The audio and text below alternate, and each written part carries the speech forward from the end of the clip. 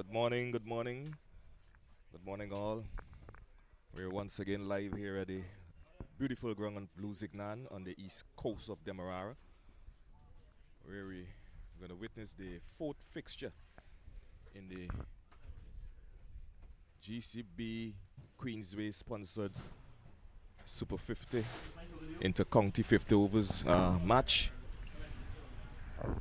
between BERBICE and ESSEQUIBO. And if in case you just joined us, the BERBICE won the toss and elected to bowl first.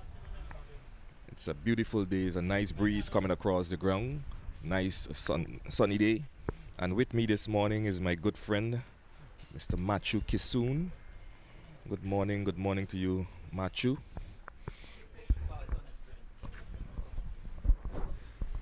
Hi, Sean. Morning, viewers right across the world, in Guyana and the Caribbean region, wherever you are. It's another beautiful day here in Guyana, and another beautiful day for cricket, actually. This inter-county tournament being played here to select the Guyana side to play in the regional Super 50 tournament not too long from now. This is match number 4, if I'm correct. And realistically speaking, BERBICE has had the better of ESSEQUIBO, generally speaking, but in recent times, cricket in ESSEQUIBO has certainly improved. They've come on in leaps and bounds, and they've grown, and they're growing. And they haven't done badly in the past couple of years, actually, ESSEQUIBO. Ladies cricket as well as the men's cricket now. Even on the 19 level, they've been performing well. But Sean, wonderful conditions, nice breeze blowing across from the Atlantic Ocean. Both umpires looking dap out there and in their pink shorts and their black trousers. Javed Prasad and Shannon Crawford, 2 senior umpires. Basically, Shannon Crawford is the senior of the 2. But ESSEQUIBO about to take strike. They lost the toss, and BERBICE, rightly so, well, saying, have a bat first. Let's see if your batting is good enough that you can put a good total on the things that we can chase down quickly. So the action about to start. Pestano with the first delivery to Budi. And he's off the mark and running, so the ESSEQUIBONs are up and running. The first run there, nice rotation to start with. That name Pestano, good to have him back, actually. I always believe he's a good, talented cricketer. He would have played for Guyana already. But he's had his own little problems, his own little niggles, as we would say. And we're not talking about injury necessarily, but you want someone like a Pestano to perform well, to show that he's got the class. He's a good cricketer.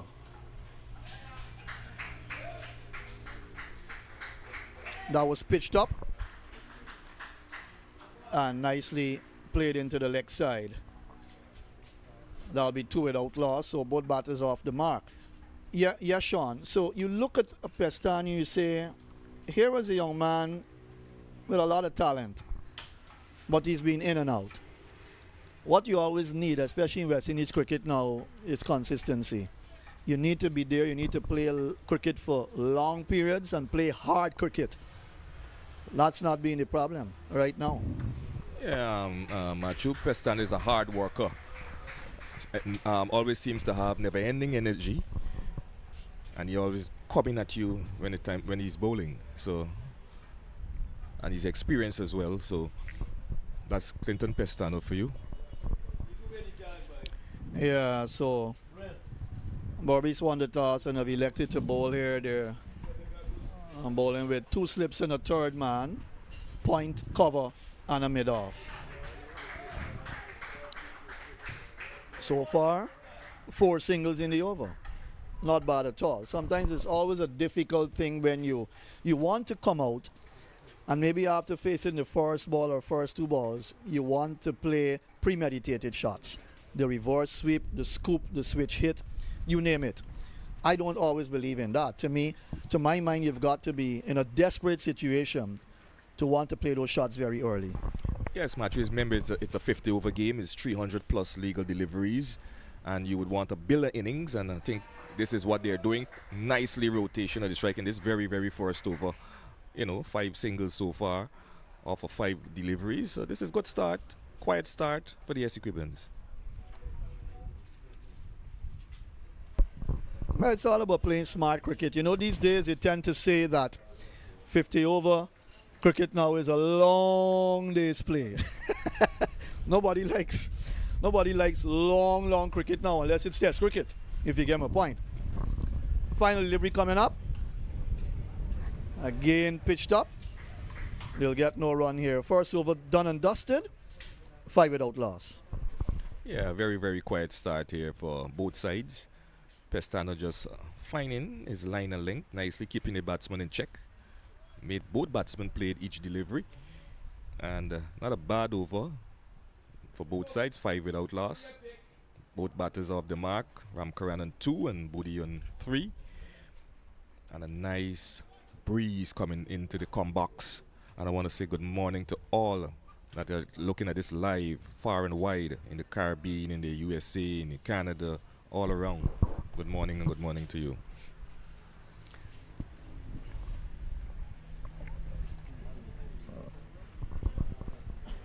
All right, so Pestano started from the Atlantic Ocean end, the East Coast Road end, highway end, and now we have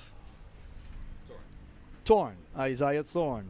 Another name that has to be valuable in Guyana's cricket, and I would think for the future of West Indies cricket. Isaiah Thorne has the pace. He's a young man. It's all about Isaiah Thorne going a notch up in his game and having the selector, well, it's one selector now, I think, right, in West Indies cricket. Having that selector spot him early enough to give him that opportunity to play. But I think a lot will depend on his ability to stay fit as well. He's got to be a fit cricketer. He's strong. He's a strongly built young man, but being able to be fit and remain fit for a long time to play for a long period is what Isaiah Thorne would need. Let's watch his first delivery. He starts with a no ball, Matthew. I think he's short on matches, on playing matches. He needs to play more matches. In my retrospect, he needs to play a lot of games. He's short on matches, but he can only improve once given the opportunity. So a free hit in the making, and Budi is going to face that free hit. We'll talk about how the pitch is playing so far. Well, just the first over completed. And looks like another no ball, is it? Another no ball. One would say you have to have a double free hit. Yeah, he probably just trying to warm up. He hasn't got it right as yet. His first 2 deliveries going down the leg side. You're hearing Norman in the background, he tracks every game down, I don't think he has a book that's large enough to compile all the games that he's come to watch. Not only in Guyana, but, even at the stadium there, when you have matches played, he's at all those games.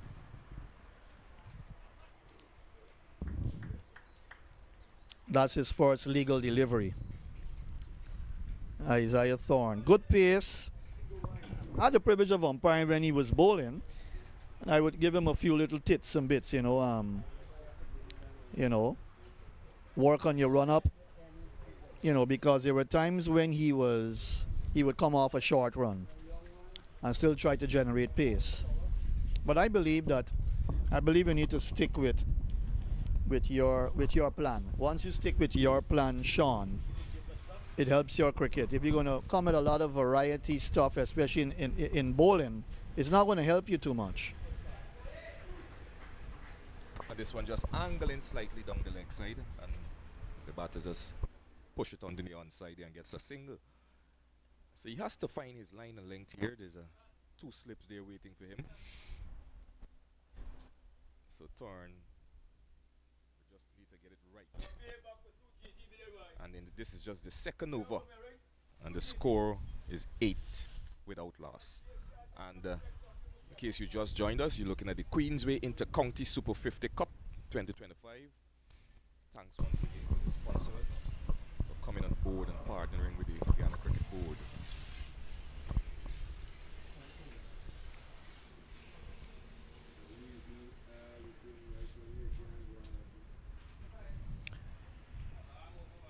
Again, just trained down the leg side. And he's bowling into the breeze actually. He's just got to try and pitch it just outside the off stump and let the ball come back in to the right-hander. Force the batter to play a shot. That's the point. I think we got to look and see where his head is leaning towards, because that can affect you bowling a lot of wides. If your head is being lean, to that one side, you tend to bowl wide. If you keep your eyes on your head on the spot that you want the ball to drop, it will get it right. That look much better there in that delivery.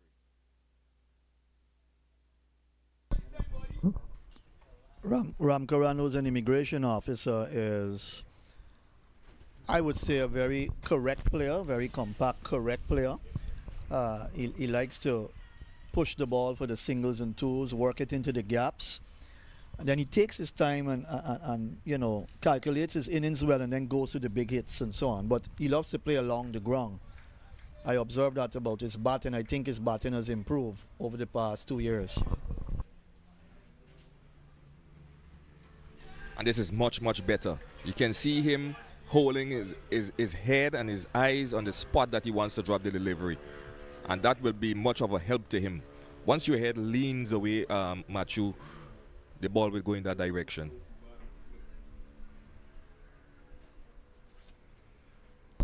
Forcing him to jump onto the back foot. A bit cramped for room on that occasion, Ram Karan, but he handled it well. He played it well in the end. And you talk about Kevon Boody, he's been around for a long time. Yeah, he plays his cricket at Police and in ESSEQUIBO. Been around for a long time, yeah.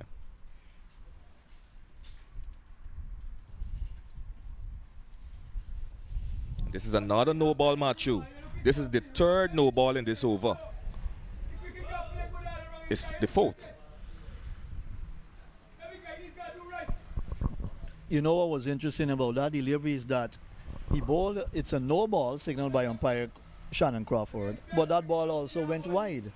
So it went outside the gauge mark to determine the wide. Sometimes I'm thinking that the bowler can be penalized double penalty. You bowl a no ball and then it goes wide. That should have been 2 runs.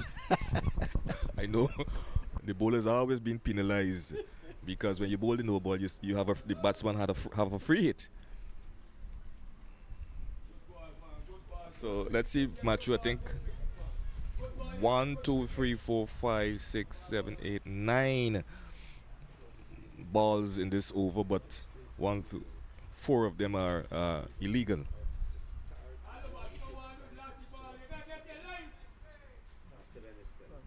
So far, 5 legal deliveries he has bowled in this over.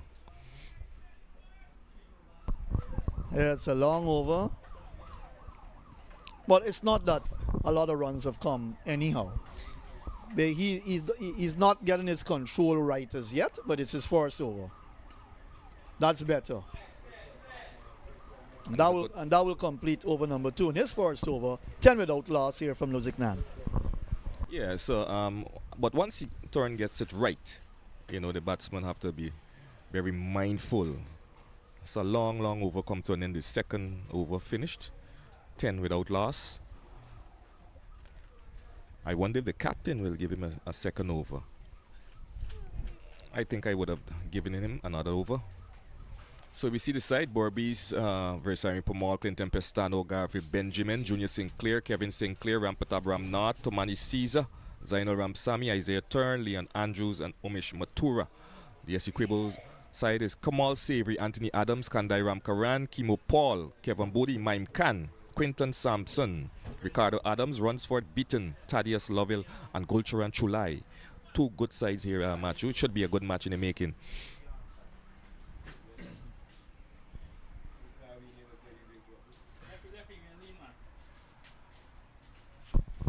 Yeah, you would think nicely put together, these two teams, and you expect a good contest because the players are good enough to play good cricket. Thaddeus Lovell was just a part of he's a part of a group, a religious group, and they had a tape ball finals and so on at Queen's College Ground just a couple of Sundays ago, and you know, he was bowling and we had a few words with each other and so on. Nice young man. And of course he'll get his chance at some point in time, but yes, you need to see those guys performing well.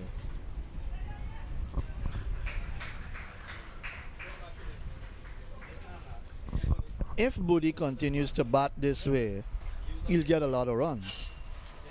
But if he plays any rash shot and gets himself out, he'll only have himself to blame, because so far both batters seem to take a liking to the pitch. They're sizing up the pitch carefully how it's playing, and they're pushing for the singles, and they look comfortable enough. I think it's a bit flat out there, Placid. That's another good one, just beating the bat of Bodie and going through to the keeper. Ramkaran and going through to the keeper. So good stuff here by Clinton Pestano. But looks an even pitch. Evenly balanced pitch in terms of favoring a bit of the pacers, and then we'll see the spinners later on. No devil in it, but if you bowl good lines and good lengths, like that delivery there, you can restrict the bat inside, and you can force them under pressure to actually have to go for runs. And it's at that point in time that they tend to make mistakes as well. Yeah, in the last fixture here, Machu, we saw Junior Sinclair picking up a 5-wicket haul with his spins. So I think the pitch will take a bit of spin coming down at the end, but it should be able to good batting for second half.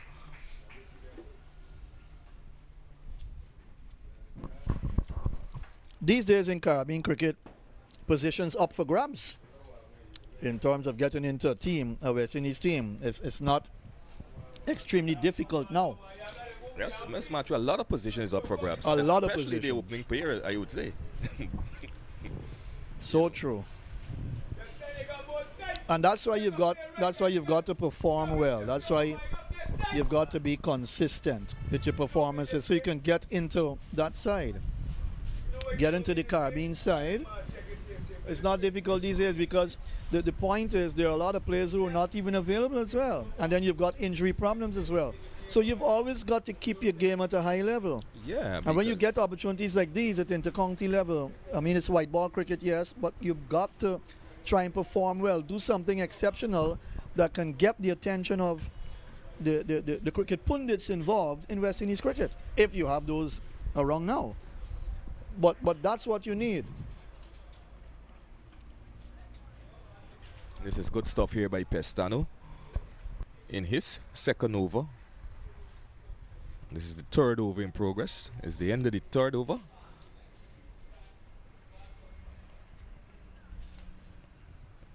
The score is what? 12.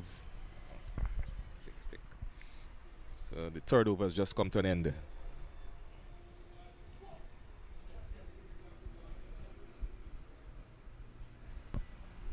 12 without loss at the end of over number 3. So Torn will have his second, and we'll hope that he can come good in this over.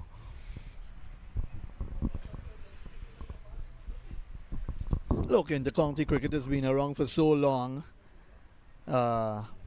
Demerara and Berbice generally would dominate, winning the tournaments along the way in the journey.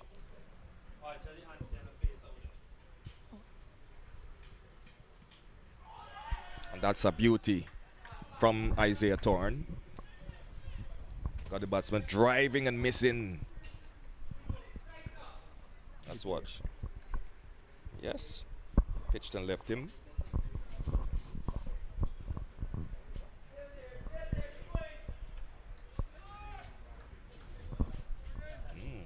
Yeah, that was lovely. Lovely delivery just outside the off stump, and he was Yeah. driving through the line and missed completely there. Ramcharan. That's what we were saying about, you know, batters like Ramcharan and Bodhi. Wraps him on the pad. Allowed the peel not out, says umpire Shannon Crawford, the man with all the experience in regional first class cricket. Senior umpire. Could be a close call, Matthew.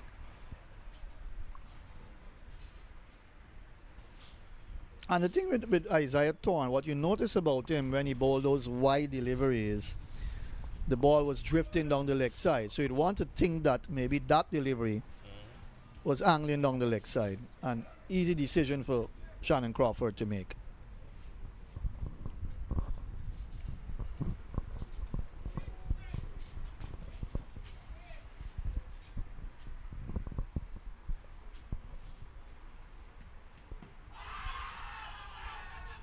Once again, he's been wrapped on the pad. But not out, says the umpire. Have a look at the replay. Certainly, because he was looking to play the ball into the leg side. And that shows that the ball was pitched on middle and going further down the leg. So good so far for Isaiah Thorne in this over. 3 dot balls in comparison to his first. But you get better with practice, so you couldn't bowl him one over and then take him off. That would have been maybe later in the innings if he was hit for about 20-something runs or so. This one is driven to the cover area and the batsman get a quick single. It's a good rotation of the strike here by these two. The ball was just played up into the cover area there where Pamal comes from mid-off. And they got a single.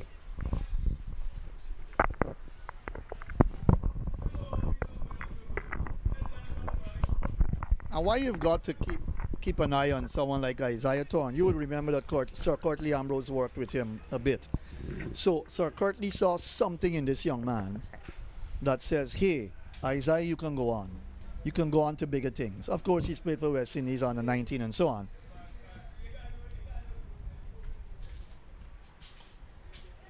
And he went to England with the West Indies team Correct, as well. absolutely correct. Didn't play, but was a learning experience. Well, that's how you gain the experience, and that's why I believe that young players like Joel Andrew, for instance, these guys have got to need to come through the ranks a little bit more. You know, solidify their cricket, your batting skills. So you don't pitch them into a senior West Indies team right away, right? What you're telling the West Indian cricket fans is that, hey, we could do anything in West Indies cricket these days. You know, if a guy comes up and in one season he performs, get him into the senior team. That's not the way it really should be. But since in West Indies cricket now, there is this search for miracle workers, so to say, like a Brian Charles Lara, like a Shiv Chandra Paul, like a Sarwan, if you get my point. You've got to get players into the thick of things quickly because you don't have much in the bank, basically, to choose from. The bank is a bit empty, it's dry. And so if you find someone that seems to have exceptional talent, but they've only played one season, well, you give them a chance. In Joel Andrews' case, he's young. He's got age in his favor.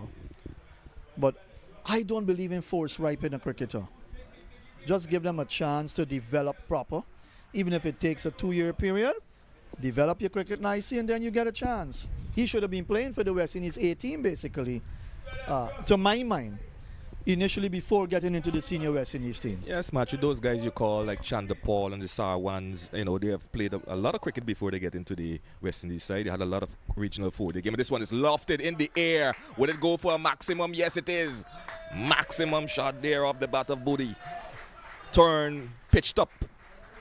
And Bodie just lengthened that one and lifted nicely. Maximum here. The important thing is not to be carried away when you play a shot like that and you get a 6. And sometimes that's Bodie's problem. The over comes in and 4 gone, 20 without loss. Saw the replay there, nice pitched up delivery. All our viewers and listeners. But all in all, a decent over in terms of from Isaiah Turn in comparison to his first. So the points table so far, we see Demerara with 12, just leading Berbice by 1. Berbice on 11 and the ESSEQUIBO on 2. The select side here to get off the mark. And they have 2 more fixtures, 2 more games. One on Saturday coming up right here.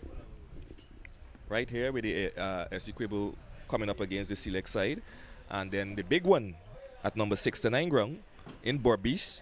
Demerara coming up against Berbice. And on the 69 ground is John Ramsing's favorite ground.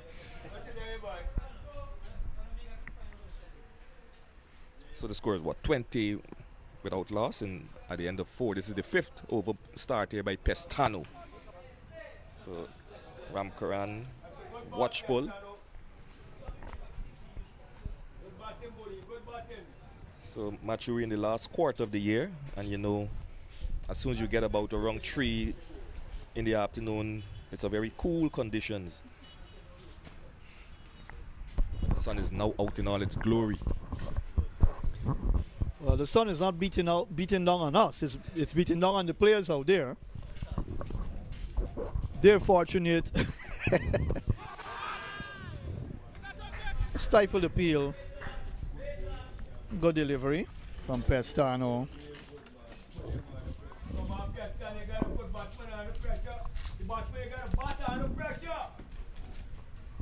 What's the hardest ball he got? Hard cricket pick up for play, buddy. The best. The only way we could win Kipke, we got ball to be best and bat to be best. Field to be best. Yeah, the Berbice side has Pamal in it, veteran. You want a Pamal in a Berbice lineup to add that experience. And that's another good delivery there by Pestano. Pitched and left him, the batsman coming forward, groping at it, and went through nicely to be taken behind by the keeper. And today's keeper is Tomani Caesar, unlike the other game where Sukwa was the keeper. Caesar's been around as well for a while. Didn't quite get the opportunities in the early stages. He would have been second string keeper to the senior keeper for Berbice initially. But he's here now keeping. But you look at that delivery just now. The ball came back in and went between bat and pad. That was a lovely delivery from Clinton Pestano. And you're getting some movement here, both fast bowlers. I think it's you tend to, your face tend to lit up when you get movement, you know, as a fast bowler. From any pitch, once you can get that ball to move and put some doubt in the mind of the batters, you're on target, basically. Our match referee for today, Mr. Sean Kunja, the man from Berbice. He's actually an umpire as well, but I think he's afraid of that hot sun now. So he's involved in match refereeing duties now. I'm thinking I may have to get myself involved in match referee duties as well, because this sun is very blistering. Difficult to take this sun now. You'll burn up all your calories very quickly. A lot of players are calling for you on the field, though, to officiate. Oh yeah, that's true. That's true. As you would know, Sean, I do my umpiring in Georgetown. Mainly, I've done some inter-county games and some, but I haven't made myself available that much to umpire in Georgetown right now because the cricket needs to improve generally too. To impress me or to attract me to umpire without sleeping on the field. So that brings up the end of the 5th over. ESSEQUIBO batting for us after losing the toss. They're 20 without loss. So more words from Matthew. Yeah, five overs going at 4 and over. Not bad. Pretty good. Pestano's bowled well, none for 7 from 3 so far. Ramkaran is 4 and Budi's on 11.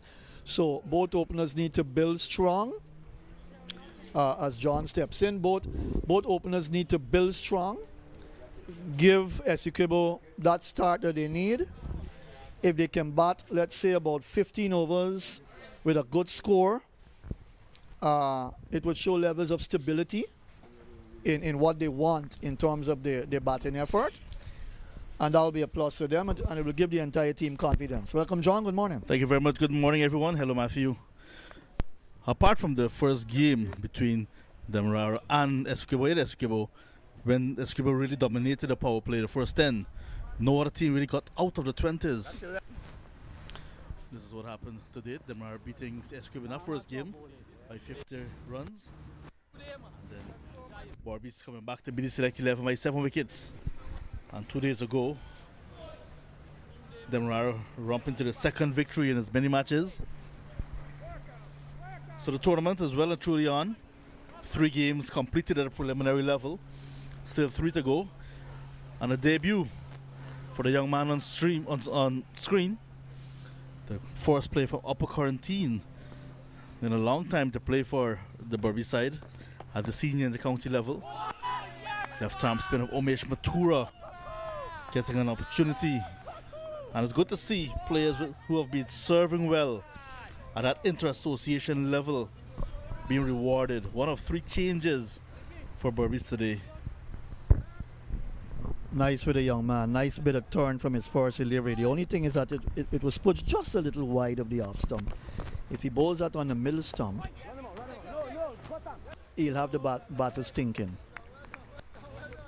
In West Indies cricket, we have a lot of left-hand orthodox spinners.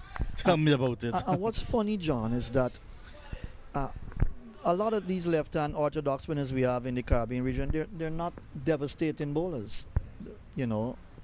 They don't threaten teams enough. That's good bounce from Mathura. But he has shown that he has a lot of cricket behind him. Landing immediately in some good areas in his very first few deliveries. Good steady bowling from him. A little bit of bounce that last one. He seems to be, like I said, coming off of some very good bowling.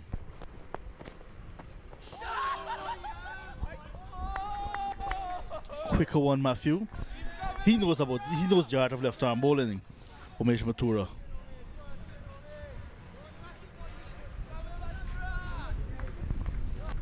I'm having a look at him, but you've got to bowl with a lot of variety. West Indies team has got 2 left-hand orthodox spinners in his side. Warikon, he picked up a couple of wickets in India. Shot. Misfielding at point by Pestano. And the second boundary, we had a 6 and now a 4. Kevin Budi, the man who would have played both shots. But he's a pugnacious, hard-hitting batter. If he gets going, there'll be a lot of runs at LUSIGNAN today for ESSEQUIBO from his bat. This time, too much of room outside the off stump from Mathura. And that is what Bodi needs. And just helping himself to a good boundary again. Continues to be very positive, Kevin Bodi. Scored in the inter-county double century. Remember that quite some years ago. Looking to rekindle some of that best and brilliance. Quicker delivery again. I like Umesh Mathura already. He's actually asking some very good questions of these batters. His first over comes to an end. 6 gone. 24 without loss. Done, Mathura. Pragmatic start. Good start, Mathura. Having a look at some sceneries here. Maybe not the best to look at, but it shows that this is Guyana. Lots of history, I'm sure. Yeah. Persons moved on from there, no doubt. But would have spent their best years under those galvanizing. Pestano 3 overs, none for 7. Not too bad at all. Isaiah Thorne, lots of extras. None for 13 from his 2. And Mathura just started 5 dots in his opening over. Like I said, 1 of 3 changes for BERBICE. Isaiah Thorne getting an opportunity because Captain Niall Smith having a little bit of a niggle. And Adrian Soko, the wicket-keeper, not playing. Tomani Caesar this time picking up the gloves. So the it's an opportunity for the players who are now getting a chance to put their hands up as well. Yeah, Torrance figures look a little bit expensive because he was hit for that 6 from Booty over extra cover.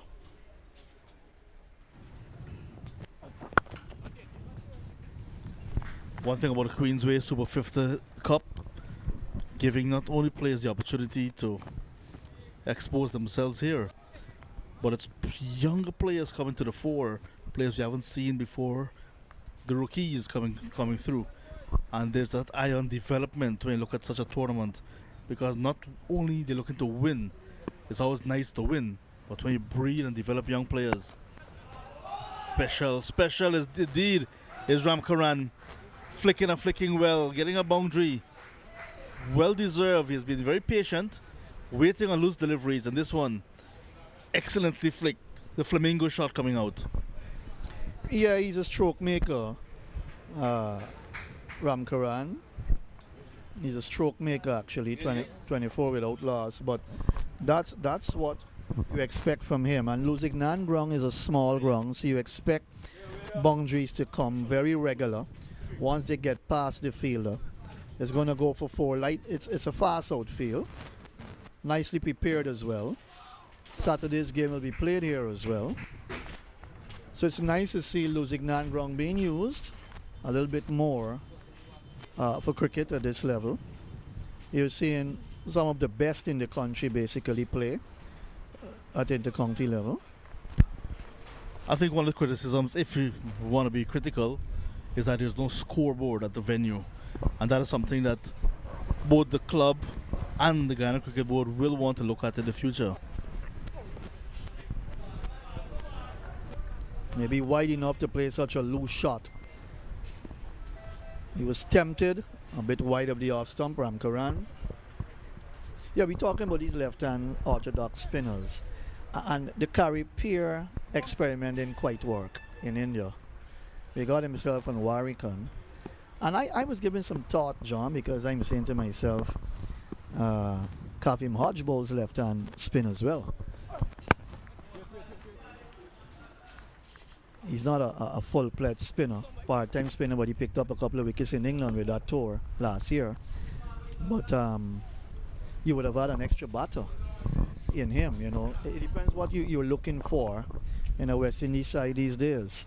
And when you're playing against giants like India, you can't play a guessing game. I thought the Carry Pier experiment wasn't quite right. Flick fine. There's a feel on the boundary there. But it didn't work. Even though it's a two test match series, you know, it just didn't work. You don't experiment like that. 29 without loss, 7 overs gone.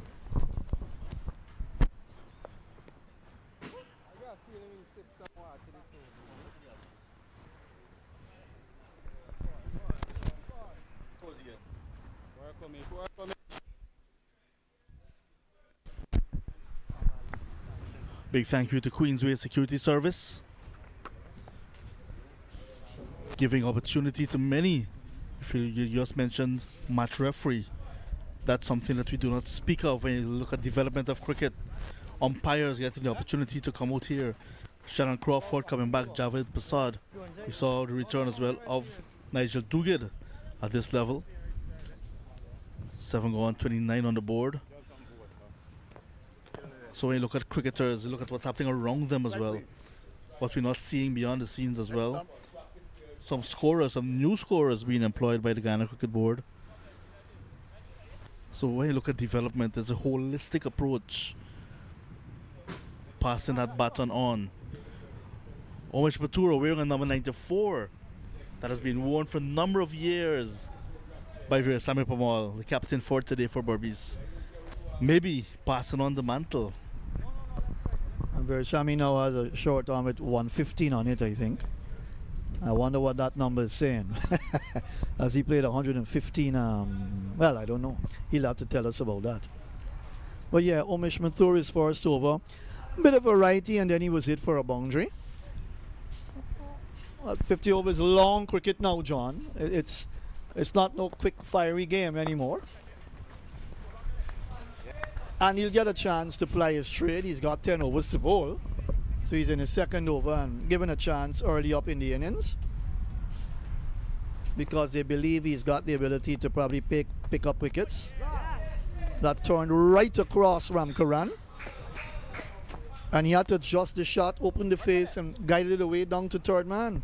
We know that this track here at LUSIGNAN gives turn to bowlers who are prepared to give the revs, but that one turned pretty sharply, and it's early days yet. But you look at the middle of the track, Matthew, it's crumbling.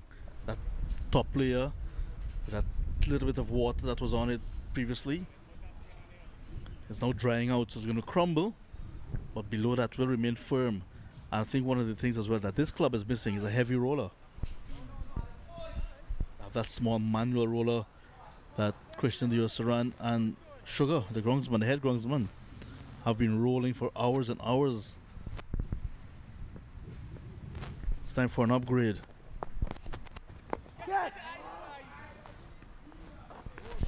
His pace is up as well. Good use of that extra pace from Matura. And he's using the angle as well, because you look where he's bowling from. He's bowling from wide of the crease. Not in control of that stroke.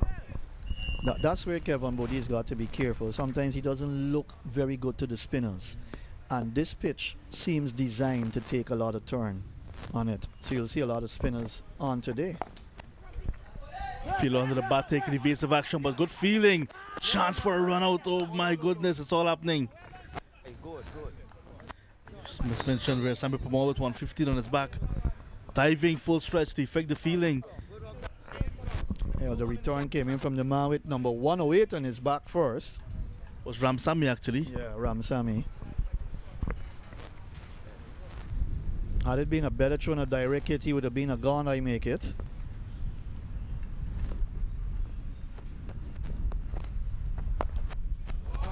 Inside out, beautifully played by Kevin Bodie. And that is what Bodie will do. He's going to wait for that bad ball to be served up. Because if you notice, Matura, he's not quite nagging away at the line and length just yet. He's actually been searching for his best option. And because of that, Bodie was realizing that he will get a ball that was going to be juicy half volley outside his off stump. So he waited and capitalized. Yeah, what you see Omish doing as well, he's sometimes just pushing the ball through very quickly as well. It needs to depend on the pitch to also help him with the turn. Flight the ball a bit. That's good, that was good. Good bit of work by the keeper there.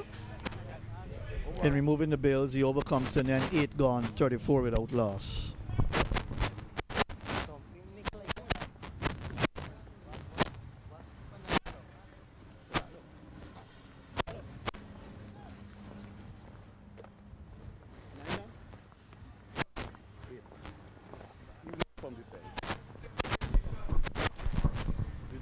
Lovely palm trees, and they're bowing to the winds as they come with them and playing music. What I Playing love music. about the palm trees, these coconut palms, unlike some of our friends, Matthew, you can get a drink from the coconut trees. Yeah, that's true.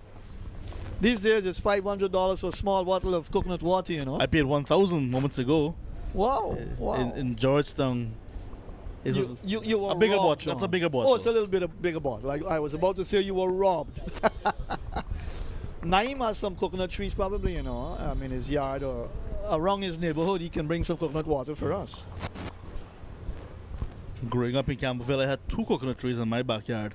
Now, I visited Campbellville only yesterday. There's no more coconut tree in that yard. Gone are the days when we had to plant them. Remember that chant?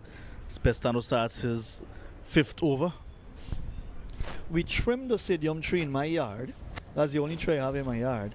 We trimmed it, and since we trimmed it, it's grown, but it hasn't. It's not bearing. I don't know what went wrong there. I'm thinking that we'll have to dig it out. Dig it totally out of the ground. Uproot the roots, as we say. Good shot for a single by Ramcharan. I was saying with Sean earlier that Ramkaran generally loves to play strokes along the ground. He finds the gaps, good use of the wrists, good wristy player, and his cricket has improved. His batting has improved over the past 2 years. Yeah, he's been consistent playing for the Guyana Police Force. And when he gets the opportunity to play at this level, we see that he's been trying his level best to bat long, score heavy.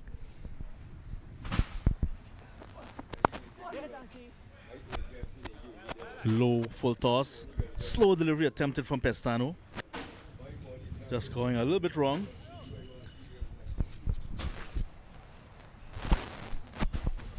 Yeah, Rajnarayan Chandraban is the third umpire.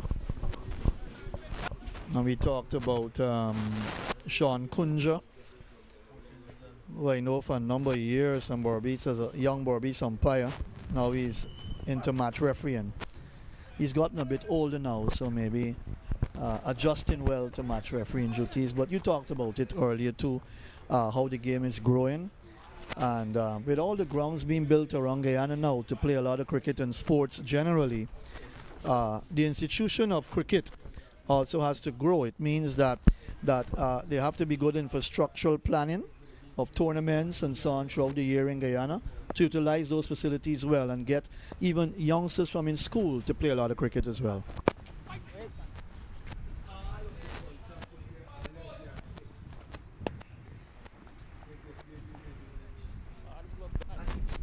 I would love to see those grounds utilized very well, John. I mean, you love number 69 ground and so on, but I would love to see all the grounds in Guyana being put to use well, where our sportsmen and sportswomen blossom from very young, from around age 5, 6, 7, and you begin to spot them and see them in action, and then they grow and develop into what they should become. Wonderfully played, finding the gap nicely. Another low full toss on the line of leg stump. Helped away by Kevon Bodie. 5 runs from that over. At the end of it, 39 without loss.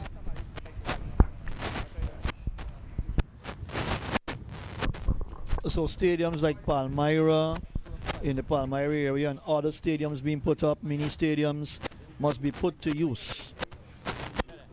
Must be put to use. They must not remain there and nothing is happening on those grounds.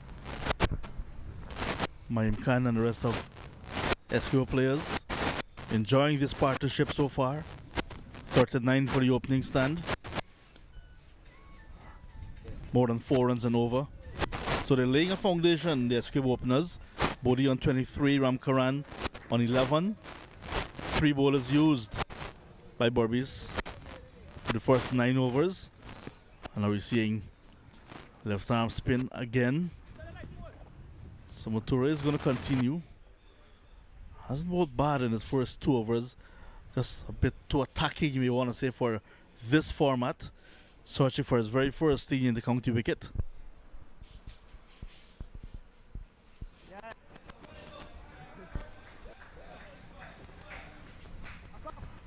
John, I think I will be a bit smarter in how I bowl to Bodie.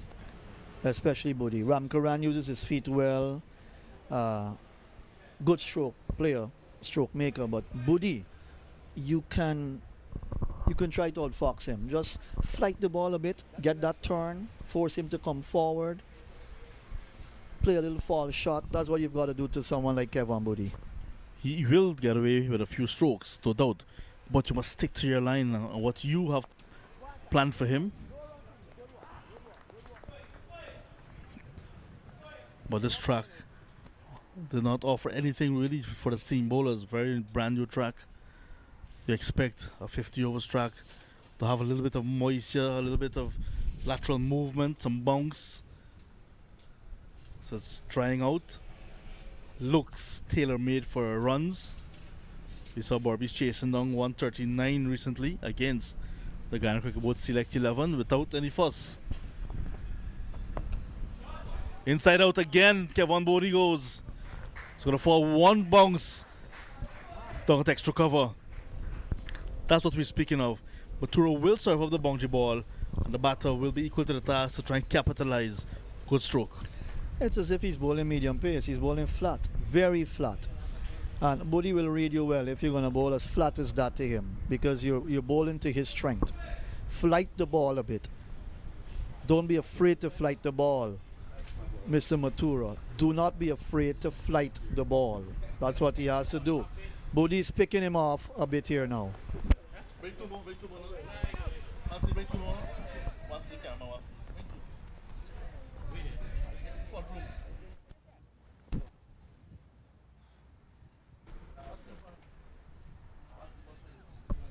Pulling the ball down a bit too flat, and Bodhi will read you well. That's the thing. He's 27 from 28, almost a run a ball.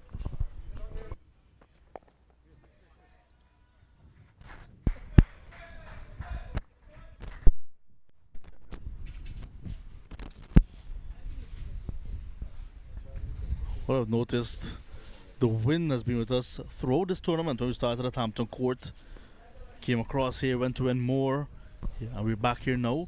The wind has been very consistent. Now that's a better delivery to end his third over, none for. And at the end of 10:44 with Outlaws, Bodhi 27, Ramkaran 12. And that's the end of the first power play. Naim Chan will come in to take over from me. And it's been good so far, John. Excellent conditions of cricket. It's a good opportunity for these guys to really perform well in this game. Construction continues across Guyana. Another massive structure being erected.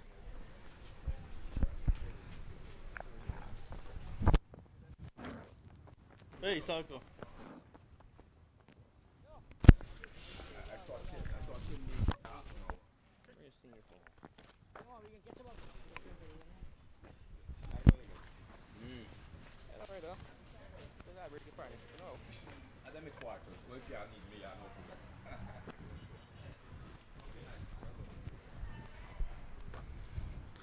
Not only the cooling breeze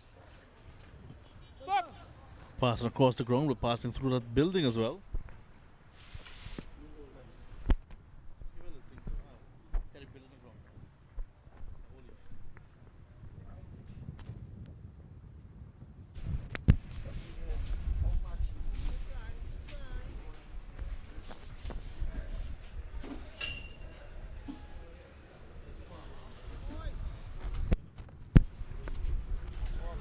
Change of bowling, Clinton Pestano, opening spell coming to an end, and Versame Pamal coming into the attack. So left arm spin from both ends. Ramkaran facing up. Very solid in defense, 12 from 34 deliveries. And that's what he's been known to do. The police officer bat long. Good partnership. 44 runs coming in the first power play. And for the first time this morning, Naim Chan. Hello, Naim. Hey, John. Good morning. Morning to all of you. Just checking the weather forecast this morning. It says brilliant sunshine. So over the past weeks, maybe months, that's Veerasame's Pamal there for you. His stats. Outside edge. So immediately, Veerasamy Pamal has been able to get that outside edge. This will be an interesting battle, particularly between himself and Kevon Bodhi. Bodhi is such a pleasant spectacle to look at when he bats. And you know, the irony in all of this is that age has gone, time I think has passed, but he's such a good batsman. When you had that double century at this level, you were selected for the national side. Played just one game. Did not feature again, but has been at this level ever since. Chalking up runs like we're seeing now. We'll get pretty close to the boundary. Will not get there, however. Substitute fielder Adrian Sukwa on the field. But Bodhi has been consistent without being brilliant. For the likes of Tej Ryan Chandapal, Tevin Imlak, recently Machu Nandu, Chandapal Hemraj. Those are the guys that around the time when he was opening batting that got the opportunity to open batting for Guyana. But I think he should just keep pressing on, and as you mentioned, scores, use these opportunities. was having a short discussion with Matthew Nandu. Runs. It's quite a spectacle. Here's an appeal he's given out. So Ramkaran goes, and BERBICE have struck for the first time in this game, looking for their second victory in the tournament and getting it themselves into a position of no defeat, maybe getting into at the top of the table at the end of it all. So Ramkaran goes 46 for the loss of 1. Pretty full delivery. Looking to play through the onside, just slightly across the line. Missed it and was hit on the back foot. So it's a good breakthrough, good wicket for Pamal and BERBICE. Just bowling to his strength, Pamal, not giving room outside off nor leg stump. Full and straight, and Ramkaran playing across the line and missing it. Hit on the back foot. You see a little bit of movement across. Bang on the back foot. And a very easy decision for the man from Nonpareil, Javed Prasad, the umpire. 46-1 in the 11th. Breakthrough coming now for BERBICE. But a nice foundation being laid at the top of the order. 46 for the first wicket, Naim. Absolutely, quite a good start here. And I guess the ESSEQUIBO side, they know that their backs are against the wall in this tournament. So they've got to come good. They've got every reason to come in here. 50 overs is pretty long. And so to come in and bat, occupy the crease for a long time and keep the scoreboard ticking as well. It seems as though they've got the elements inside of that team to do what is required. It's just getting down there and doing the job. They've got a bundle of batsmen. Kemal Savory has come out to join Kevin Bodie. A solid 28 off 31. Some brilliant shots. Extra cover, mostly on the cover side. And he has struck the ball around with great feral ferocity.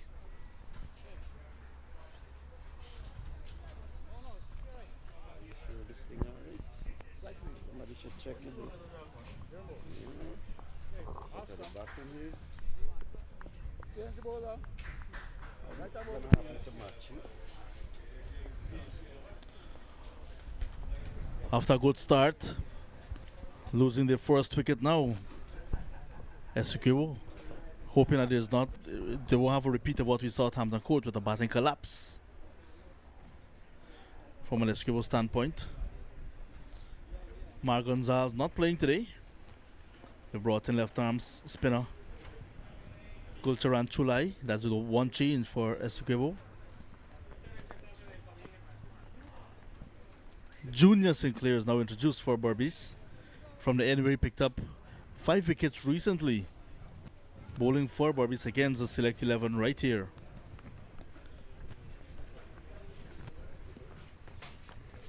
His first delivery. Shout for catch it. We'll never know because no one is moving. Umpire as well, remaining on move.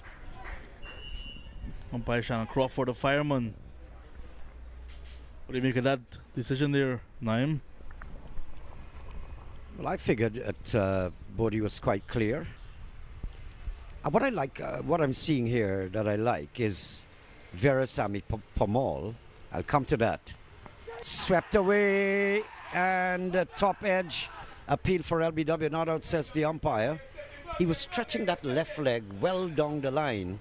That possibly could have been the reason why the umpire gave not out. Down and across as well, so perhaps hitting outside the line of the off stump. And then he had a little bit of push again after being struck to show the umpire what he think of the decision.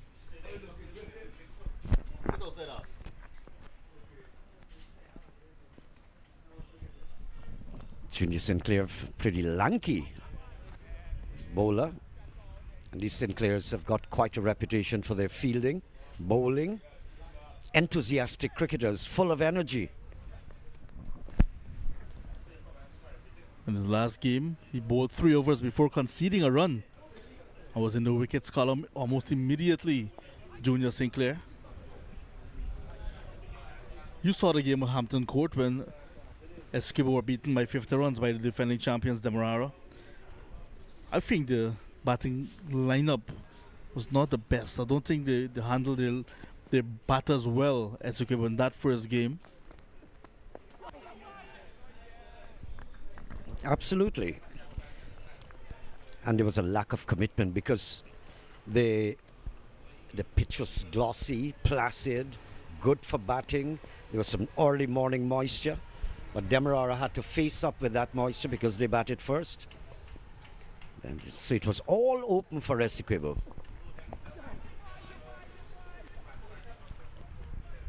End of the over.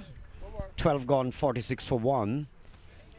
Very important match here where ESSEQUIBO would want to win this game. And to do that, they've got to come up with quite a formidable total because the Berbicians have a pretty tall batting order, solid. So a minimum of 250 would be quite an appreciable total, John. You'll have to look at that. Small ground, small boundaries, good track, easy for batting. Savory batting number 3 again, like he did against Demerara in the opening fixture. There's no Mar Gonzalez, who opened alongside Bodhi. Ramkaran, who was at 4, went up to partner Bodhi this time. Ricardo Adams batted way down in the middle in the last game. Then in the middle order, Kimo Paul and Quinton Sampson. So they may want to reconsider their batting lineup, and already we have seen a change with Ramkaran being asked to open, and Mar Gonzalez, the welder from Bartica, missing out. Kevin Sinclair into the attack this time. Force ball cut away nicely, finding the gap, and will find the boundary. Loose delivery to begin with from Sinclair. Beautiful shot too. That's the experience they coming out from Kemal Savory. Saw the gap. There's a lot of territory out there. Real good territory, bringing up the 52 with that boundary. And just getting back, using the pace of the ball and slanting it into that vacant territory, as I said. Real estate, some people will describe it as. And got a boundary. Just want to come back to that point of Veerasamy Permaul. He's loaded with experience. Tons of it. He's out. Lordy. Pushing forward there, Kemal Savory. Ah, that's not a nice way to go. And it's the same thing I was making, the point I didn't get to complete it about Veerasamy Permaul. And I'll elaborate on that in a short while. But just prodding forward, simple catch, out. 2 wickets gone, 50. Just one scoring shot for the captain.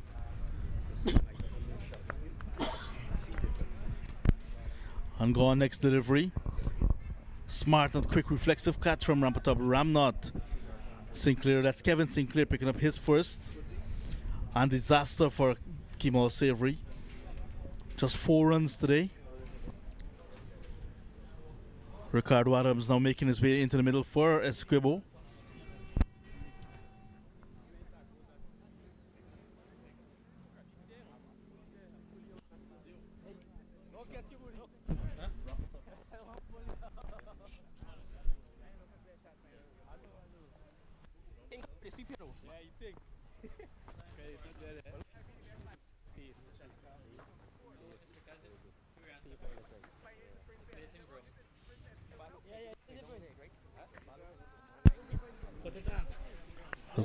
Good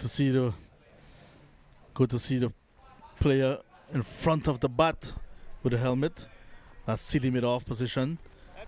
And Rampatop Ram not coming up with that very smart catch, keeping his eyes on it. Did not raise up too early either. And that was the demise of captain of ESSEQUIBO, Kemal Savory. So 1 brings 2. Ricardo Adams now to face the music.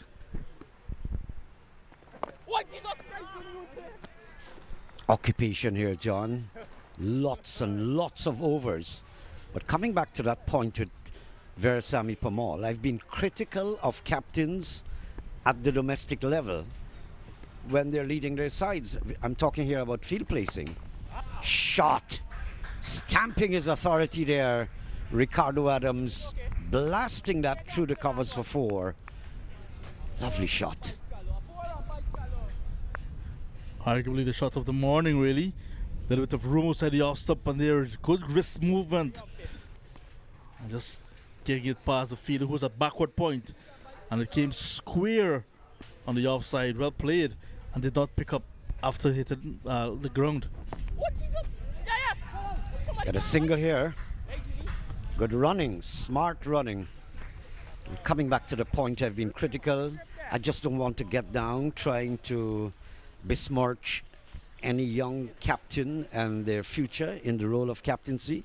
But I've been critical about their field placing, the lack of aggression when they have the advantage.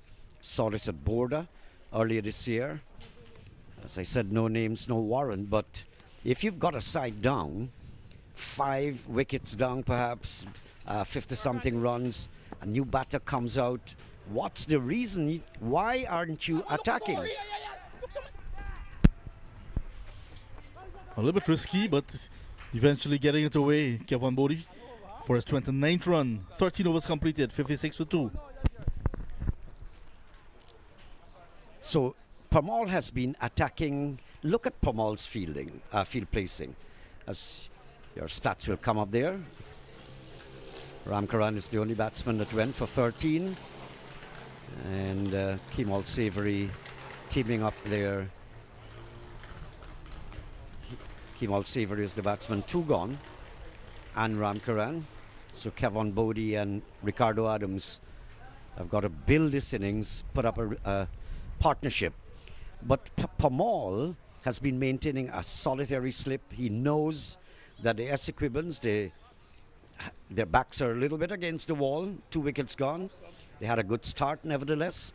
But he's continuously showing signs of aggression. Now, there's a forward short leg for Bodie as well as a slip to take the catch. Nothing wrong. And what I saw at Border with a young captain was 5 wickets in the opposition gone. Not beaten outside the off stump. Good ball. Not a single man up for the catch.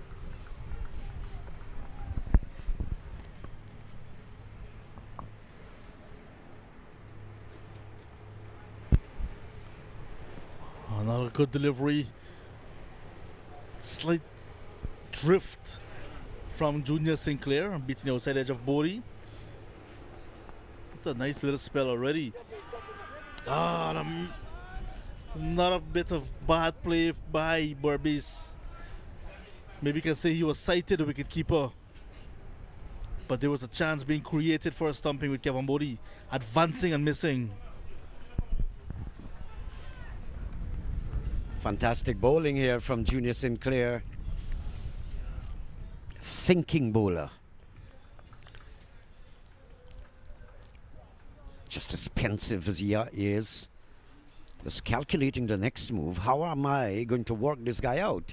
Bodie's in fine form. He's flowing. Kevin Bodie should be mindful with this particular shot. There's a short backward square and there's a forward short leg. He attempted this shot a few times in the last 2 overs or so.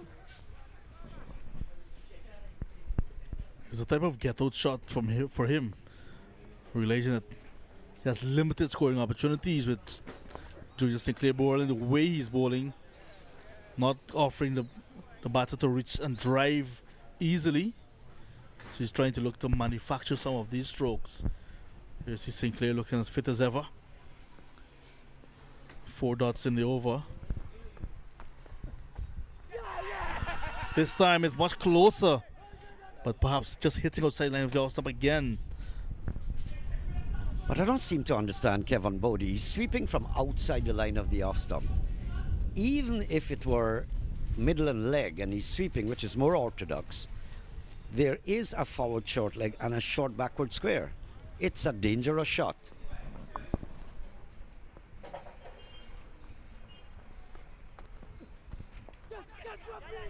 Look at that.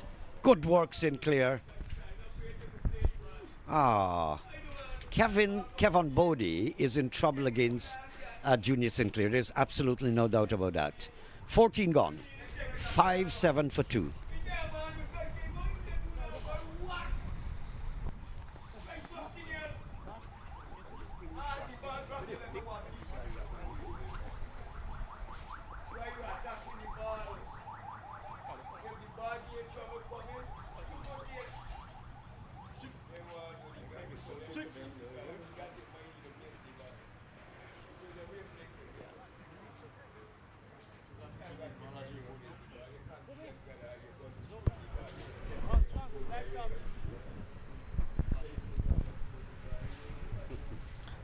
One of the initiatives of the government is to install lights at many of the venues.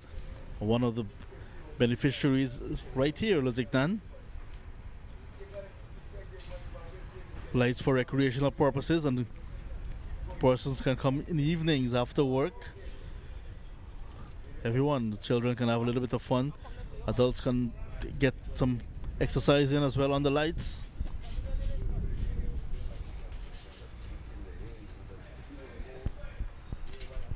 Pamal is back, so Kevin Sinclair just had a brief spell, got a wicket, just like Pamal, and disappeared.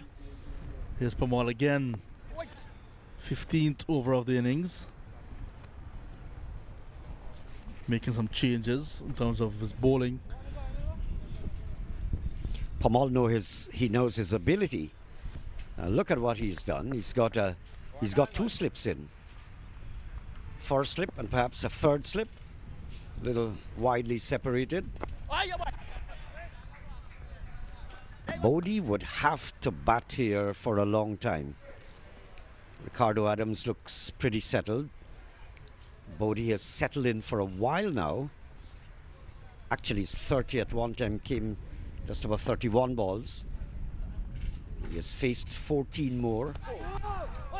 Bold there, good bowling. When I say bold, not literally, I meant that he is bold, but good bowling. So from both sides here, looking extremely good, the Berbicians. I've seen this from Bodie already, scoring very quickly to get to maybe 25-30.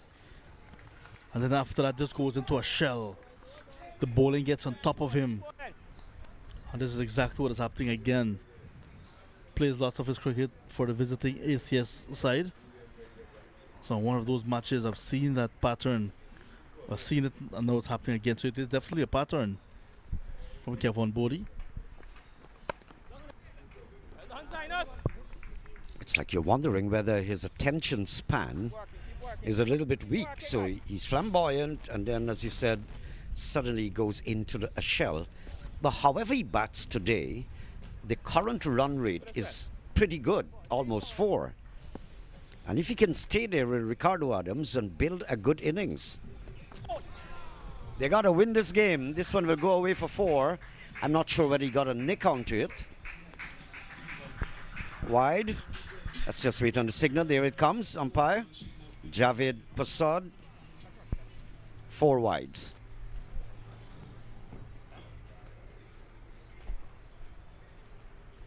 Yeah, Pamal there just straying a little bit. And the batter not able to get any bat on the ball, Bodie. The keeper as well missing it. And it goes and went down for 4. So 5 in all added to the scorebook. Well, computer these days, there are no more scorebooks.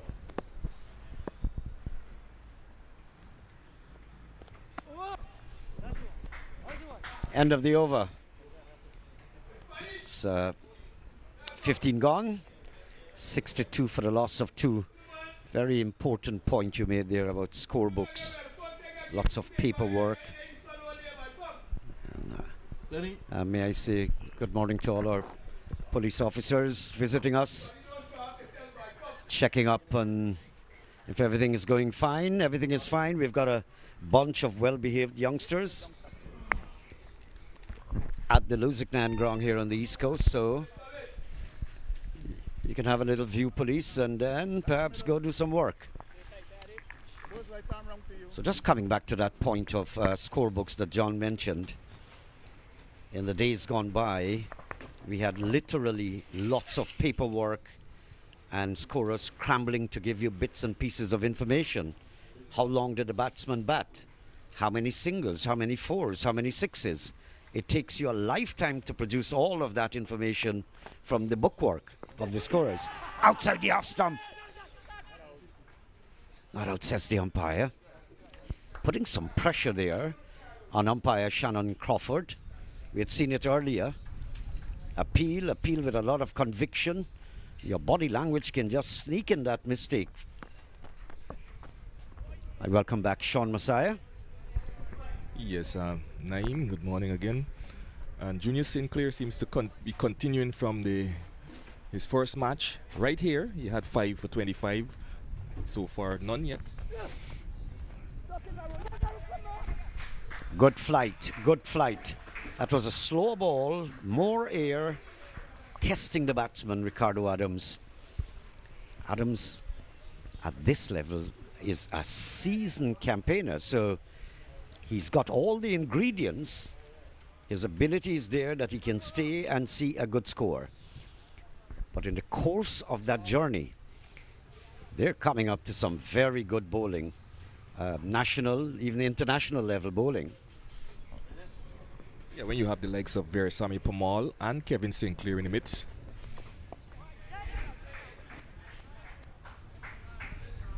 Lots of spinners here.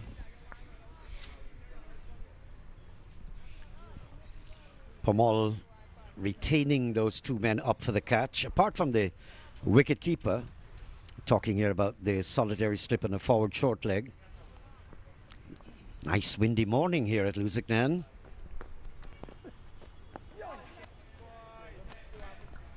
And Bodo is very, very watchful.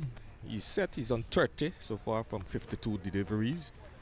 With him is Ricardo Adams. Just got to the crease. The Meteorological Office advises that, especially those parents sending out your children to school, give them an extra bit of water.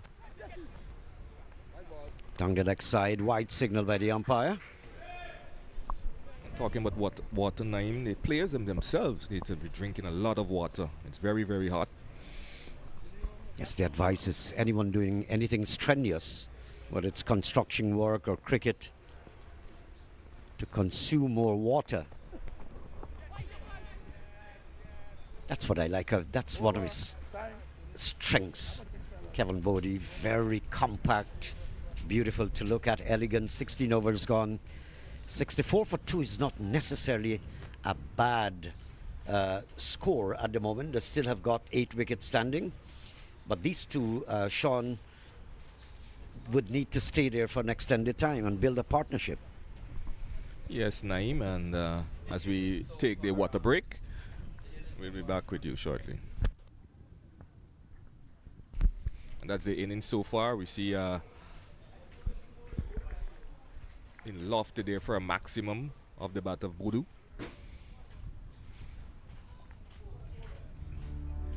Here he goes again.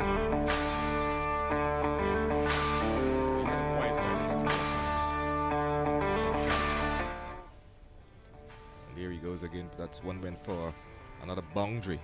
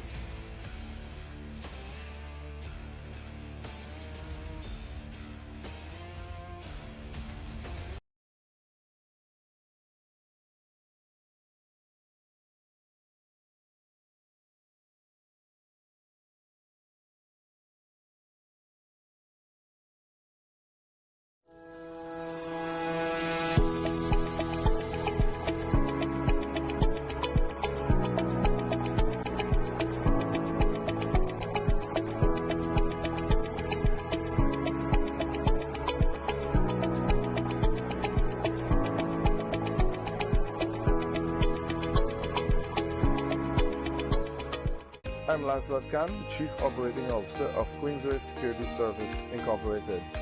Queensway Security Service Inc. has been in operation for over 2 decades now, and our offerings include static guard service, both armed and unarmed, armed patrol and response service, alarm monitoring and emergency response, and security escorts and a VIP protection service. We also are the authorized reseller for a few popular, world-renowned brands. Those include High Terror Communications, Glock Arms, CZ Arms,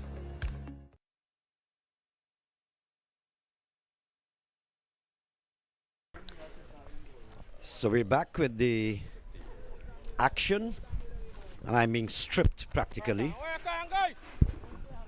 in the commentary box of all my jewelry, pretty expensive stuff. All right, Adams will take strike. Back on the back foot. It's not a good proposal. If you remember that movie, Indecent Proposal, must have gotten an edge, umpire Matthew Kisoon says. But look how Pamal is putting pressure on Adams, making him think, psychologically even. So Pamal would have to keep it as stiff as possible, concentrated, and bowl good, so that, because you're taking away 2 fielders from outside and bringing them in. So you've got to bowl good. And this is an important period just after the water break. 16 overs gone. And the first ball, Adams was wrapped in the pad. Always intermission, water breaks. Good ball. Adams is pretty lucky there to have handled that. You get this distinct feeling, Sean, that any time you could see a catch, something is going to balloon somewhere to those men close up. Good stuff here by Pamal. 5 dot balls to start with just after the water break. So good stuff. I don't like this going on the back foot to the spinner. Pamal has a way he can get, it's a scuttle down, on the pitch. This brings up a very good over. It's a maiden bowled by Pamal. 64 for 2 after 17 overs. Pamal have 3 overs, 1 for 7. Ricardo Adams on 6 and Kevin Boudou on 30. It's a 50 overs match. Remember, it's the Queensway Inter-County Super 50 Cup 2025.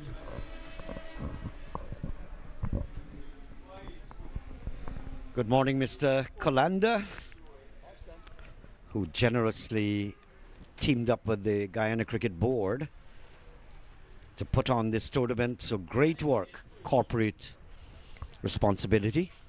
Junior Sinclair. That must have been an inside edge. We're going to have another look at it perhaps. But Sinclair has been deceived for the entire duration facing up to Junior Sinclair. That's Kevin Bodie has been deceived.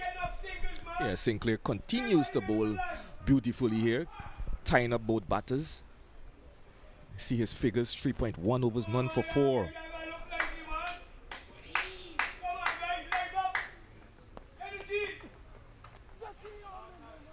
Once again, he's on target. Adams can't get the ball away.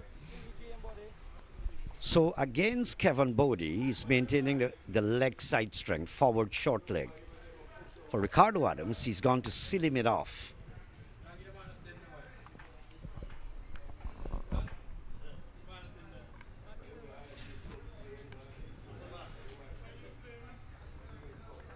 It's a nice wind blowing across the nice ground here of LUSIGNAN.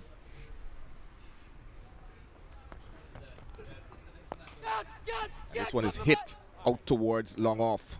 One bounce to Matura on the boundary. And a strong return comes in. The batsman get one in the end. Is that Ramsamy down on the boundary, I think? It's Umesh Matura. He's got strong arms. That was a powerful return.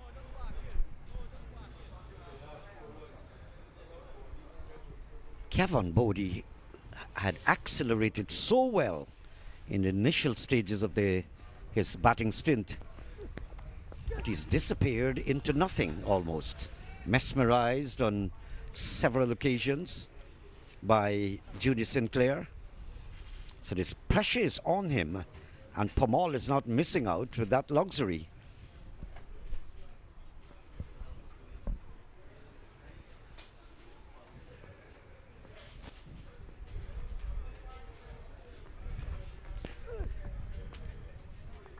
Good control, Kevin Bodie.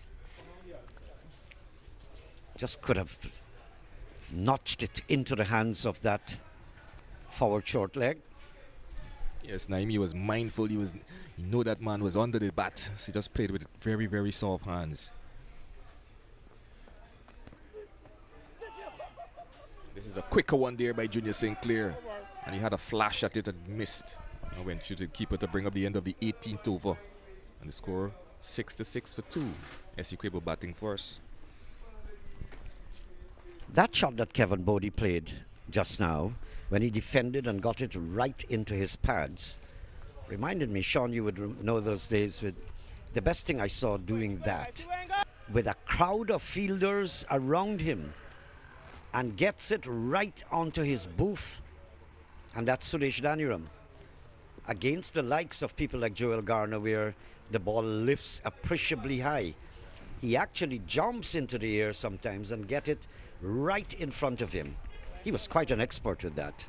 Yes, and then on the flip side, you had Clayton Lambert, who would field for Guyana under the bat, and he was exceptionally well in that area, picking up a lot of catches. This one is gone down to the third man area, and a comeback for 2. Yes, Lambert loved forward short leg, even if the captain doesn't put him there. I think he goes there and he stands up. Those were beautiful days, inter-county or the national level, where Suresh and Clayton will open the batting.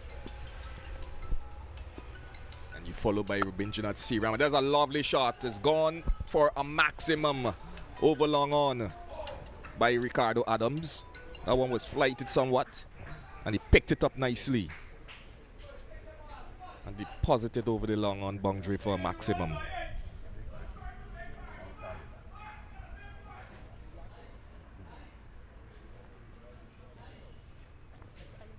The score moves to 7-4 now for 2.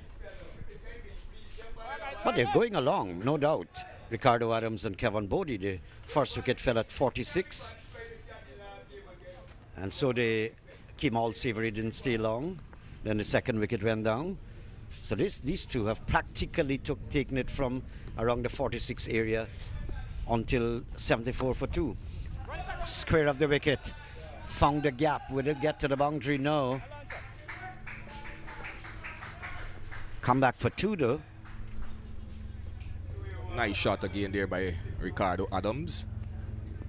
Pomal guilty, just slightly outside the off, so giving Ricardo Adams some room.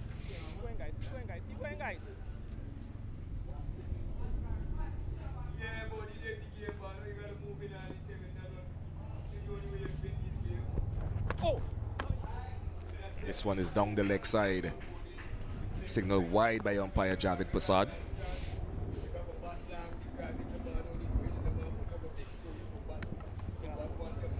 And that's not an easy position with modern day cricket, forward short leg. The kind of sweeping you see people do at the international stage, sweeping and slugging in that area, could be dangerous.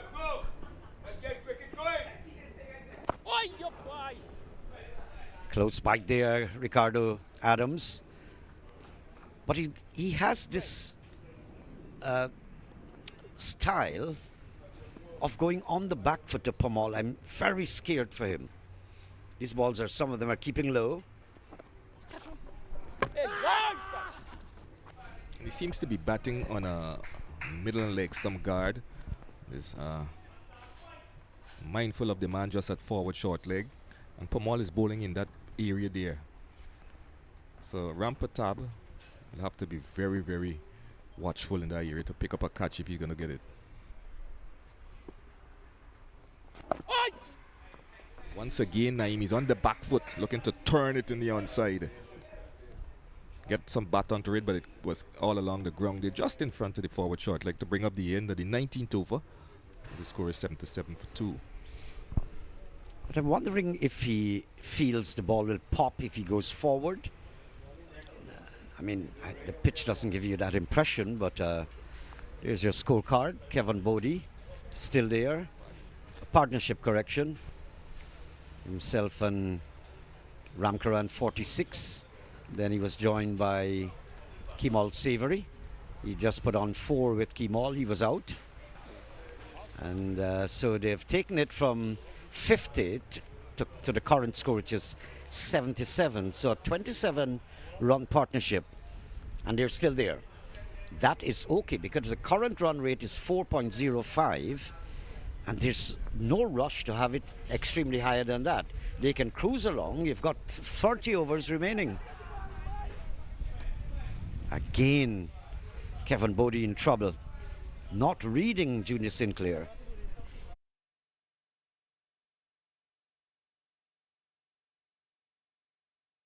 Hine just over the head of the keeper.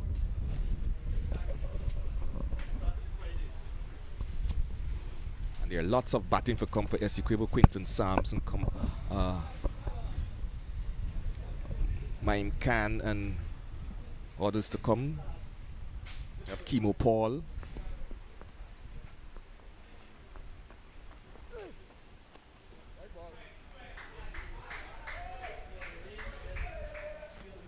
It's a wide down the leg side by Sinclair. First extra, I think, for Sinclair. This is his 5th over. And none for 6. Exceptional bowling here by Junior Sinclair.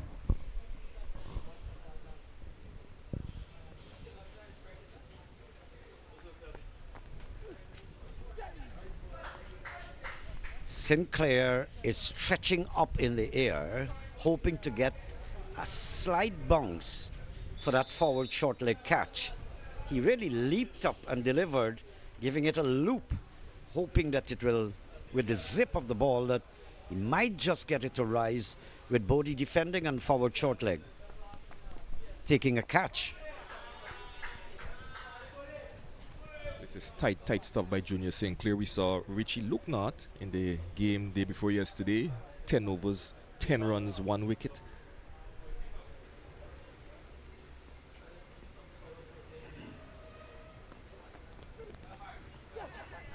That one popped. Very uncomfortable.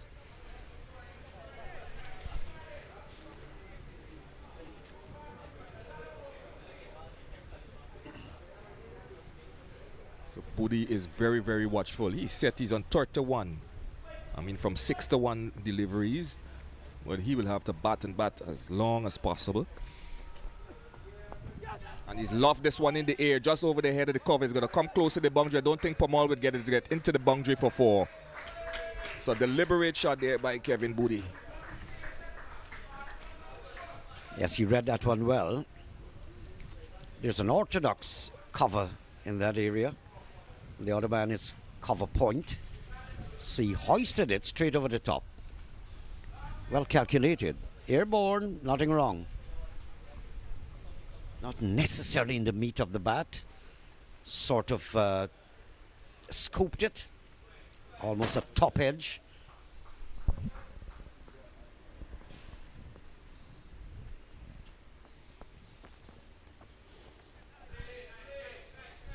Junior Sinclair is really working hard to get a catch to forward short leg.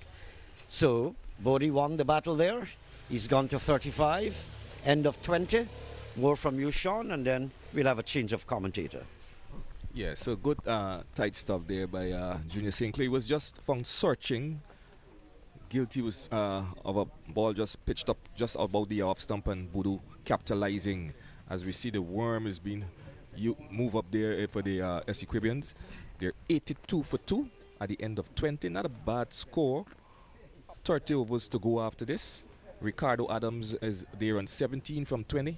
And Boodoo 35 from 63. So it's going to be, we're going to see Kevin Sinclair is going to come back into the attack. He just had a solitary over and got the wicket. 1 wicket. So he's introduced back into the attack to bowl to the left-handed Ricardo Adams. And I must say welcome back to Machu Kisoon, who's going to join me. Oh, jeez, man. Thank you, Sean. Big battle going on out there in the middle, just 2 wickets down. But look at the score, 82, run rate 4.07. Nothing too bad about that. It's 50 over cricket. And someone was saying to me that in the Caribbean region now, 50 over cricket seems to be painstaking cricket. I had to laugh at that because when the West Indies won the first 2 World Cups, it wasn't painstaking. Looking to undercut. It wasn't painstaking then.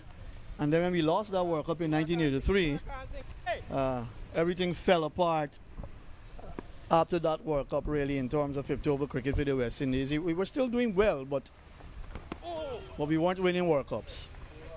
Backing away, looking to give himself room to hit that over extra cover. Quicker delivery. I'm not very impressed with the way the spinners have gone about their bowling, in terms of they're pushing the ball through very quickly as if they're bowling gentle medium pace spin, if you get my point. But they're not tempting the batters a bit as well. Maybe they do not believe that the pitch is offering enough spin to flight the ball enough to induce the batters to come forward, maybe play a false shot, play in the air, whatever, be stumped. We had a chance, went to Begin early on, a stumping chance. Had Caesar taken that ball cleanly, could have effected a stumping. Yeah, Machu, I think Sinclair was the one who causing some problems. He used different variations. So the end of the 21st over is 82 for 2. And Sinclair, Junior Sinclair, so both Sinclairs on the attack. As we see, Pamal had 4 overs, 1 for 18, and Kevin Sinclair 1 for 10 from 2. Pestano, none for 17 from 5. Boodoo is still there on 35 from 63 deliveries, and Ricardo Adams 17 from 26. Ramkaran, the batsman, went for 13 from 38 deliveries. Yeah, but you look at their spinners. Pamal, Kevin Sinclair, young Matura, he bowled as well, and Junior Sinclair. So both Sinclairs, Pamal, Matura. So all 4 spinners have been used, and they haven't quite impressed. To be honest, just Pamal with 668 first-class wickets on his belt, and 31 test wickets. He didn't play test cricket that long, and many felt he was a bit unlucky. You have all the stats behind you, and you still couldn't get into the side. Now you don't have to have stats, and you get into the side. Very interesting, you know. And then Sean, you're also not getting it right in picking the teams for these overseas tours and so on. And then you're going to bring in, and I'm very critical of West Indies cricket because I want the best for West Indies cricket. And then you're going to bring in white ball cricketers to play test cricket. Specialist white ball cricketers. Very interesting. Thanks to Shea Hope for that 100 he got in India. Excellent. And thanks to John Campbell as well, yes, for 100. I think, you know, it's good to see that you have some batters from the West Indies, you know, getting among the runs. I think Shea Hope was due, and even Campbell. I the said rest need to follow. I said to someone that if they had another test match to play, West Indies might have performed even better. But when you talk about two test matches, again, Kimani Caesar not taking the ball cleanly. Looks a little bit rugged behind the stumps, especially to the spinners. But you know, Machu, I always feel that, you know, Test Nation should be able to play 3 and more test matches, not 2, 3 and more. You know, I agree with you on that. I agree with you on that. Totally agree with you on that. Two test matches says nothing. Look at the bounce there from Junior Sinclair, who's tall. What are they going to get there? Is it a leg bye? We'll wait for the signal. It's a bye. So they'll get a bye for that. A little bit of bounce. We see some bounce in the pitch from the spinners, basically. That brings up the end of the 22nd over, where the score is 83 for 2. So Junior Sinclair is getting through his over very, very quickly. He's finished 6th over, none for 10 so far, but causing problems here for the batters. But Bodu and Ricardo Adams are very, very watchful against him. And he wasn't considered for the Amazon Warriors this year, Junior Sinclair. You know the schools of thought. When you look at the players this year with boundaries, Matthew Nandu, Balgobian, Budi with 7, Mickle 5, Dionarine, and then 6s, Joshua Jones. He's a big hit of the ball. Kevin Sinclair with 3 and Kimo Paul 2, with Perez and Nandu 2 apiece as well. But you need an inter-county 50 over cricket. You need a lot of boundaries. You need a lot of 6s and a lot of 4s to be hit by the batters. And you look at Lusignan as a small ground, and you would expect maybe some big hitting along the way. Kevin Booney's battling away 35 from 6 and 9. Here is where at this point in time in his innings, he tends to get a little bit ragged at times, loses concentration, play some shots that you would not expect from him. Here is where he's got to be careful at this juncture of his innings. And there he goes, Matthew, pulling this one out to square, but Turn comes around nicely to his right and field, and they get 1.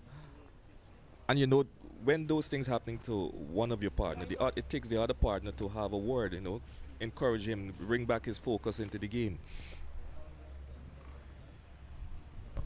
Yeah, teamwork. Teamwork is very important. Kevin Sinclair as well generally bowls the ball a bit flat through the air.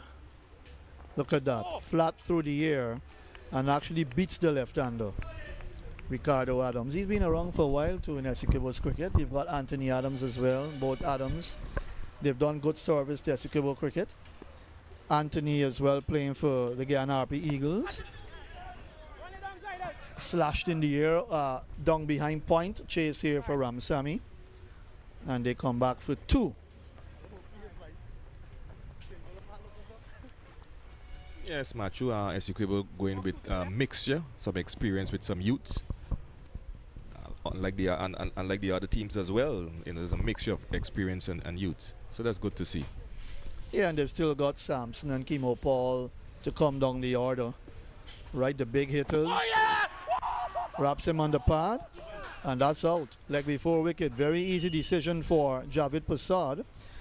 Quicker through the air from Kevin Sinclair, the off spinner, and he is dislodged Ricardo Adams. So the 3rd wicket going down in the 23rd over. 86 for the loss of 3. Yeah, Matthew. Naim was speaking about it. He didn't like the idea of you going on the back foot to the spinners, and that is what Ricardo Adams did. And previously he was going on the back foot, so he was now trapped right in front, going back. On these pitches, you should come in forward on your front foot, you know, to get the ball on play the ball on the eyes. But in this case, Ricardo Adams going back and being trapped. LBW, and the score is 86 for 3. And this is the 23rd over in progress. So Sinclair got his 2nd wicket here. This is Kevin Sinclair. And in comes Kimo Paul to replace Ricardo Adams.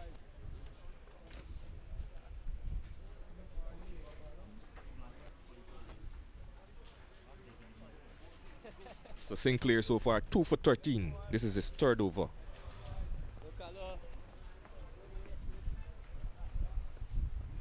So Kimo Paul will have to face.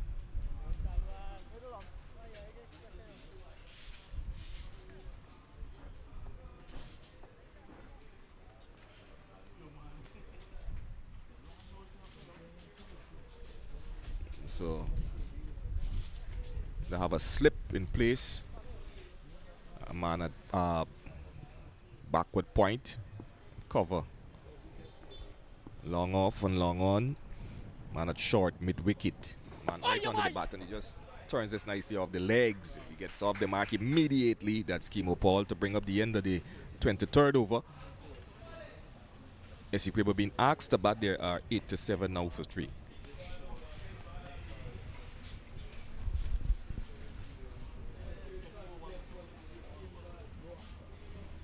So these two now, Kimo Paul and Budu.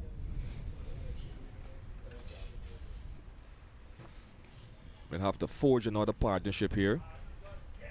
Lots of over remaining.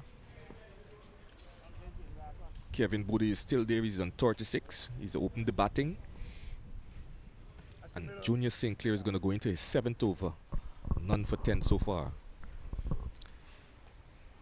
Yeah, so Kevin has picked up 2 wickets. He's removed Savory and now Ricardo Adams. Savory for 4, Adams for 19. Pamal would have picked up Ramkaran's wicket early on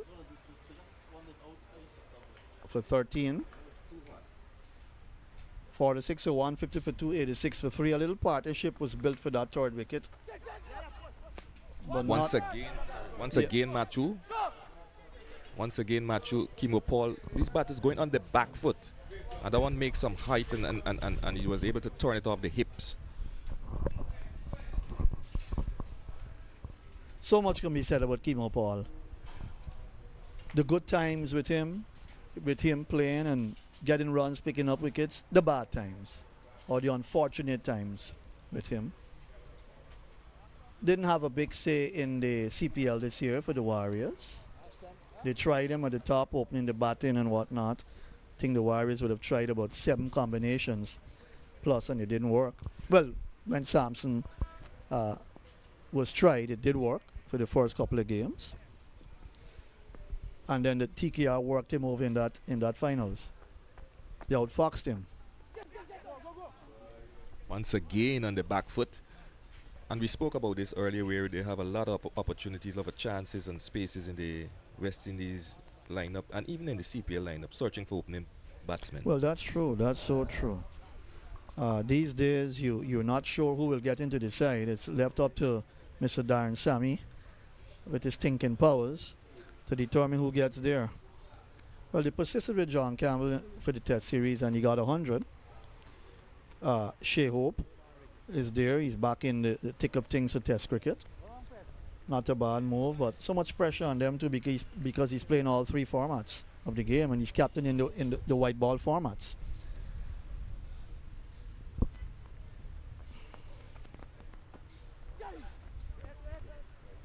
Junior Sinclair has been very mean. He's in his 7th over, none for 12.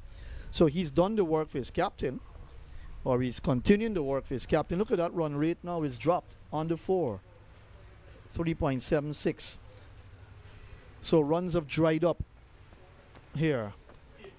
Improvised shot by Kimo Paul. And he loves to play the reverse sweep shot, the switch hit, the slug sweep. He gets a boundary. And it tells you that he's been practicing those innovative shots and he's making hay while the sun shines. Good intervention there by Kimo Paul. There's some players who practice that shot well. They play it well too very early in their innings. Sometimes to their downfall as well, like Alec Atenes, for instance. He loves to play that shot.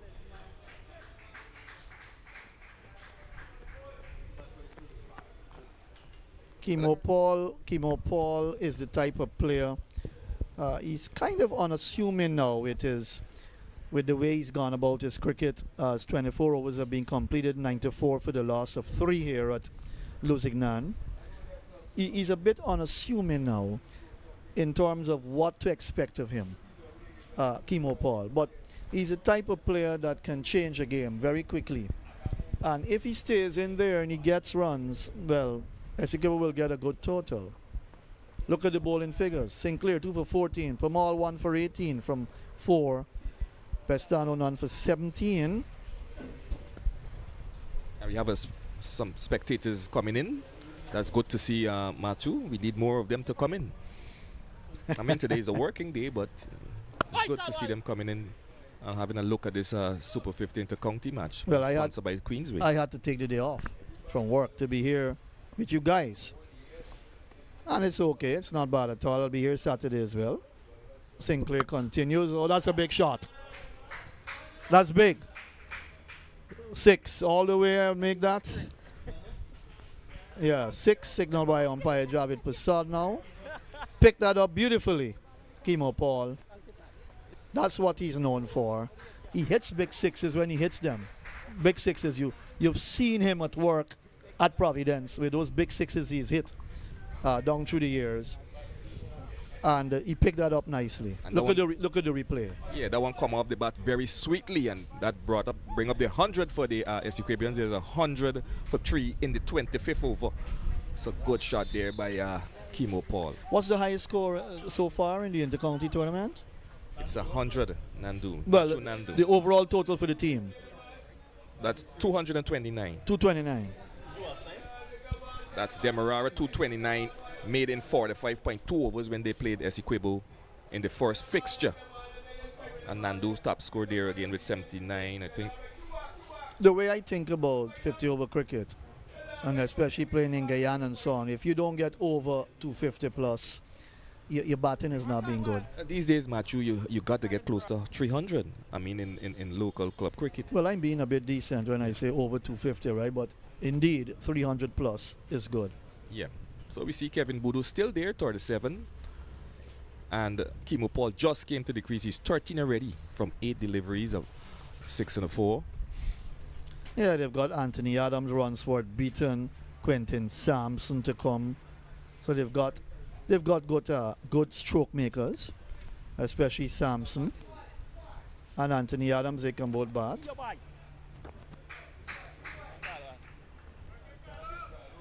But if Kimo Paul can really get a good score here for ESSEQUIBO, they will fancy their chances of putting BERBICE under pressure, because they've got good bowlers as well. Both Adams can bowl. They've got Ransford Beaton. Quentin Sampson can bowl as well. But right now it's Sinclair. Pick up the bowlers 2 for 20. Oh, yes, Carlo. But he also has to watch himself, Kevin Sinclair. He's the kind of player that has to try his best to really stay there. You know, in terms of West Indies cricket, he has to get back in somewhere along the line. Something hasn't gone right with himself, with him as a person probably. He's got to watch it. Carlo, man. And No ball. It's always funny when you see spinners bowling no balls, huh? It's always a funny thing when you look at it. Yeah, indeed. And now it's a free hit. But that run rate creeping back over 4.09. 1-4 and 160 Kimo Paul. Look at his strike rate, 118. Pretty good for early in his innings. But he didn't get a hold of that free hit. Isaiah Turn fumbling a bit on the boundary, but he'll just stay with 1. Smart bowling by Kevin Sinclair there, so he couldn't put that away for a 6. So Boody was away from the strike for a while.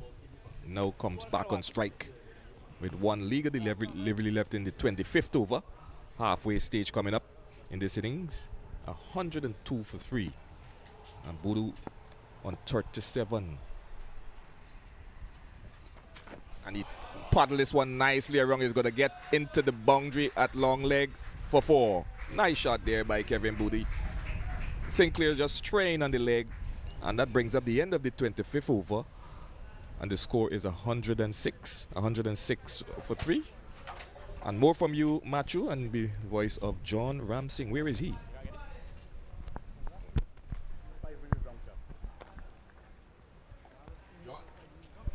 Yeah, that's the thing about playing improvised shots.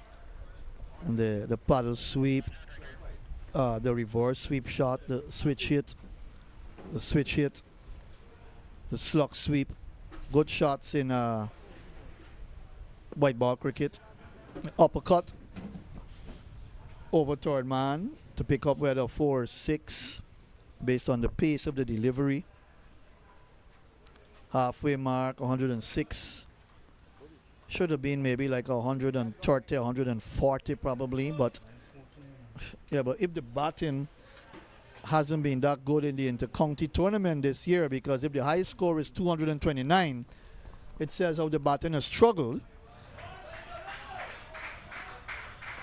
And again, the reverse sweep shot from Kimo Paul brings him another boundary. It's been very productive for him. He's 14. And he's one of the players that look very good when he plays those shots and he gets through with them. He loves to improvise. He loves to experiment. John Ramsing is back. He's no experimenter. Welcome back, John. Thank you very much, Matthew. I love the fact that you said when he gets through with them, because sometimes he looks pretty awkward, loses his wicket, and then, of course, puts his side under tremendous pressure. But you can see the man is very confident after that last innings at Hampton Court. He's getting singles at will. Thank you. Go back. But it's nice when Kimo's on sound. Bodie is struggling, so he needs a partner who will take some of that pressure off of him. And Kimo's doing that excellently so far. Nelson scores on the board in the 26th over. So the projected score now rising because of that little bit of improvisation and impetus from Kimo. So they can get to 250 plus 270. That'll be excellent for cricket.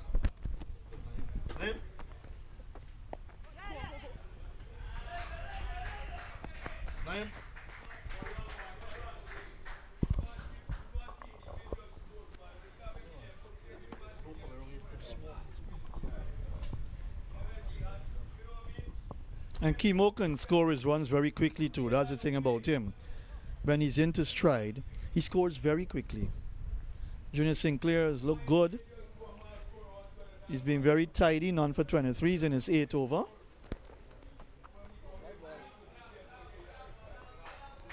Untidy on this occasion with a wide.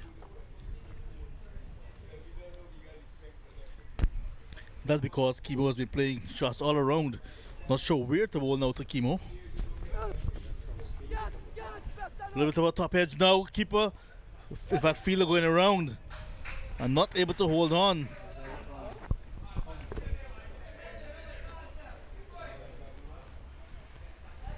So a chance for Kimo. Sweeping, confident sweep, but the top edge from Matthew. He gives you those chances, doesn't he? Let's have a look back at it. Swept in the air off the leading edge, in the air. The feeler, that's Pestano. Made an attempt but couldn't take the catch. Bit of a chance there for him. That's a quicker delivery, almost a medium pace from Junior Sinclair. And that's the thing I tend to be a little bit disappointed with John from the spinners. They push the ball through very quickly and they don't give the batters a chance to double think, if you get my point. Push the ball through the air, flight it nicely, look for some turn. Maybe they don't believe in themselves. And I'm going to ask you a question because this is my first inter-county game that I'm involved in. What has been the trick really? 26 overs gone, 115 for 3. What's been the trick in terms of the fact that the highest score was 229? Is it poor batting and better bowling? Or good batting and the bowling has been good too? Let's take a look at some of the highlights since over number 16. Bodie and Adams.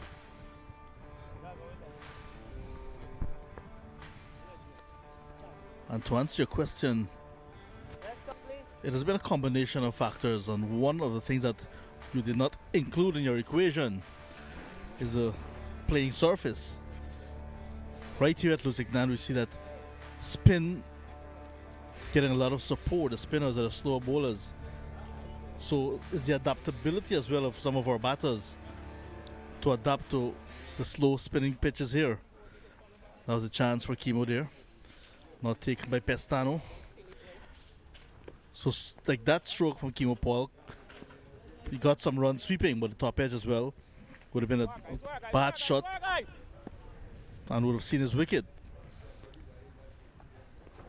Whereas we've seen in the last game that BERBICE played right here at Lusignan, they've maintained the pressure with their spinners and had the select 11 in all sorts of trouble. And the select 11 losing the wickets because of good bowling.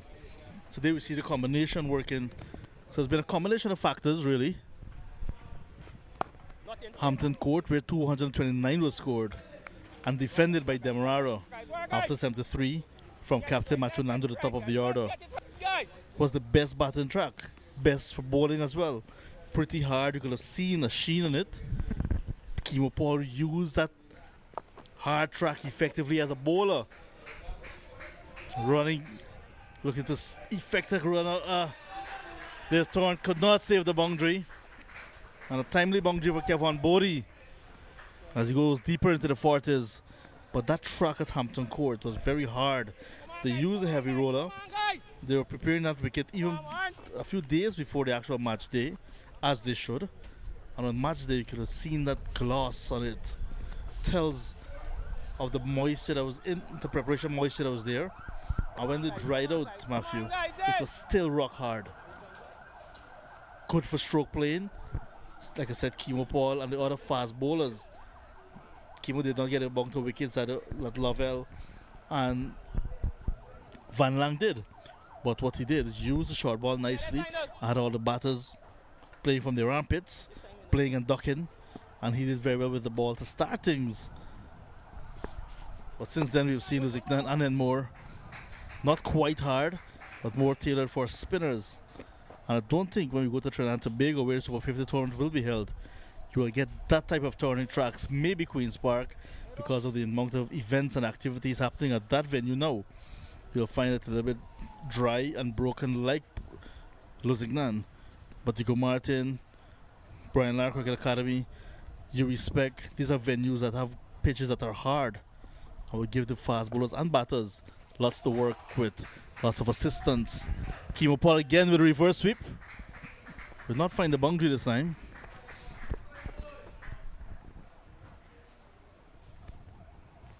Keep going, guys. Keep going, guys. But a fit and scoring Kimo Paul is good for Guyana and West Indies cricket. Keep going, guys. Keep going, guys. Keep going.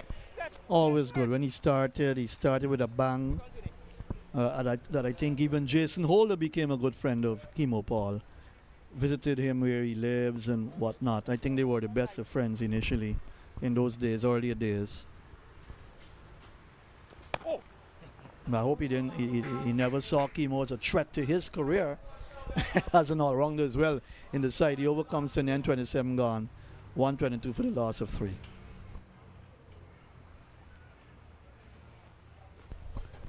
But I'm thinking, John, it would be good to see a score above 250, head into 300, you know. But it will take good batting. And if the bowling has been good, well, you know, you look at that. The chart. Georgetown. I don't like to call it the Manhattan anymore. I call it the Georgetown. Because the high-rise buildings going up in Georgetown, quite similar to what we know in Manhattan, New York.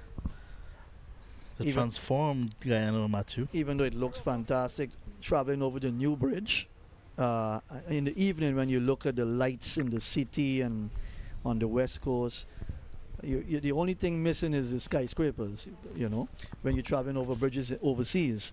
But it looks fantastic, doesn't it? Really good. But I haven't seen it at night as yet, because you know me, I like to sleep at 7 p.m.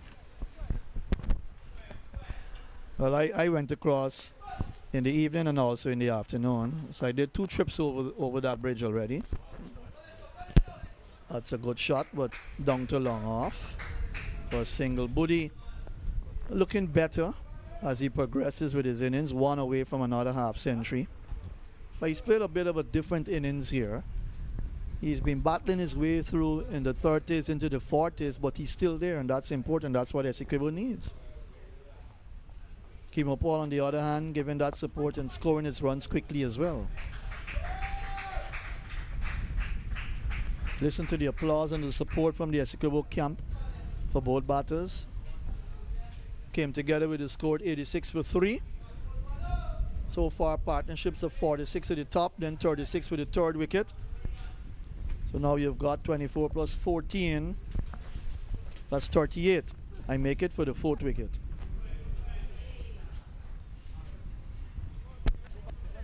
Sinclair in his 9th over. So he's going to bowl through and complete his spell of 10 overs. Junior Sinclair.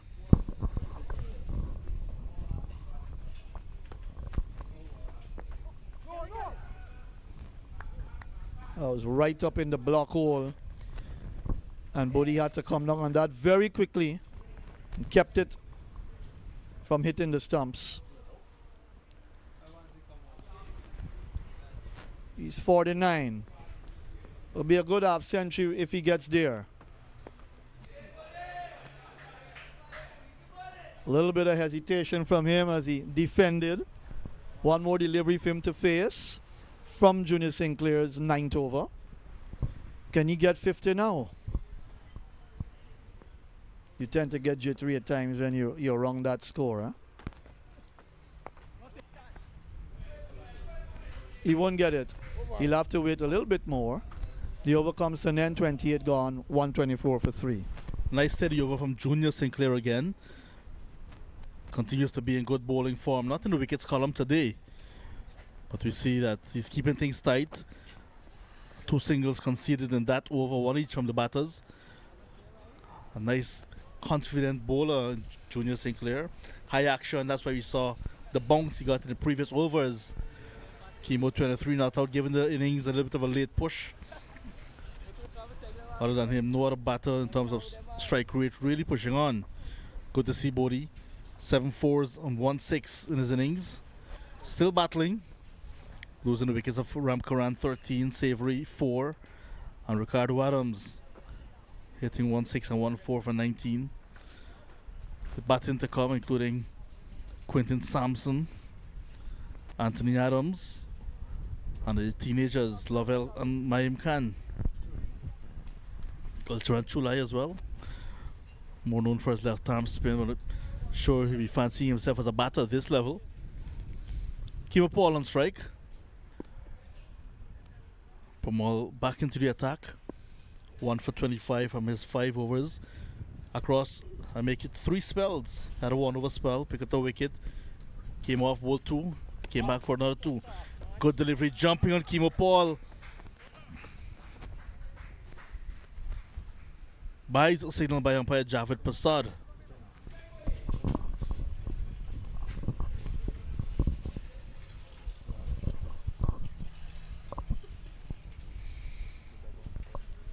But Bodie's back on strike now. He's on 49, taking a fresh guard to the left arm spinner. I can see as he was scratching that guard, some dust coming up. Tells the dry nature of this track. Another question for you, JR. What more can we expect from Versamy Pamal? That would be the 50 of Kevon Bodie. 50 of 86 deliveries. Started it very quickly, settled in, maybe got a little bit tired, had to recompose himself, and now getting to his half century with 7 4s and a 6. Well played, Kevon Bodie. His batting is improving, but he's getting older now. And his batting is improving now in this part of his career. Still playing cricket in Guyana. But a good half century to him. He stayed there from the start of the innings, and that's important. You need an opener to stay at least if one gets out. And he's the one that has made the sacrifice to dig in deep and stay there. Some uncertain shots at time, but that's Kevon Bodie for you. That's the nature of the man when he's batting.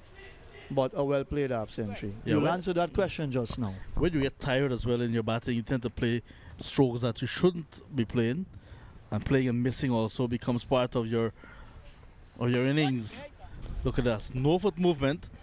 Just offering the bat outside the off stump.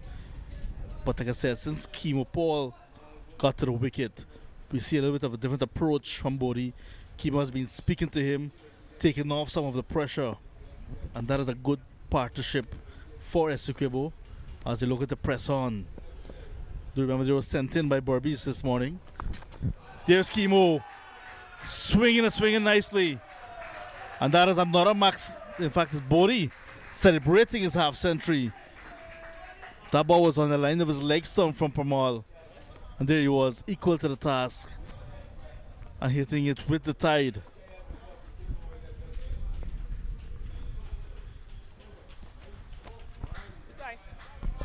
And when you get to hallmarks, it tends to boost your confidence level. Sometimes you can get out thinking that you're playing a confident shot. Sometimes you get away with it. And if it's one man that needs to stay there and this partnership needs to build strong, these two, as you look at that replay, lovely shot. Some strokes of his 50, Kevon Bodie. He's been there from the start, like you mentioned. Had some loose deliveries at the start of the innings, served up from the seamers. Then he managed to get out of the blocks quickly. He went to 20 odd in no time. Then had to weather the storm a little bit. Here he is now on an unbeaten half century. Still battling for his county. Partnership again developing. Had a good start with Ram Karan. Captain did not last long, so not really anything for the second wicket. Third wicket with with Ricardo Adams. Adams dominated that partnership, and now Kimo Paul and Bodie joining forces again. 29 overs gone, it's 133 for 3. And just to perhaps answer your question on what more can we expect from Veerasammy Parmar, the champion left-arm spinner. He's now 36 years old. Let's look at it that way to start. 9 test matches for West Indies, 7 one-day internationals, and a solitary T20. But he made his mark at the first-class level. 151 first-class matches, 117 50-over games for Guyana, 93 T20 matches across the region. One of the longest-serving members of the Amazon Warriors. Some guinea trees in the distance and mango trees. So when you look at all of that, what I think he can offer to this team and to Guyana is his experience. Because if you notice, they're grooming some of the other young left-arm spinners or young spinners for the Harp Eagles. Ashmit Ned coming of age now. Gulcharan Chulai, we saw the introduction of Chandrapal Ramraj recently. Today, we saw Mathura coming in. But when you look at the off spinners, Sinclair's, those are some of the spinners coming up that Latif has a right arm leg break or wrist spinner. Those are some of the players that Veerasammy Parmar will have to mentor now. Let him equal or better his achievements. Difficult to better them, but you get what I'm saying in terms of what they can offer to Guyana's cricket. Remember, he had us fill the big shoes when himself and Devendra Bishu, when McGarrell and Mahendra Nagamutu left the scene. That started way back in 2008. And they have done pretty well from then on. So all I think that he can offer now is that experience passing on and teaching the next generation of how they can give back or give to cricket. Nice assessment, John. Nice answer. Good response. So you want him to get involved in Guyana's cricket actively by way of coaching, mentoring, teaching.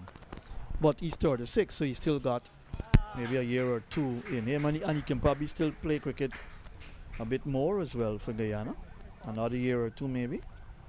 He's very fit. He's a very fit cricketer. Yeah, has the most wickets for Guyana, so at a first-class level. So you expect that he would want to add to that. Nikita Miller for Jamaica over the years behind. Yeah. Will not get anywhere close. Miller not playing anymore. Nice chip shot, but there's a fielder coming in. Ramsamy could not get there in time. Ball fell just short. And a half a chance created and not taken. Kevon Bodie continues to ride this wave as Sinclair completes his 10. 10 overs, none for 33. 30 overs gone. It's 138 for 3. Yeah, he would have loved to have a wicket in that column, you know, in his bowling figures there, his stats. But excellent bowling. 30 overs gone, 138 for 3. They're battling. They're battling their way through. Naeem Chan is going to come in to continue the battle. But a good innings by Bodie so far, 60. Kimo Paul, 25. That run rate going up slightly now, 4.6. And a good spell for Sinclair. The only thing is that he would have wanted a wicket or two in that column, but nevertheless, he's kept things tight for BERBICE, and you'd want to think that ESSEQUIBO consolidating here with these two coming together with a score 86. They've done well so far. A half-century partnership for the 4th wicket, and it's unbroken so far. Naeem will continue along with you, John, in brilliant sunshine. Let's look forward to this period of play.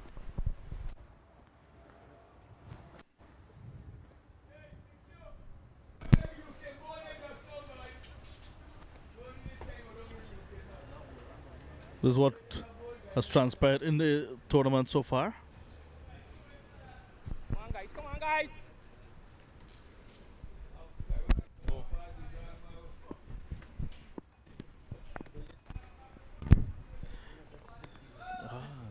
Pramal starts his 7th.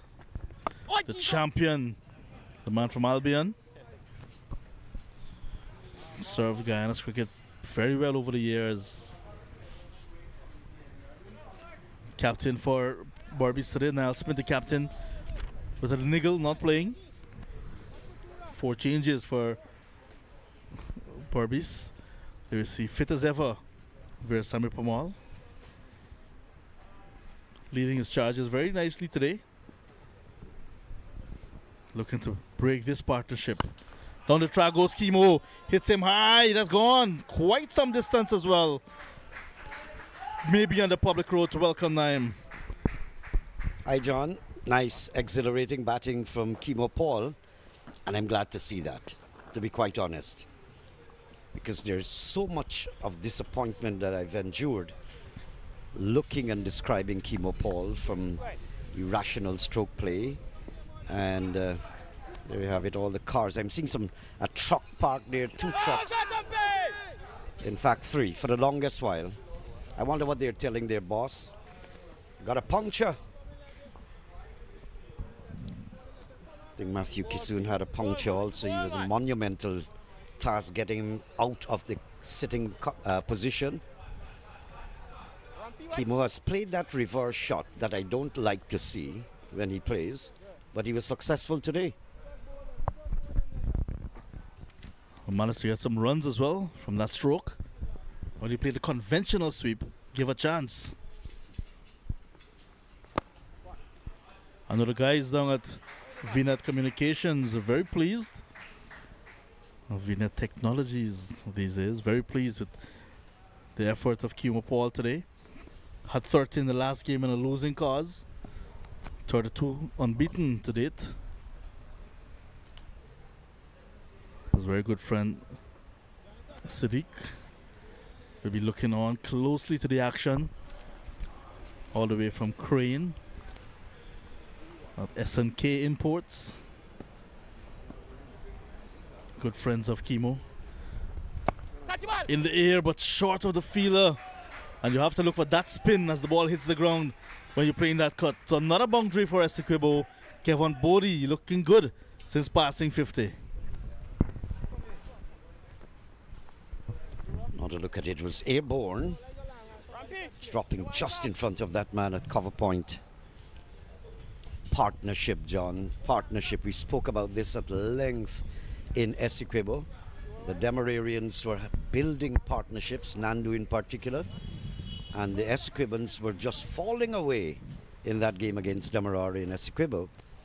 Partnership in a 50-over game is really important. And these two have done well. We had the first wicket, of course, Ramkaran and Bodie posting 46. And then Kevin Bodie and Ricardo Adams 36. And now big partnership here making 63 between these two batsmen. Kevin Bodie has had his very anxious moments, scary, but he's battled. And that's the hallmark of a good batsman. He had some scary moments, especially against Junior Sinclair, but has fought his way through. And when you want to play against BERBICE, you've got to prepare to face good spin bowling. High quality. The Sinclairs and Veerasammy Pramal in particular. And now we have a young Umesh Mathura joining the fray.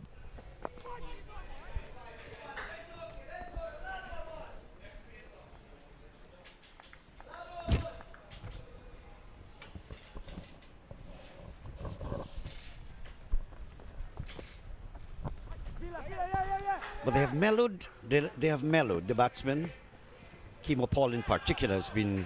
They're going to get some overthrows here. But Kimo Paul has been more authoritative, bringing up the 150 in 31.2 overs. Quite good going. They have accelerated. They kept it a very small run rate, and they have 2 point something, 3 point something. They've gone now to 4.82.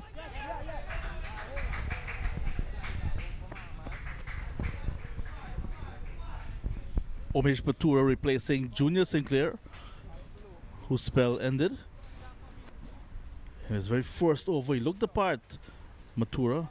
Then he started to bowl it just a bit too quick, varying his pace, but sometimes more on the quicker side than allowing the ball, rather than trying to allow the ball to spin.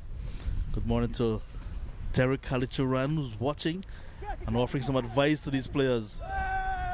Of the body, Kevin Sinclair, who's at flip. Matura is learning very quickly, putting a lot of pressure on the umpire. But the umpire, Shannon Crawford, unmoved.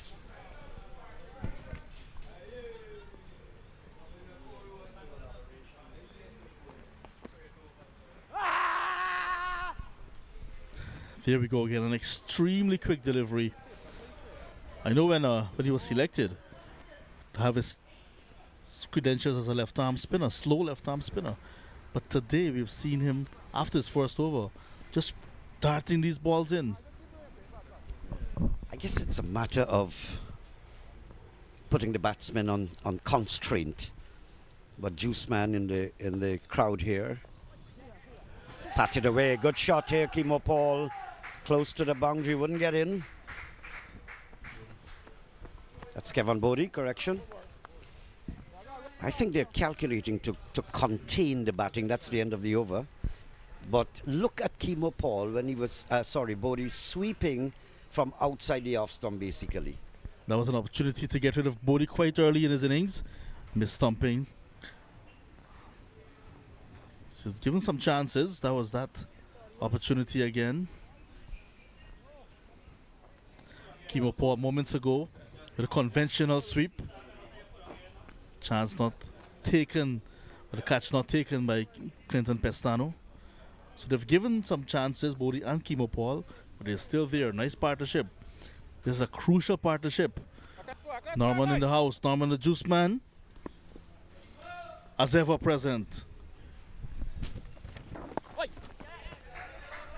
Good sharp single here. These two guys have taught a lesson to the youngsters in the Essequibo side. The running between the wickets has been exemplary. Exceedingly good.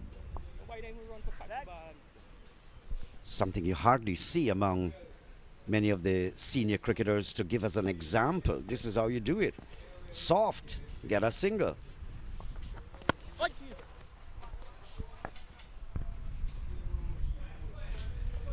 The last match I mentioned, the blueprint of head coach Ryan Hercules for his players. Wants the batters in the first 10 overs to have a strike rate of 85 plus. And bowlers to bowl more than 60% of their balls as dot balls. And have different phases and different tasks and different targets. And while that's all well and good as a blueprint, you need to look at the situations at hand. Look at the track that's in front of us. So it's in the air as well. Short of the field at long off. Leon Andrews getting his first game this season. I love the fact that there's that blueprint from Ryan Hercules. All the players are aware of it. So they know what their goals are. And they're setting themselves and trying to see how they can achieve and execute that blueprint. Bring that blueprint to life. Good luck to Ryan Hercules. He's such a fine coach.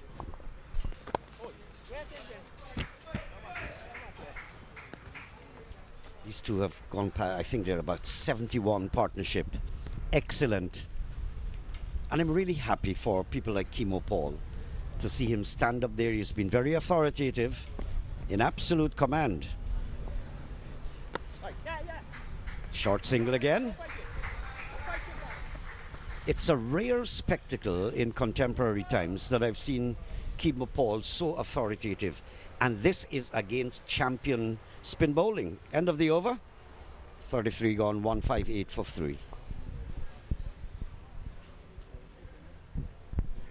Nice windy conditions on a busy East Coast Demerara Highway. We must ask one of our staff to climb one of those coconut trees to get some coconuts for us today, Naim. You cannot leave Lusignan without coconuts, fresh coconut water. That's larceny, right? Leader wicket takers after the last match, Jonathan Van Lang has 7 scalps, 4 and 3. As Matura starts a new over.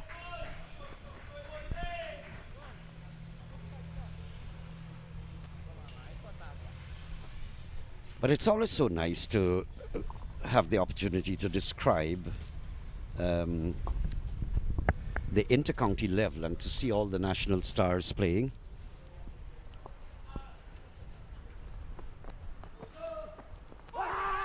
Comprehensively.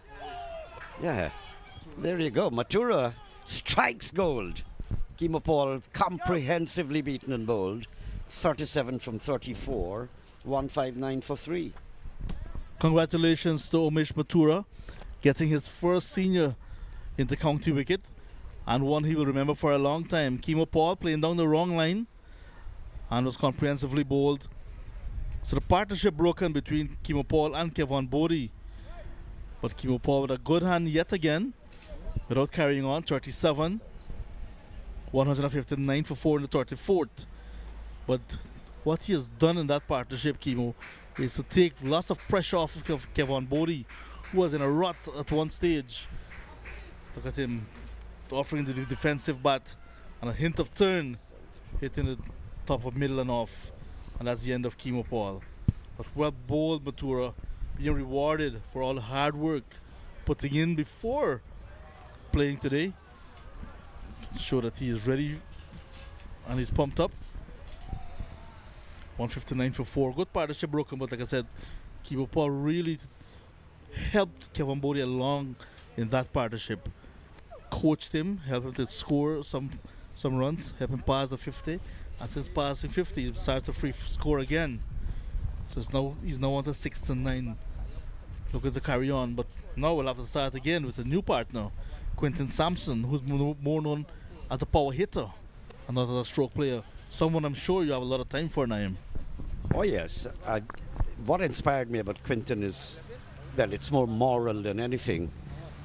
That because he has come from such a far distance in our hinterland, carrier, and the wishes are all pouring out for him to do well, Quinton Sampson. So Kevon Bodie and Kimo Paul had posted 73 for that wicket. That's the partnership. Just in case John missed that too. 73 was the partnership. Quinton Sampson will take strike, and I dare say that Quinton has come in at a good time. They have posted him later down in the order. I wouldn't have been surprised maybe after the fall of another wicket that we had seen him, so he can possibly take charge of the last 10 overs or so. And to boost the ESSEQUIBO side. But the projected score up to now is just over 200 and the 30s. But I'd like to think anybody playing against the strength of BERBICE, a minimum of 250. So that means Quinton Sampson should not be going all out, but he can hit those spinners out of the ground multiple times in a jiffy. 159. They need to get another 100 from those 16 overs or so to come after this. Nothing less than 250, and they need to win this game. They've lost their first encounter against Demerara, and so they need to turn the table After drinks, back live. And for sure, he's doubling the amount of deliveries he faced in the tournament already. Went for a forced ball duck at Hampton Court, Sampson.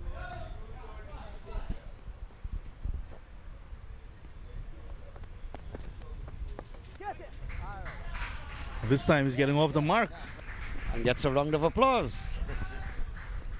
Not sure if it's sarcasm or encouragement from his teammates. Yeah, it's good to see Sampson getting off the mark, opening his account. And look at that, it's a good time for him to come in as well. You mentioned 16 overs plus to go. And if he can bat the remaining of these 16 overs, you can see not only a good score for him, but for his side, ESSEQUIBO. Well, if he bats out those 16 overs, it would be an uncharacteristic innings because he doesn't calculate to bat so long. He can disfigure you in 4 or 5 overs and say goodbye. But he's got wonderful eyesight. I guess at this age too. Sees the ball big, early. He's a champion hitter of the ball. Successful over for Obish Matura. First wicket at the senior and the county level for him. 160 for 4, 34 gone.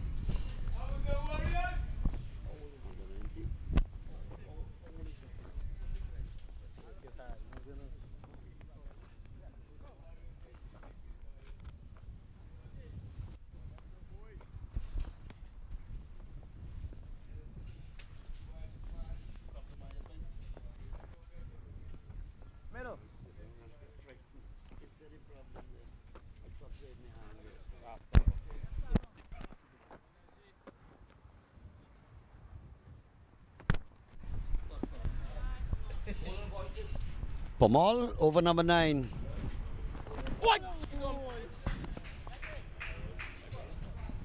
Let's say good afternoon. Is it afternoon? No, not as yet. 11:30. Let's say welcome to Anil Bihari. Conspicuous wherever he goes. You spot him from a distance. In this case now, I'm smelling him from a distance. Lovely fragrance. Is it Calvin Klein? More like Calvin Klein's cousin. Now, if Sampson is calculating to go for a big hit, he better think. That's what I'm going to say. Getting the outside edge there. Think. Veerasamy Pamal, you're not going to get many from him that you can hit. That's a rash stroke. Drawn into that stroke. He's not looking to defend that one. Well, it popped on him from Pamal. And the outside is found. But he survives. He's at it on strikers end. Lovely. Nice flighty delivery again. But Bodie now seeing it much bigger than he was at the start of his innings. Maybe steering it for a single. I'm surprised that Pamal has not had success with those close fielders that he has brought in. He had a forward short leg earlier on. He's not going to risk that with Quinton Sampson, but he's retained that slip. And I thought for a long time that he would have had some kind of success there.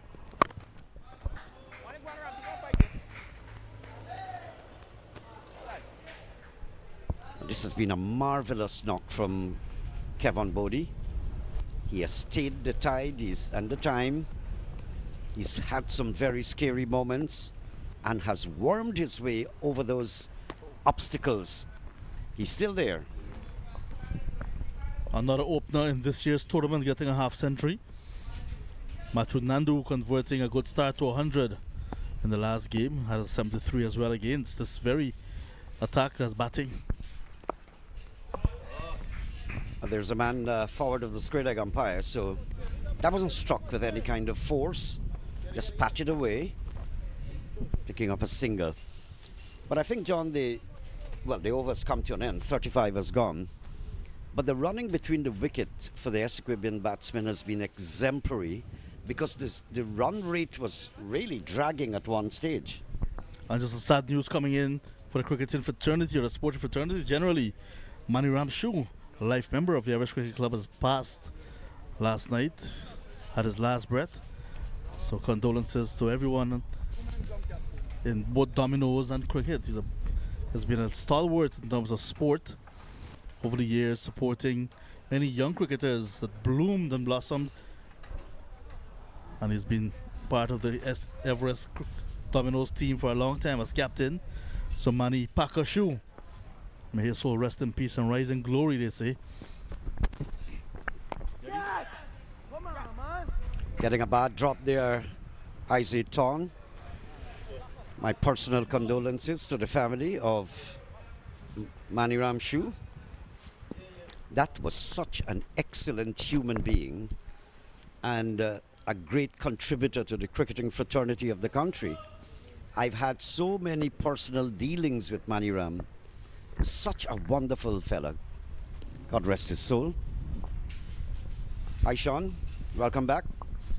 Yes, indeed. My condolences as well to his family. There's a big hit by Sampson in the happy hour, and it's gone for a maximum.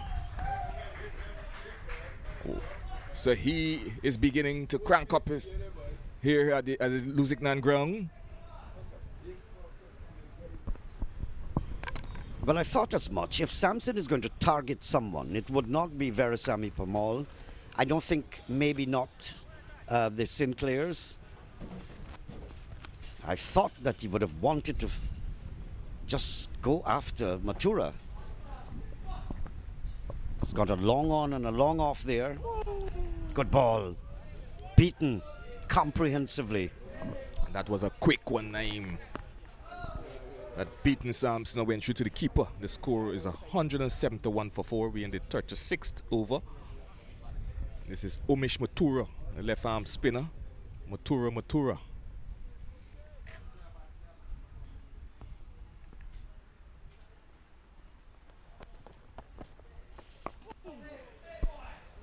And Naeem, we're in the happy hour, so to speak. The last, 15 overs to go?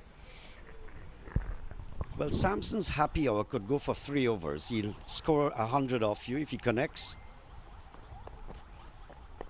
But they need Sampson to stay there. Any score below 250 would not be healthy against BERBICE.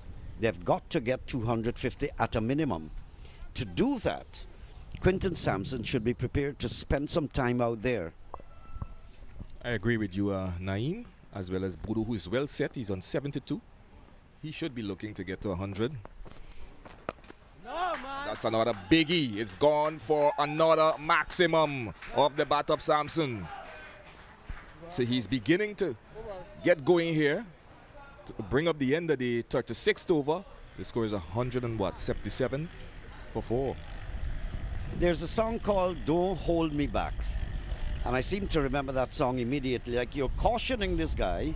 Could you take your time, spend some time out there, and the song comes on. Don't hold me back. Yes, Naeem, I know that song. So it seems like Sampson is listening to that song. Look at that. Let's jump on. So Mathura being dealt with 2 maximum in that over. And Permaul now comes for his final over in the spell. You see Boodoo there with 72 from 106 delivery. Kimo Paul went for 37 from 35. And Ricardo Adams 19 from 29. Umesh Mathura 1 for 34 from 6 overs. Sinclair 2 for 26 from 4. Permaul 1 for 52 from 9. He's going to start his 10th.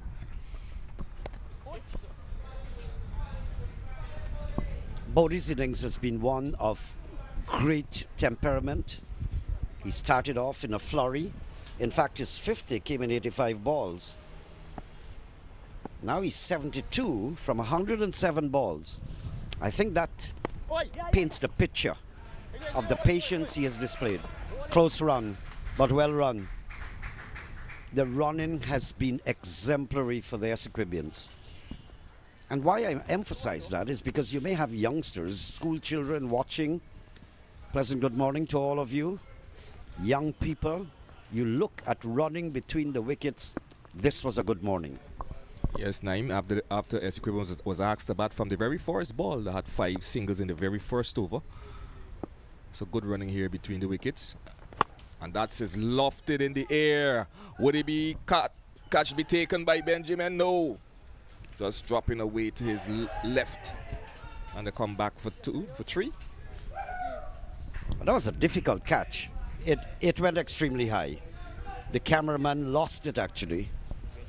Extremely high.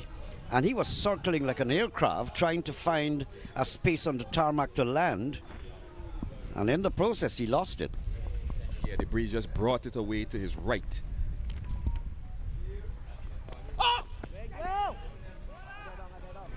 Bodo sweeping there, not getting enough bat onto it. And Bodo is from the start there, Naeem, and I think he recognizes his role now. He's got to anchor this innings and see if he can bat right through.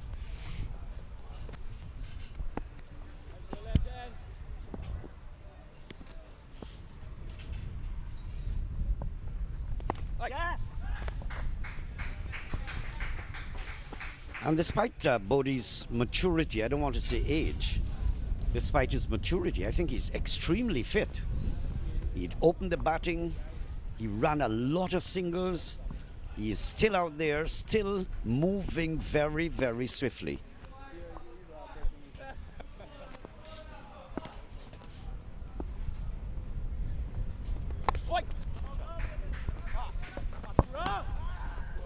And Naeem, if I name, just to bring up the end of the 37th over, and the score is 180 for 4. So Pomal finishes his 10th over, 1 for 55. Really gorgeous conditions. Look, if you see the banner in a short while, whenever the camera goes across.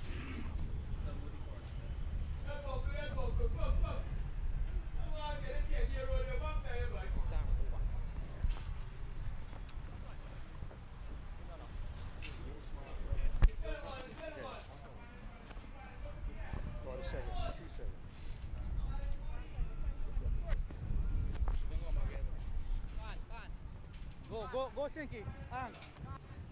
Go, Jimmy. Julie. Right time over you. That's the next stop.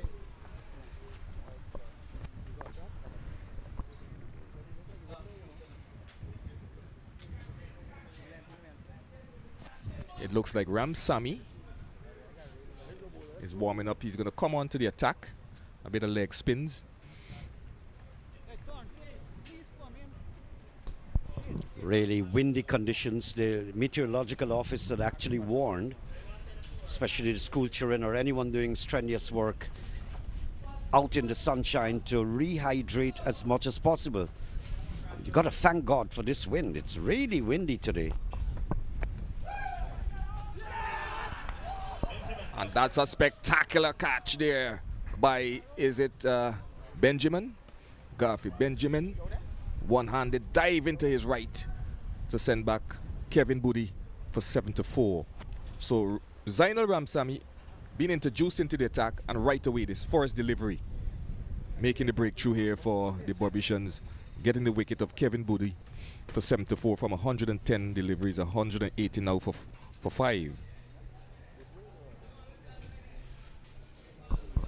Well, Zainal Ramsamy did what all the bowlers have been trying to do since the innings started, which is getting Bodie out. It has been a magnificent knock, one that was steady, it was well tailored, well tempered. He stayed there in some scary moments as well. He has come out on top. Very, very good knock.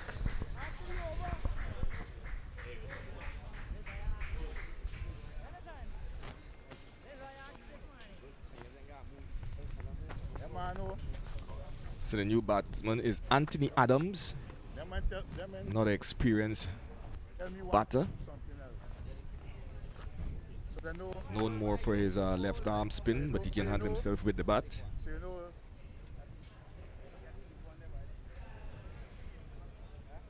So 180 for 5 in the 38 overs.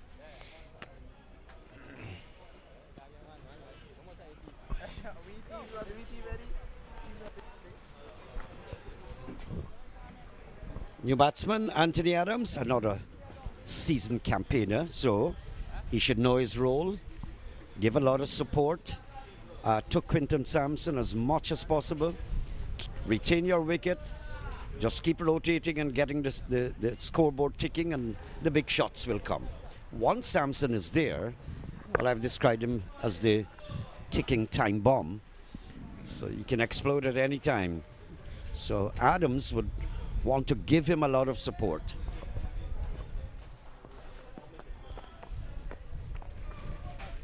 This one was just shortish. And Adams facing his first delivery, just punch it in the offside.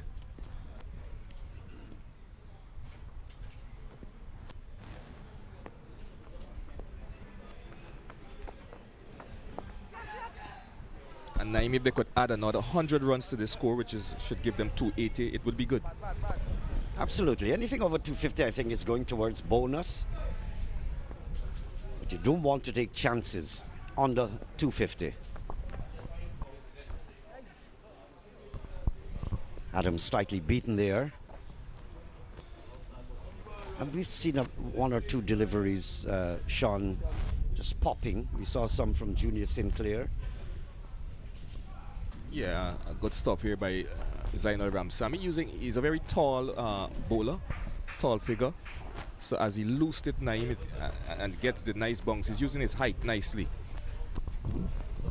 Versamy Pamal has been very, very attacking. I'm surprised that Anthony Adams has come in, just arrived.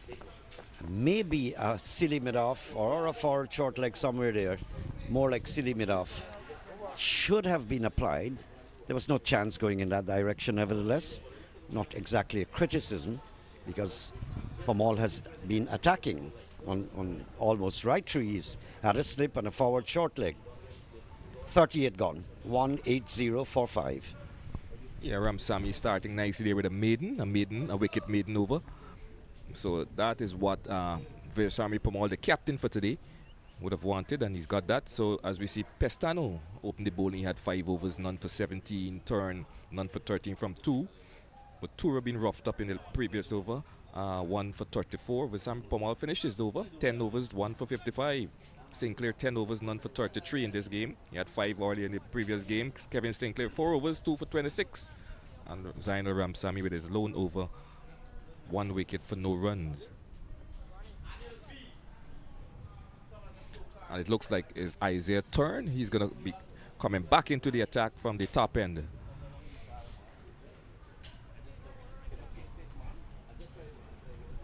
Got a best bowling figure so far, 4 for 52.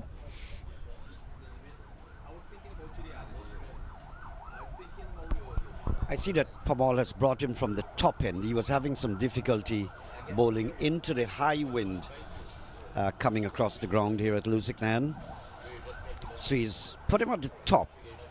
He's going to get in a few overs, but basically I think Versamy Pamal has, as his priority, has been spin. I think they've done pretty well. I still would like to think Pamal may not be happy, extremely happy, that it's 180.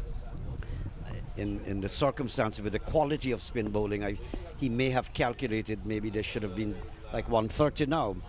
But we had some brilliant partnerships, Bodhi and Ramkaran 46, Bodhi and Kemo Paul 73. And that has accounted for the reversal of the equation. Good batting between Kemo Paul and Kevin Bodhi. Yes, Naim, I think I agree with you there. Pamal would have liked to have at least 5 down for 130 or thereabout. But once Quinton Sampson is at the crease, he's 16 from 12. Anything here could happen. So good start there by turning. It's a no ball, in fact. I was just about to say good start. But he's guilty now of bowling, his 4th or his 3rd no ball. So a free hit is in the making, Naim, and Sampson is going to face that free hit. He's had a few no balls. He had a few wides. From 2 overs, 14 runs. You don't want to be bowling giving a free hit to Quinton Sampson.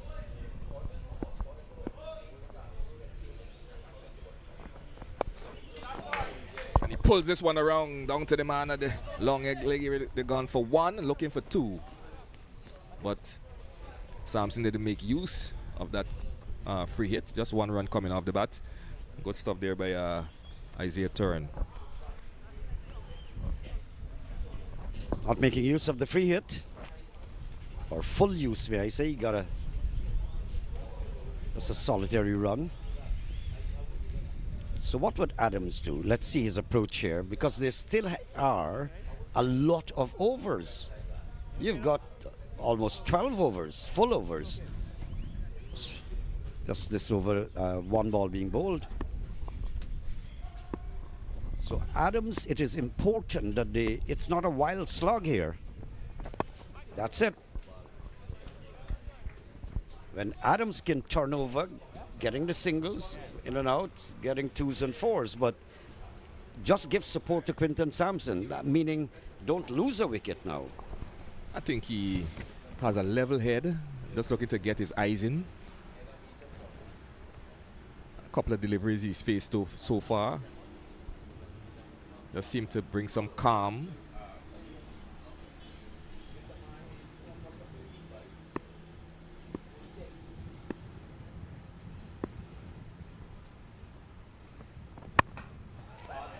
And he's driven this one over the head of the short cover. It's gone out close towards the cover boundary. But the fielder run wrong there and picks up and they get two. So he opens his account. He's on two.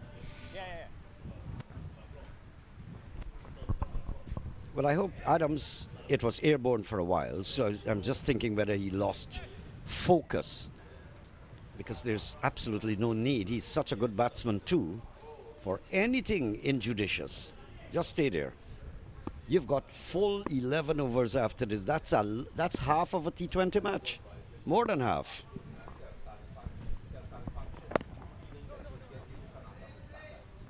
Well bowled and well played this time around.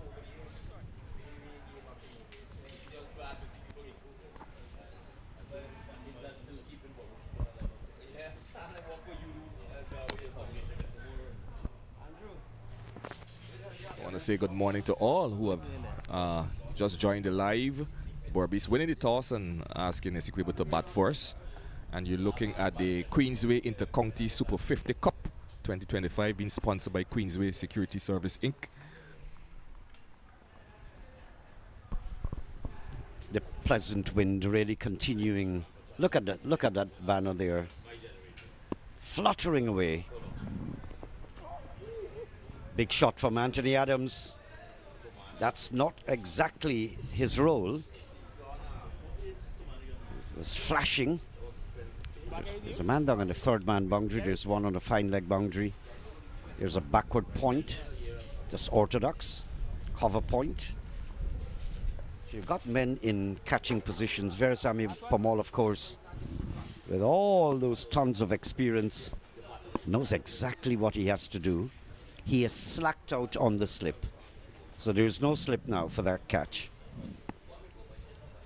Of course, with the pace of Isaiah Turn, he's opting to put a man extra on the boundary. I want to say good morning. This day brings up the end of the over, the end of the 39th over. ESSEQUIBO batting first, 184 for 5. Let me use the opportunity to say good morning to the president of the BERBICE Cricket Board, Dr. Cecil Bihari, and to the president of the ESSEQUIBO Cricket Board, President Dilip Singh. I know both of them may have be glued to their screens watching. Good morning to you, gentlemen. Piloting the cricket in the different counties, as well as good morning to the president of the Guyana Cricket Board, Bisun Dial Singh, and the executives. Well, may I echo the sentiments that you just expressed? Gentlemen, good morning, and thanks for the work you do for your country. It's always so happy. Look at those trucks. These guys, the economy is running away. Well, they're stalled. Hey, boss, good morning. I got a puncture right in front of the LUSIGNAN Community Center, where the inter-county game is going on. I'll be there in a while. This is driven out towards the man at mid-wicket for a single for Sampson. And now I think they're taking a sneak peek at the cricket match. Absolutely. You remember that song, Sober's batting now? I can't come. Well, Sampson batting now.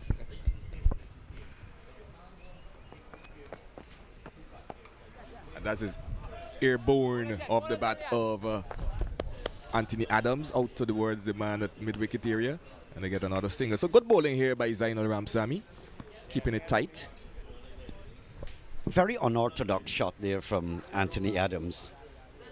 He almost like fanned it into the onside. Airborne, measurably short of the fielder.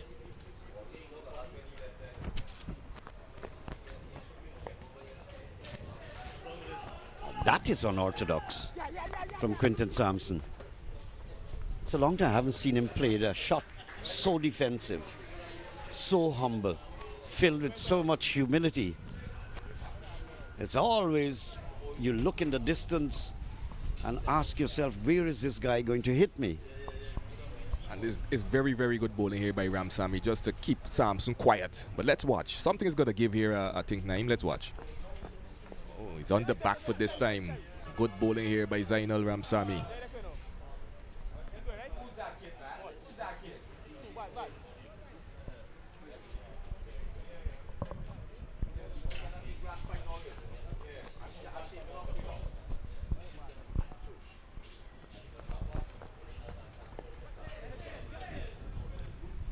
Former national, our country's captain, Leon Johnson, just wending his way, looking as green and as handsome and as striking personality as usual.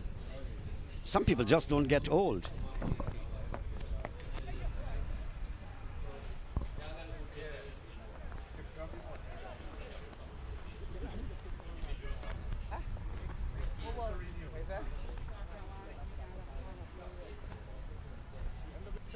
End of the over, end of 40. My stint is up. I'm not sure who's coming in. Matthew Kisoon has been having a problem passing, getting into the commentary position because his tummy got stuck the last time. Take it easy, sir, as he wends his way in. And he's showing his youthful days now. Just get around in a matter of couple of seconds. Anyway, that is the end of the 40th over. 189 for 5. Sampson 21. And Anthony Adams on 3. And we're going to see turn is going to continue from the top end as I welcome back my brother Matthew Kisoon. Thank you, Sean. Final lap, last 10 overs. 189 for 5 looks a little bit decentish, but not decent enough, you would think. But shots are going to come now like this, a boundary to Quinton Sampson. That one was a kind of shortish by turn, and Sampson pivoted and pull it to the wide long on area for a boundary. You look at the partnership so far. 46 for the first wicket, nothing for the second, and then you had 36 for the third wicket, 73 for the fourth wicket, 21 for the fifth wicket, and now they're attempting to build one here. 13 for the sixth wicket so far. And if these two can stay today, and it will be a very good total, because you would expect that Quinton Sampson will score very quickly. A projected score is 240 if they go at this rate, but it could be more than that. Yes, I agree with you, Matthew. 193 for 5. If they could get to 260, I was aiming at 280. It would be good. It's just 10 overs.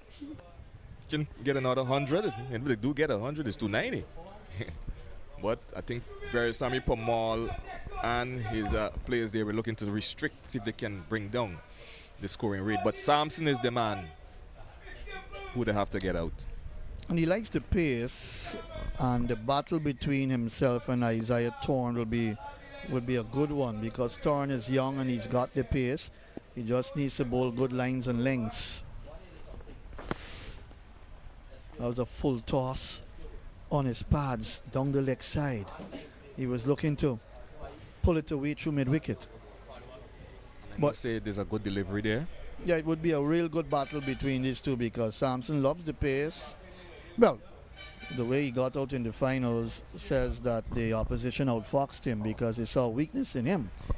If his coach or coaches, whoever he works with, can help him in that area where the ball is bowled into his rib cage area, and he learns to play well, have the right technique to play those short pitch deliveries into the rib cage, it will help him a lot. I think it will help him a lot. I mean, his debut tournament for the Warriors, and he did well. But at the end of the day, teams are going to study you well, watch you on tapes, see how you play your shots. They look at your technique to pick up technical flaws or strengths, and then they're going to work you over, as the TKR did in that finals, where he didn't get a run at all in that finals. If he had got going, and we know, and we don't want to lament that situation, but extra 30 runs would have made a bit of a difference. I agree with you. I was about to say that an extra 20, 30 runs would have made a big difference. And that would have had to come maybe from his bat as well. Most definitely, and I think they realized that. So it was well planned. It was well executed. It was a well executed plan to get him out very early. Yep. Must say that. But I think he would learn from that as well going forward. Yeah, we're not missing any cricket. He's tidying up a bit. Yeah, I think the ball he hit the ball there, he hit it into his toe. So the physio went out there and did some work. Yes, getting those pads on back. But 25 from 22 says who Quentin Sampson is really. As a batter, and he loves to score very quickly.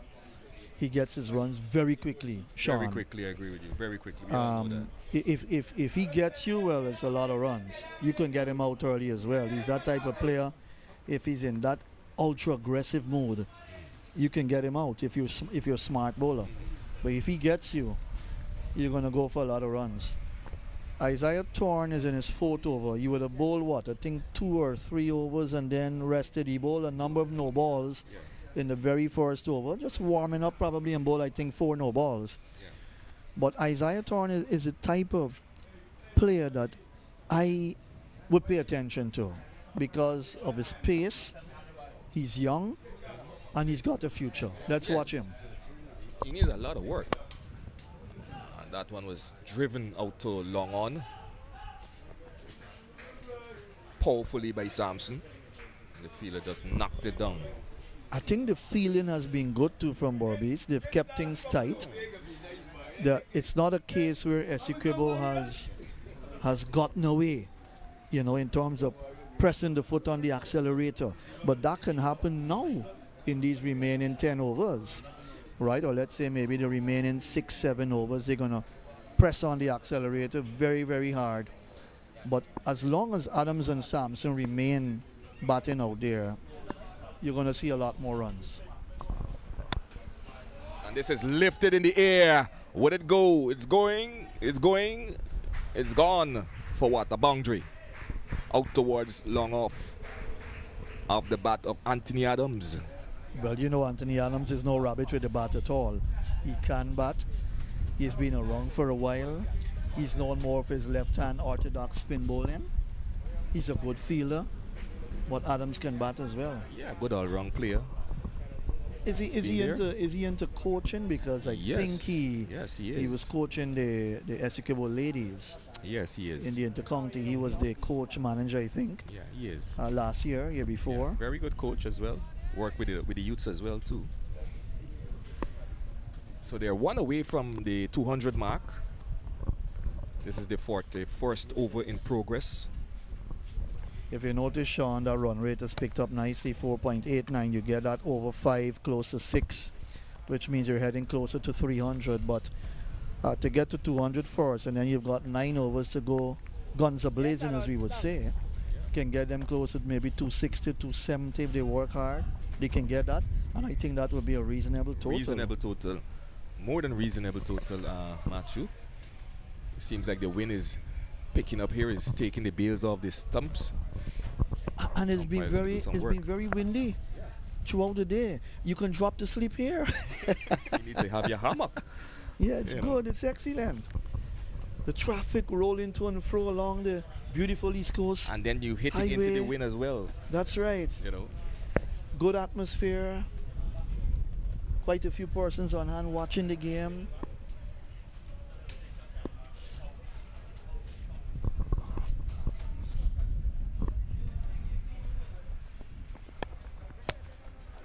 That's a good delivery. That was pitched just outside the off stump. And Adams able to get it away into the offside, coming forward. Projected score 244. Torn would want to improve his figures a bit. Why not? None for 27. One delivery left to complete the fourth. Yeah, Torn, you know, need a lot of work. He need a lot of match practice, you know. I think he's lacking there. He's an attacking fast bowler, so you would expect a couple of runs maybe coming off his bowling. But when he gets it right, Matthew, it's a joy to watch.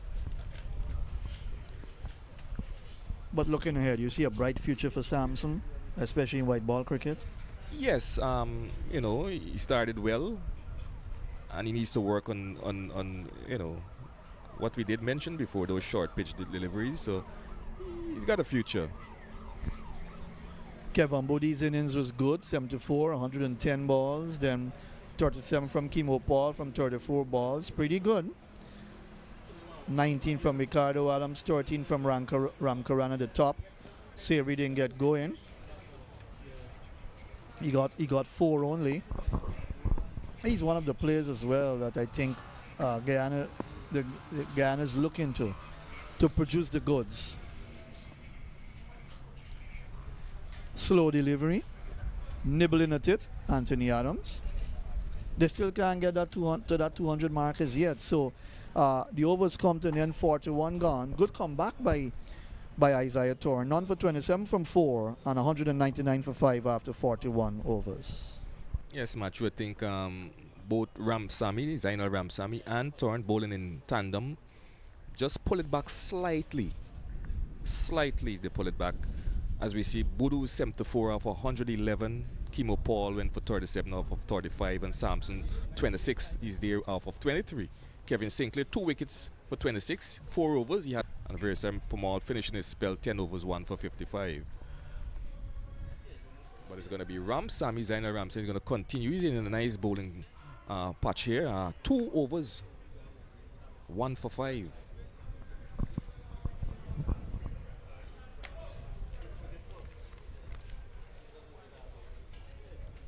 Well, he picked up Buddy, who's been the man who anchored the innings from the start. And for him to have picked up Buddy says that he's got something up his sleeve in terms of being a bowler. It was a spectacular catch taken by Benjamin to dismiss Buddy.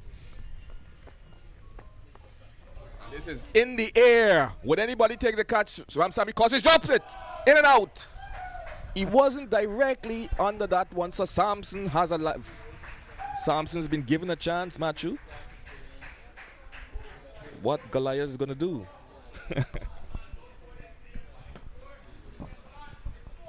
Well, if you're going, well, you only have yourself to blame basically, because you really should have taken that catch. Yes, there's a heavy wind blowing across Lusignan, but he should have taken that. He obviously asked to take that because I think another fielder was converging on the ball as well. But let's watch and see. How will Samson capitalize on that? Good delivery. If And you notice there, he was searching for that ball. Came forward, he probed at it and beaten outside the off stump. And with that drop catch, Matthew, the 200 came up. The scamper, they had two runs in the end, so the 201 for 5. This is the 42nd over. And Ramsamy would have gotten a second wicket. But he's bowling brilliantly here, Ramsamy. Look at his stats. Yeah, for me, my only disappointment with the spinners is that most of them have pushed the ball through very quickly.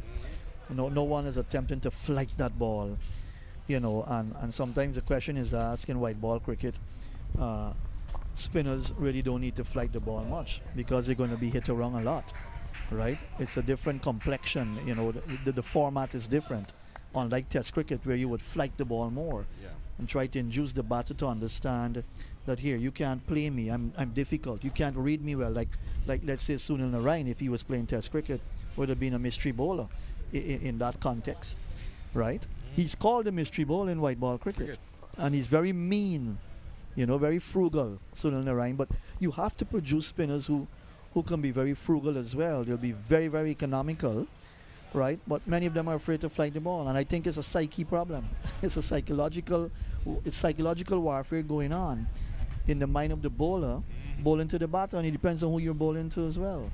Because I think I would take a little bit of a chance in between if I was a spinner to flight that ball. And at Lusignan, the ball is turning big. Yeah, but I think Ramsamy and Junior Sinclair were the two slower of the two between Kevin Sinclair. But Matura was quite quick. That is much, much better bowling here by Ramsamy.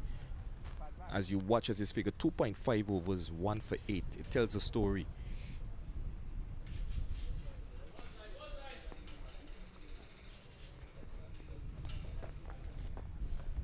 And if he can get Sampson and Adams, to keep them quiet, he must tell the story. So the end of the 42nd over, the score is 202 for 5. So they're beginning to pull back that run rate slightly every now and then. But let's see what if his turn is going to continue. Yes, I think he will be. I think it's good for Torn to come now at the back end of the innings and bowl to show his talent, showcase his ability with pace. But all Torn needs to do is to get the ball in the right areas, good lines, good lengths, because if you've got a lot of pace and you can do nothing with it, well, you're going to be hit all over the place. You look at the guy from Jamaica, the big fast bowler from Jamaica. What tends to happen to him? O'Shane Thomas. Hit around a lot. And you see what a lot of batters do? They fancy fast bowlers who really don't have enough control. If you have that control, you can't be hit around all over the place like that. You got to play that fast bowler with respect. But if you're going to bowl too wide and short and so on, you're going to be hit around the place. Sometimes Kimo Paul is a medium fast bowler, bowls too short. He experiments too much, and he's got to be careful too. Because nothing is wrong with experimenting, but you've got to remember who you're bowling to. And you have to know the players, know their weaknesses, know how to outfox them. Right? And sometimes he bowls too short. And looking ahead at the regional tournament that is coming up, where Guyana will be, the selectors are moving around, looking to see, the fast bowlers. I know so far they have Niall Smith, you have Isaiah Thorne himself. We might be without Shamar Joseph and Romario Shepherd and, and what's left back here is Turner. There's a maximum. Big hit. There's a full toss off the bat of Sampson.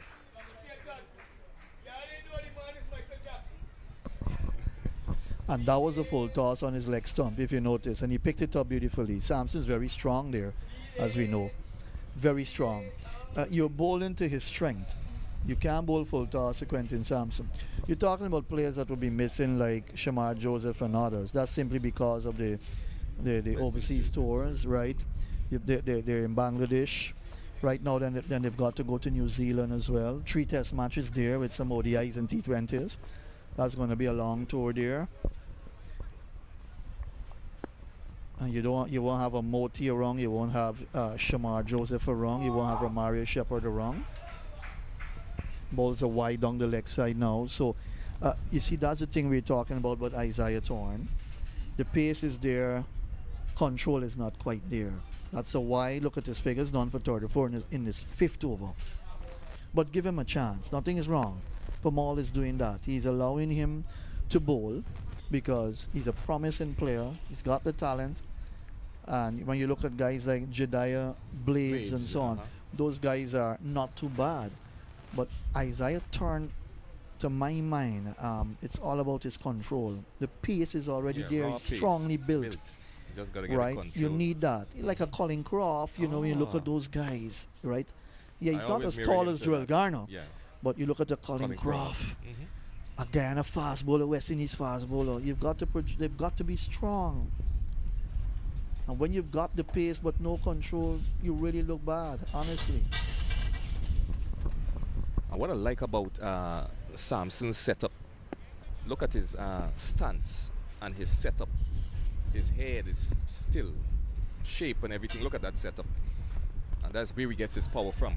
But that's not a why there by torn.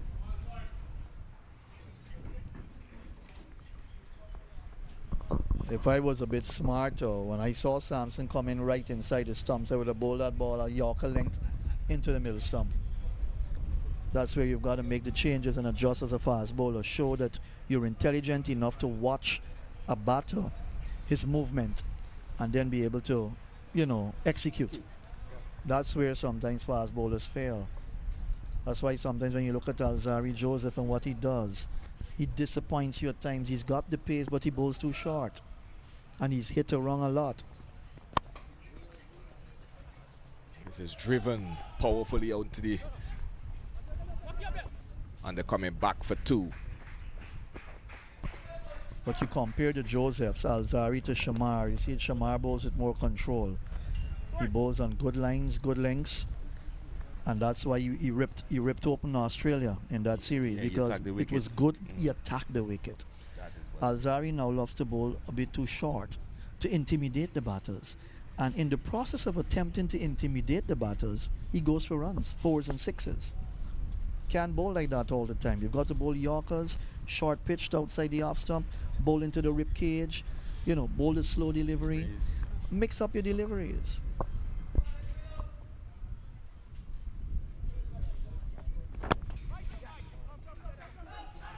That is a good ball, but it was dug out there by Sampson. They're coming back for 2.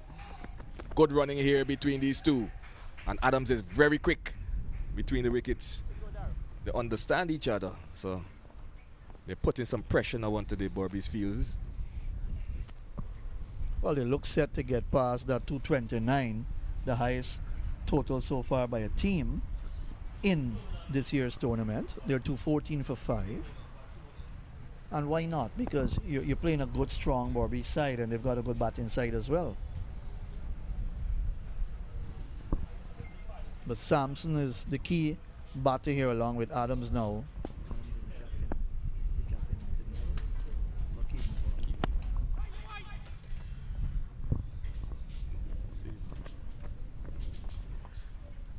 All right, the ESSEQUIBO captain is Kimal Savory. But these guys have got the experience. Anthony Adams will have captained ESSEQUIBO as well. But I'm happy for someone like a Sampson, knowing where he came from, how he started, and the fact that he played a lot of tape ball cricket, softball cricket, and so on. And where he comes from in Guyana as well. To see him develop to this stage and wanting to play leather ball cricket, it's a good thing. It's a plus. I will always say, Matt, you play all the cricket you can. Whether if it's softball, tape ball, leather ball, the more cricket you play, the better for you. That's what Sampson does. He plays all cricket. And that one is pulled out towards the man at long on. They go for 1. Could they come back for 2? Yes, they're coming back and the return is on its way. And they get it in the end. Yeah, the running has been very good between the wickets by these two. Anthony Adams is very quick. And that's why I'm going to call a name, Sharfin Rutherford.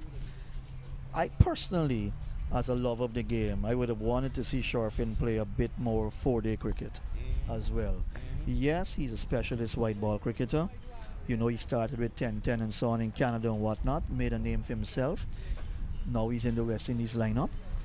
But he really should have played a little bit more 4-day regional cricket as well. He did start it with that, but then he fell away. He wasn't quite interested. You look at the bowlers so far. Pestano, none for 17. Isaiah Thorne, expensive, none for 42. 1 for 34 for Matura. 1 for 55 for Pamal from his 10. Sinclair bowled well, none for 33 from his 10 overs as well. But that's the thing about Sharfin Rutherford. And it could have helped his technique even more as well, if you get my point. Yes, I agree with you. Not only Sharfin, many others, I felt that they could have played a 4-day game. I think if you look back way back, Pollard was one of them who started there and just venture off into the format. But I think Pollard had wanted to play Test cricket. Yeah. He actually wanted to play Test cricket, and he hadn't a bad record in regional 4-day cricket, actually. His record wasn't that bad at all, to be honest. I think he may have felt disappointed in not being able to play Test cricket for the West Indies. And Sampson lifting this one. Would he be caught this time? There's a man coming around, drops it again. It didn't go in, but he could have made a catch of it. Had to dive slightly to his right. To his left, that's Leon Andrews, I think. The breeze was carrying the ball. So Sampson lives to fight another day. Yeah, a little bit difficult there. He didn't quite judge it as carefully as he should. But with that breeze, that heavy breeze, it doesn't help your cause really. And Sampson gets another, you would say another chance basically. Yeah. He's 42. This is the 44th over in progress. And he's 42 from 33. And Ramsamy could have had him twice. So good bowling here by Zainal Ramsamy. And if you notice, he gave that ball a little bit of flight. He gave that ball a little bit of flight. He didn't push it through very quickly. And even with the breeze taking it, it's still held up in the field. Bowling over the wicket. He gave that a bit of flight. He didn't push it through very quickly, but he slanted it into the leg stump. I think he's trying to bowl close to Sampson's body so that he won't be able to put him away. Yeah. Cramp him for room. That is what he's doing. And when you've got a batter as dangerous as Quentin Sampson, sometimes you don't even know what to bowl to such a batter. And matching the first games, Sampson didn't score. He went without scoring. So he's making amends now with the help of the fielders from the BERBICE side.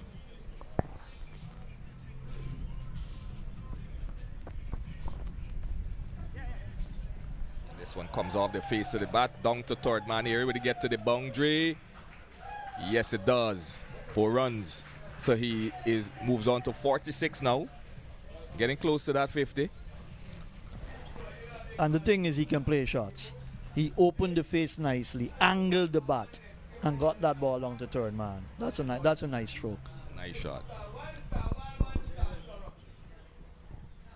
Good smart batting here by Sampson after recognizing he got dropped. Can he bring up his 50 in this over?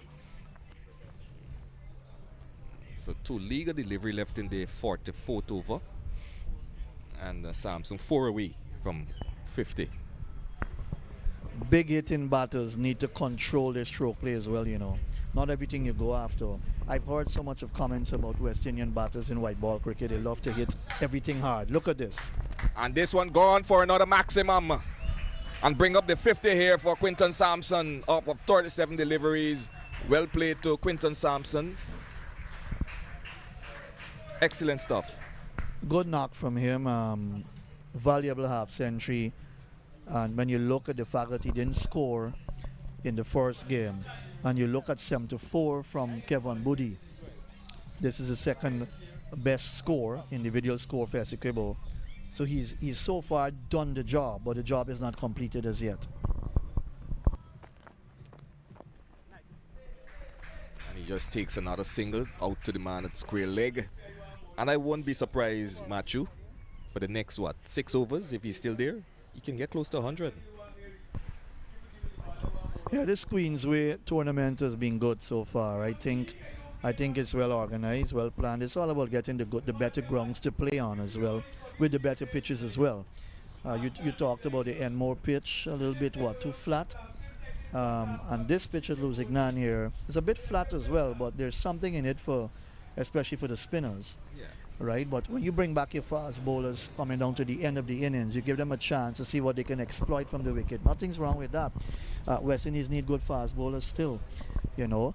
And I must comment on something. When Australia were here, I think it's the first time in a long time the West Indian fast bowlers would have taken all the wickets in a test series, but they lost that series badly, 3-0. Yeah. They could take the positives from the fast bowlers. Seals and Shamar Joseph did well. Oh yes. You know. You imagine you took 60 wickets in 3 test matches. When last has the West Indies done that? You go to India, and India are they get 518 for 5 declared and things like that. The West Indies have been known for that, you know, with innings being declared by their oppositions, you know. But for you to bowl out Australia in all 3 test matches, but then you lose simply because your batting didn't come good. You know, it tells a story about where cricket can be at times. That's hit hard into the ground. They'll get a single. They're looking for two. Not on. But, and that's the thing that amazed me, because sometimes what has happened with West Indies cricket, when the bowling is bad, the batting is reasonable. And when the batting is bad, the bowling is very good or reasonable enough. So it's not a case where you have all components of the game clicking together for the West Indies. It doesn't happen often. And that's something that they've got to work hard on. Yes, a lot of work in progress. No, you've got not a bad bowling attack. The two Josephs, you got Jaden Seals. Not bad at all. Not bad, but what about your batting?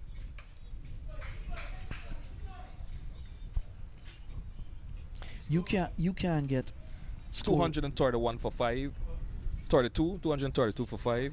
You can't get scores of over 200 plus consistently well. That tells the story of your batting. Horrible. All right? And I wouldn't make too many changes if I have a team that's drawing test series and things like that. You don't need to improvise then in terms of changing a team up where you take out 6 players from a side that drew series in Pakistan and in Australia. Here's a big drive by Sampson, 54 from 40. Good knock from him, so that projected score 261 if they go at this pace. Pestano back in for his 6th over now. None for 19. He's been a bit more economical. That's a slow delivery. That's a slow delivery that Sampson played a little bit too early. He played a shot a bit too early, looking for a big drive through the offside. But that's what we're talking about. All components of the game have got to click together. And that's not been the case in our test outings. But I did say, Matthew, that they need to test nation playing countries need to play 3 or more tests. It can always be pressure on players if you have a 2 test and a 1 test for them to perform. Everybody will trying to play as secure and the kind of way. But you need 3 or more tests. Now you look at the pitch, how it's playing, a little bit too paced now. That ball kept very low as it went through to the keeper. But it's been good so far. I think it's been a good batting effort from ESSEQUIBO. And in this position, they should get past the 250 mark. Well, they will. One would hope they will and get as close as possible, maybe 280. 280 could be on the cards.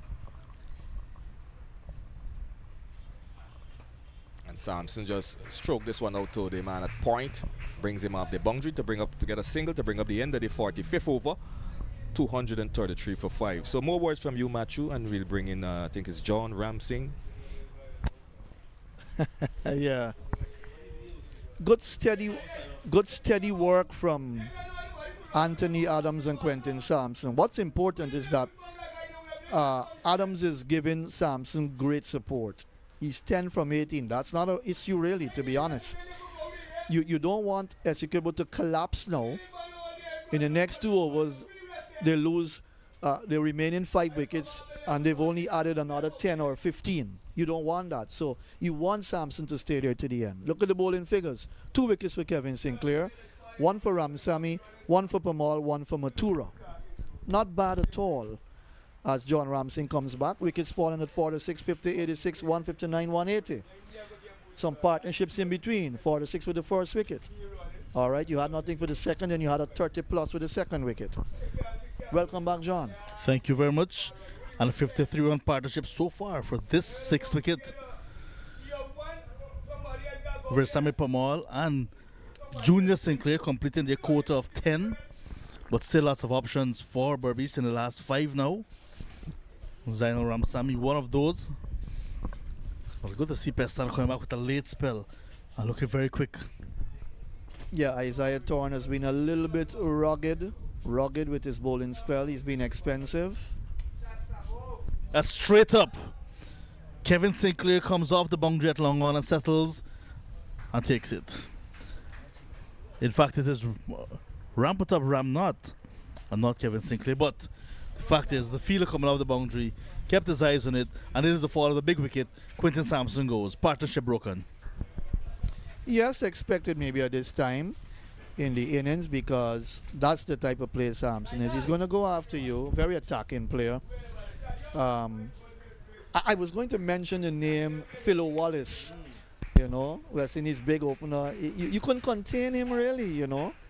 I don't know what sort of adrenaline he worked with, but he was extra aggressive. Ultra aggressive as an opener, big opener along with Clayton Lambert when they played for the West Indies. Thaddeus Lovell comes out to do battle now. Good talented player with ball in hand mainly. I think he plays for, which club he plays for? Thaddeus Lovell is Transport. GCC, yeah, GCC I think, yes, correct. He's playing with a good club, looking to ply his trade, and I think Ian Bishop spoke well about Thaddeus Lovell some time back. You know, his ability to bowl well, he's got pace, but he's got a bat in hand now and he has to do some work here for ESSEQUIBO. 233 for 6, John. Not a bad total so far. Yeah, the highest score of the tournament by a team, 233, going past 229 made by Demerara in the first round. Ramsam getting his second. New batter said Lovell off the mark. Swiveling and swiveling well enough to find the boundary. Force ball. And the run scoring continues even after the fall of Quinton Sampson. Just too short from Ramsamy, giving the batter enough time to go deep into his crease and pull nicely.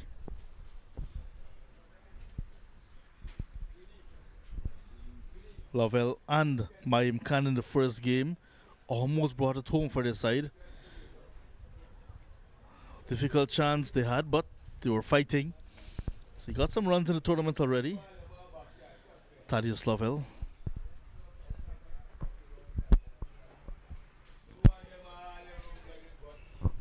If he bats well, they'll get past that 262. That run rate is good though, 5.23, not bad at all.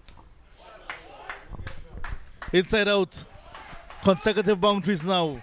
This time clearing the rope, Thaddeus Lovell. Taking a liking to the right arm leg break bowler. Sees no rabbit with the bat really. Not at all. I saw him among the runs on a couple of occasions for ESSEQUIBO on the 19 level. Also, he had a knock for GCC at the time. I think he made 100 in quick time.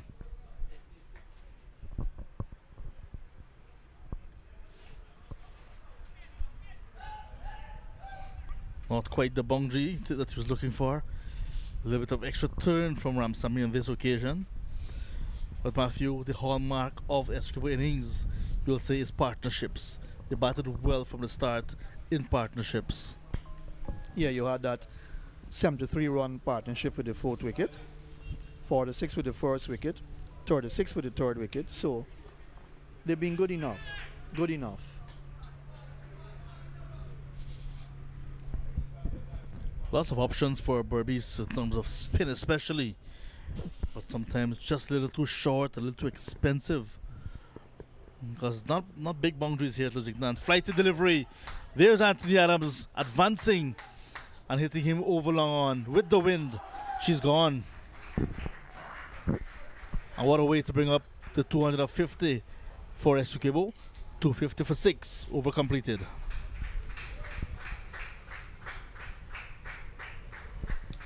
Because LUSIGNAN is a small ground, you'll expect more sixes and boundaries, of course. Now, on another day, on another ground, or the same day, playing the same shot on a bigger ground, he may have been caught. He may have been caught. But what I like about Zainul Ramsamy is that he's flighting the ball a bit more as compared to the other spinners who bowled today. He's giving the ball a little bit of flight. And they're going after him. Look at the partnerships we spoke of. 46 for the opening wicket with Ram Karan and Bodhi. But Bodhi continued until he find Kimo Paul for his highest of the innings, 73. Moments ago, Adams and Quinton Sampson, 53. So good partnerships throughout the innings for ESSEQUIBO. That's why they're in such a good position. New over starts. And this one's pulled away. Boundary immediately. Pestano starts over number 47 and it's pulled away too short. And Lovell loves it that way. Yeah, he's looking good. I mean, the back end of the innings is as if he's playing the last 5 overs in a T20 format, which is good. Good for the young man. Strongly built Thaddeus, tall. He played in some tape ball cricket. I umpired in recently at Queen's College Ground. He was captain in one of the teams for the Adventist Church. It was their tournament. It was a day where they played about 8 matches, I think, overall, and his side ended up in the finals, but they lost. We had a little chat in between. Thaddeus, nice guy, very quiet and humble. But these are the players for the future, really. You look at them and you say to yourself, John, you want a Thaddeus Lovell to burst onto the scene and become that wonderful cricketer, fast bowler, maybe fast bowling all-rounder. Look at that shot. Look at that shot, John Ramsing, over cover. And everyone turned and looked at the ball as it went away for a boundary. Room outside the off stump was very wide from Pestano, so it was more or less like a free hit for Lovell at this stage. And all he did was just slightly move that left foot, out of the way, giving himself some more room to hit and clear the infield and find the boundary nicely. Yeah, and he's tall, and you give him the width. You bowl to his strength because he's going to reach for that delivery.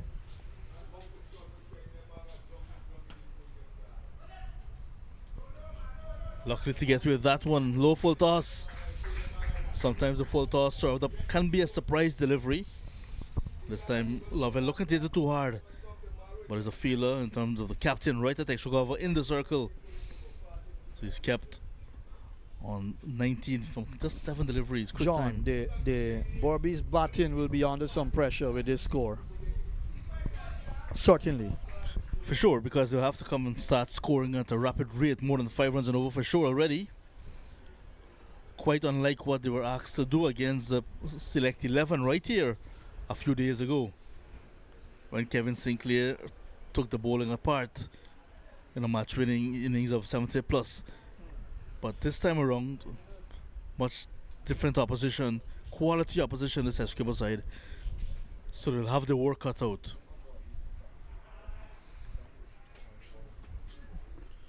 Not able to finish well, has an opportunity again, Pestano. Kimo Paul runs for it beaten. They've got to be dead on target. It's good to see beaten or wrong. Kimo Paul is there. He mixes up his deliveries, so it'll be a test for the Berbice batters for sure. This is not a bad total at all, and they've still got more runs to put on the tins because the innings is not finished as yet.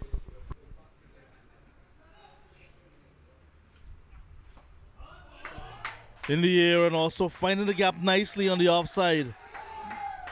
More runs for ESSEQUIBO and Lovell. He moves up to 23 after 47 overs, 263 for 6. Identical shot to the one where we got the boundary before, a couple of deliveries. So you can see that he's good over cover. He loves to play through the offside. And if you're going to bowl in that arc to him, he's going to put you away. And he's done that. It's proven to be productive for him playing in that area. If you bowl on his leg stump now, let's see how he will play leg side deliveries. That's where you test a batter. You don't test a batter on one side of the wicket only. You've got to test them on both sides of the wicket and in the middle of the wicket as well. And he's played some good cricketing shots through the offside already. Siboli 74, Sampson 55, Kimo Paul 37, the principal scorers for ESSEQUIBO. Sinclair 2 for 26, Ramsamy 2 for 38 on the expensive side. And a man on debut, Umesh Mathura, the left arm spinner, picking up 1. Mathura is going to come back into the attack now. 30 years of age, Mathura. Plays for the number 70, the Upper Quarantine. Number 70 Cricket Club in the Upper Quarantine. Plays second division, Matthew Kisoon. Age doesn't matter if you're playing cricket all through your life, and you now get a chance at age 30, Carey Peer 34, test match in India. Devon Lord 31, not in any team. That's it. Stand by last year. That's it. So you can talk about a little bit of inconsistency in selection policy. Well, that's a topic all by itself. But this guy, Umesh Mathura, looks the part. Got a very important wicket, the key wicket of Kemo Paul as well. In the air. For well short of Junior Sinclair, who's right back at cover.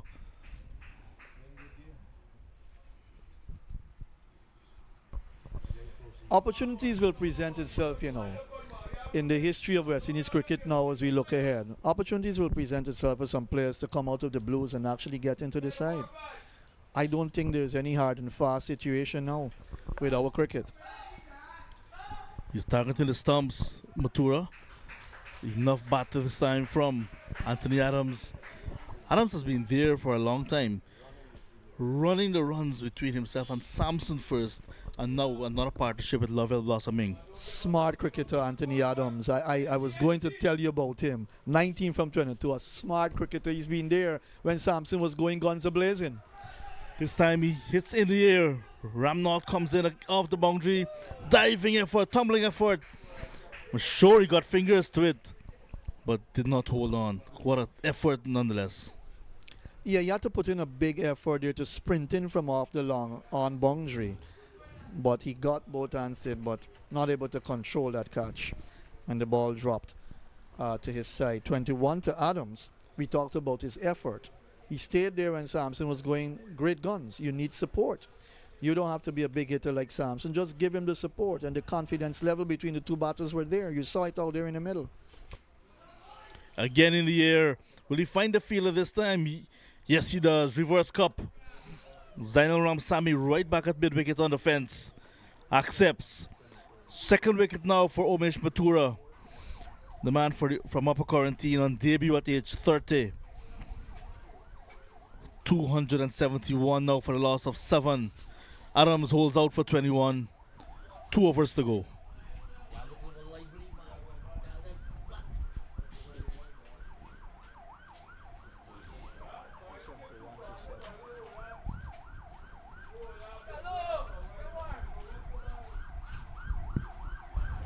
Yeah, easy catch, John. That was expected.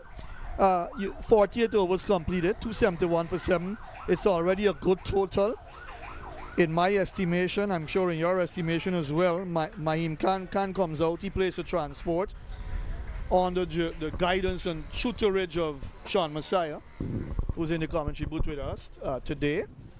Sean works with a lot of players, young players especially. Once he spots the talent, he gives them a chance. Mahim Khan is one such player. He's a good bowler as well. But 271 for 7 from 48 sums up a good batting effort by ESSEQUIBO. Yeah, Mahim Khan also plays on the east bank of ESSEQUIBO. That's why he's qualifying or is eligible to play for ESSEQUIBO at this level. Not a young man.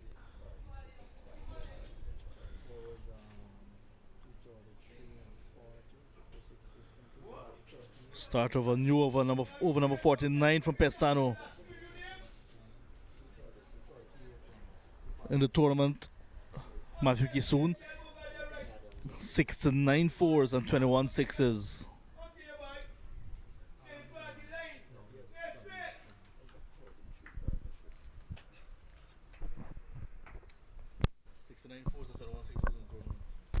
Look at that. And 19 fours and 12 sixes in this innings so far. Is it? That's edging. And we'll go down to third man for 4. Lovell continues this cameo of his. Yeah, nice innings from him so far. 30 from what, 13 balls? It sums up his effort. He came out with clear intentions here. We've got to get a really good total here to challenge BERBICE, their batting department. And he's contributed 30 from 13 so far. In recent times, you've been hearing certain terms like finisher in limited overs cricket. And look at Thaddeus Lovell, what he's doing at the end of this innings. 30 from 13, looking to finish well. Low full toss, that will help ESSEQUIBO. Slight fumble on the boundary, but he'll settle on 1. Let's watch how Mahim will face up now. Mr. Khan will take his first delivery from Clinton Pestano. Did you say Naim Chan? Oh, Mahim Khan, okay. Naim ever played cricket? I don't know. Naim, you ever played cricket? Maybe. I was thinking maybe in your mind, but no, you might be right because you're dapper looking, a dapper looking short cricketer. The Goslogi height. Good delivery from Pestano in his final over. The 8th in his overall spell. It will be the final because after this it's just one more over for ESSEQUIBO's innings. And I what like, an innings we've I seen. like Thaddeus's innings, man. I have to be for honest sure. with you. I like his innings. 31 from 14, not bad at all. That's what you need at the bottom end with your batters. And he looks good. He looks a good cricketer. Well, if Ian Bishop spoke so well about him, he had to see something in the young man. They'll get a run, go for the run. Nothing's wrong with that. Hit the ball, go for the run. That's how you play at this stage. He still got a couple of wickets in the bank. What he has done as well is to put Thaddeus Lovell on strike with a delivery still to go in Pestano's 8th over. He's been hitting it very well, Lovell. Not everything out of the middle of the bat, but he's been effective. There he goes again. One hand off the bat. It's in the air. It's high. Fielder settles with the breeze and takes it. Garfield Benjamin again. That ball spent an eternity in the air and eventually came down in the safe hands of Benjamin, who gets the second catch of the innings. Lovell holds out for 31. 1 over to go. 277 for 8.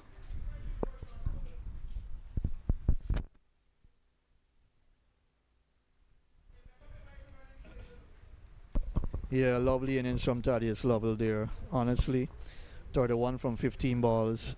He's done his work. This is one time maybe, John, I'm not a prophet of the game of cricket, but one time I maybe guessed right when I told Sean Masai when he was on that I think ESSEQUIBO will get around 280 plus. So I've guessed right because they should get there. Ronsford Beaton comes out now to do battle. And you've got an entire over left. You've got 6 legal deliveries left. And even though Beaton is no rabbit with the bat, he doesn't have a lot of runs to speak for himself, but he's no rabbit with the bat basically. I think most of our bowlers in Guyana can bat reasonably well. Even Niall Smith can bat. He's no rabbit with the bat. He got some runs playing for Guyana. And how often have we seen this? A spinner finishing the innings in limited overs. But Omesh Matura, after that last over where he picked up a wicket, is now entrusted with this very important final over. Mayim Khan relatively fresh at the crease and runs for beaten, yet to face a delivery. And now the ball has been taken away from Omesh Matura.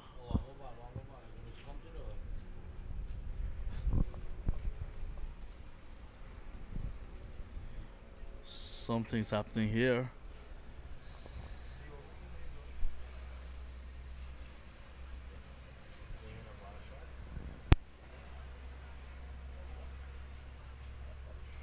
Yeah, Javed Prasad having some words with the team there, the BERBICE side. Maybe explaining what's going on. He's now chatting with Shannon Crawford, senior umpire, of course. But 277 for 8. It says from 49 overs with a good run rate, 5.65. So we'll wait to see what exactly occurred there. Yeah, they were actually rechecking because someone queried whether it is the end of the over or still a delivery to go. So Javed Prasad and Shannon Crawford came together and recalled the entire over. Javed very dramatic in the way he was describing the over. He remembered every ball in that over. Very good from him. Yeah, he's always vociferous, a vociferous umpire along with Ryan Banwari. We saw a little bit of him in the CPL, of course, and that little encounter with Nicholas Puran. All right, you've got to learn to temper yourself well. I've been umpiring now for 20 years. Nice shot. Wide long on comes the run. They get 2 for that. So we're in the last over, John. 279 for 8 now. Umpires have got to learn to keep the game in control but not lose themselves, get themselves out of control. Very important element of umpiring. I've gotten a bit out of hand on a few occasions umpiring in cricket in Georgetown. Well, I guess that the human element of the game still. This one is slugged away down towards mid-wicket. That's gone some distance as well. Had to fetch it from slightly outside off stump by Imkan. But he got good connection, the young man. And Matura, the left-arm spinner on debut, under some pressure. He loves the game of cricket. I've seen him play some good innings, batting for Transport and so on, whilst I was umpiring in the Georgetown section cricket. And he played some nice shots. He loved that shot. And he picked it up beautifully from the leg stump. Maim Khan, young man. And Sean Messiah puts a lot of confidence in him. You'll see him with ball in hand a little later on. Now we should be out. High in the air. That wish didn't come true, John Ramsing. It was Isaiah Thorne and the breeze. And a little slight collision with Junior Sinclair. Sinclair on the ground. And the physio will have to go give him some attention. But Isaiah Thorne was the man closest to the ball.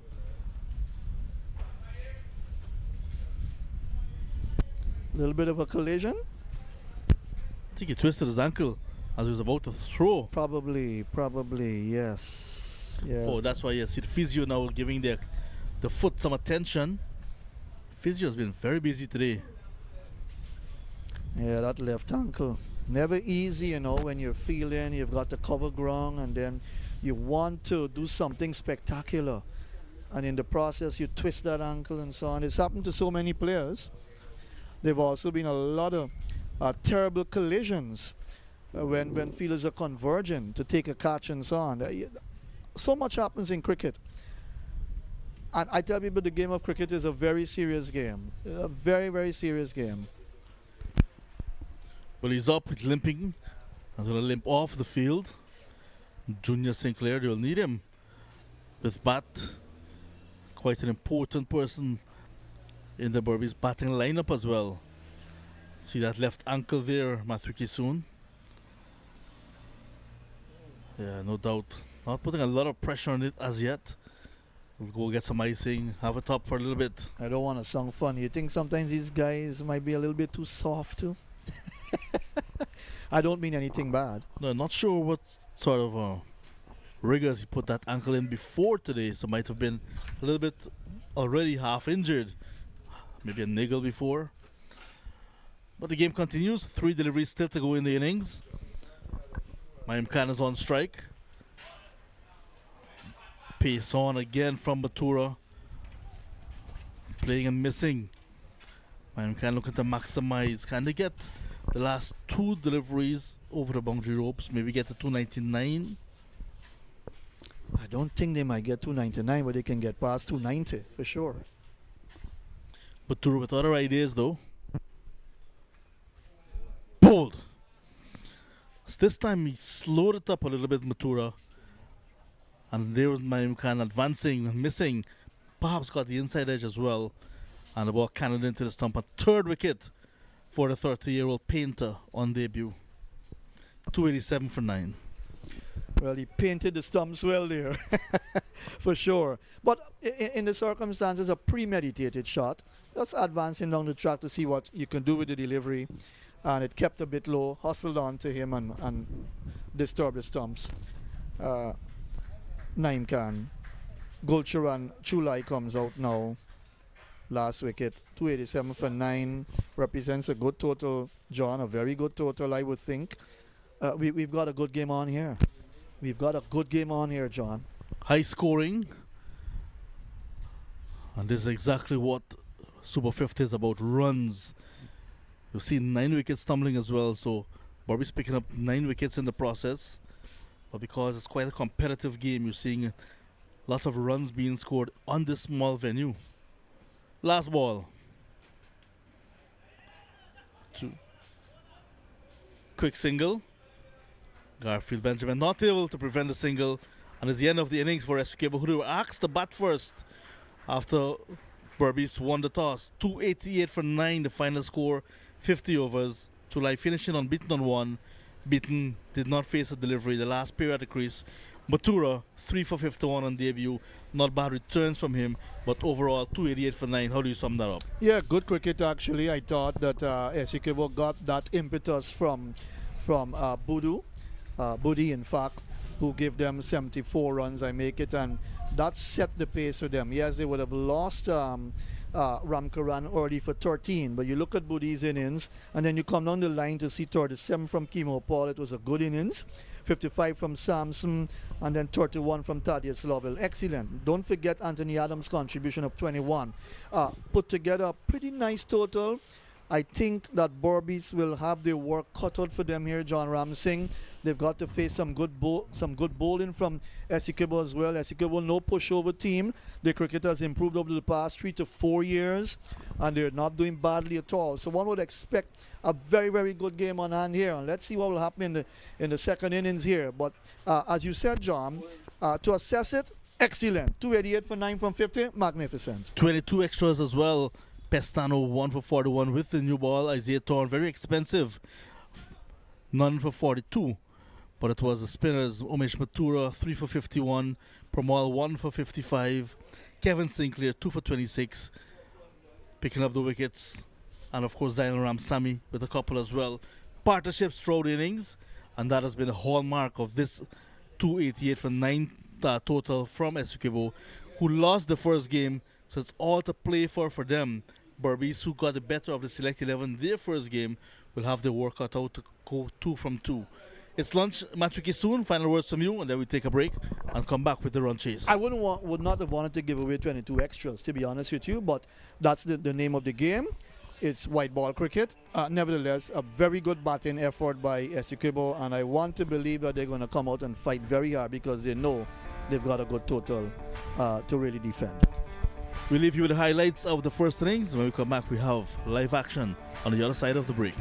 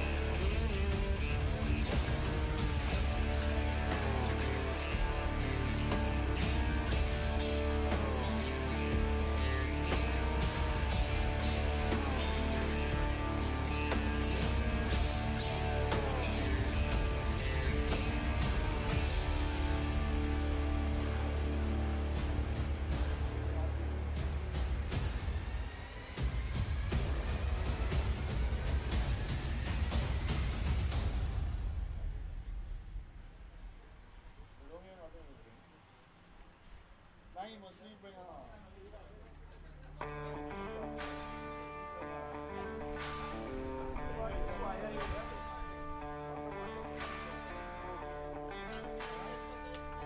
buddy.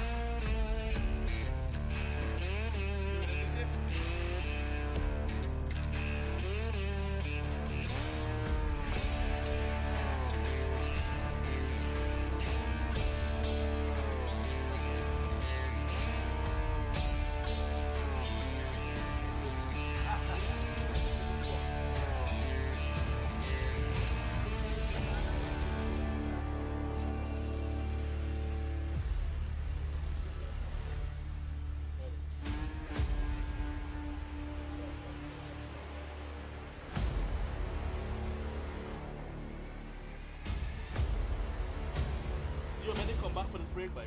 Come back for the break when you think about it. You got a little belly, that's the case. Lunch, sir?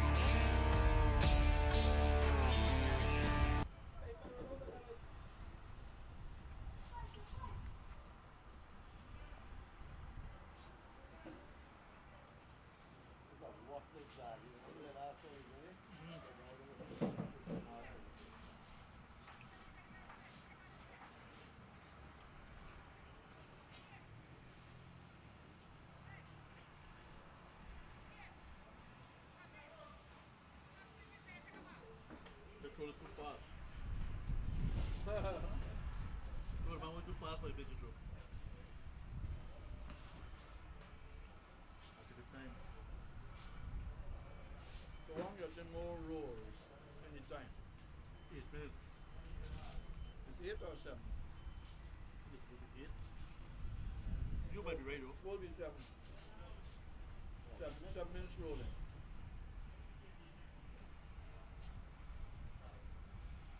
But they put on the big roller because we see nobody request big roller.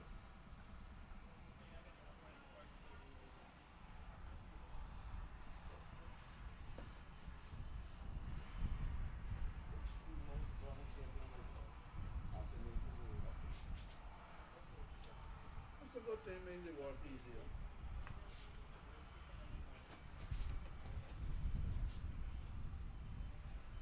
Lenny transport got roller. I see y'all got roller. Where the roller is where does it stay? Huh?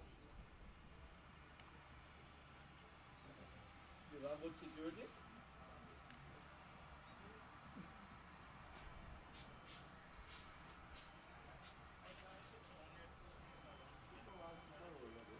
Some roller was stolen at time.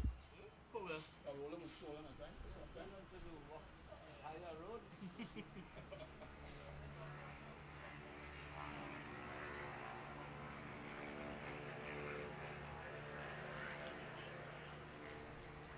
What was it that was stolen? Something was stolen sometime somewhere. I think it was a one board sometime. I think.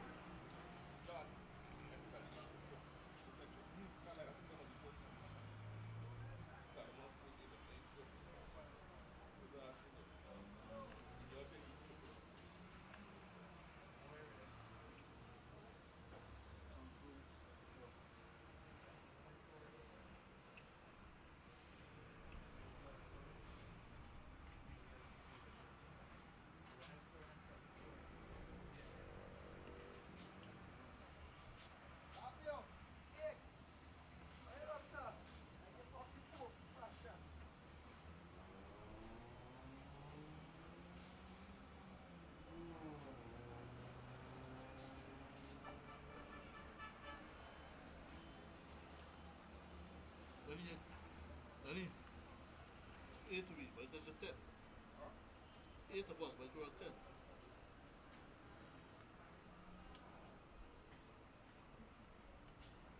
9 minutes yet, plus one guy gone out. 2 left back at me.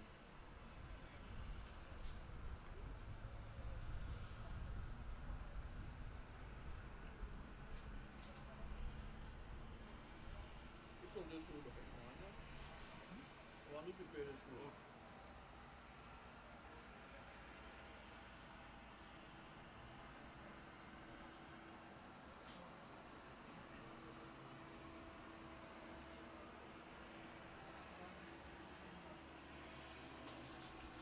Or we got for bad bite. Ramnat, Sinclair, Sammy. Well, As you got both went by. Garfield. oh yeah, Garfield.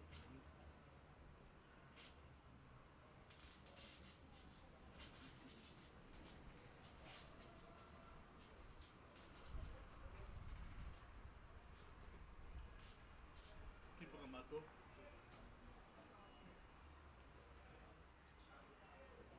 Take a walk and get to see. Hampton Court was like last year.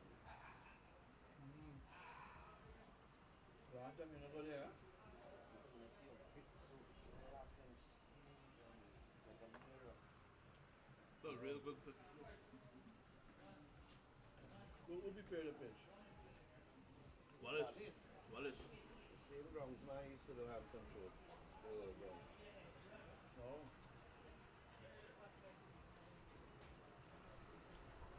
Man was big now, eh? Looking good though. Country people always look good by. People eat good.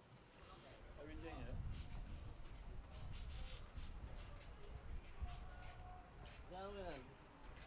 Is anything else of you there? What up? The green sheet, I can say. That's a lot of it. Well, shall I go there? Just start the roof and so. Taylor. Yeah. Pen toilet, huh? Yeah. Come on, start in there. You both, huh? playing something yesterday too. I heard something up. From yesterday. Cái hàng là việc tiếng vậy. Give it some time, 10 days. Cái gì? From Orlando. I think from China. Oh, I've been 10 days. 3 months, so 4 months away. Alright, then we get a house we got done for Christmas, right? The bad, or you make it? I had machine on our reach, right? Have I find by the dog? Today, I just don't buy it. Call them out of fun, but I don't know, man, what is man, block of money, so right? yeah, but they don't need to walk in, that. Then I walk. Exactly, you don't need to deserve it. Yeah, that's the problem with them. They're not doing what to work and I want to do. Yeah.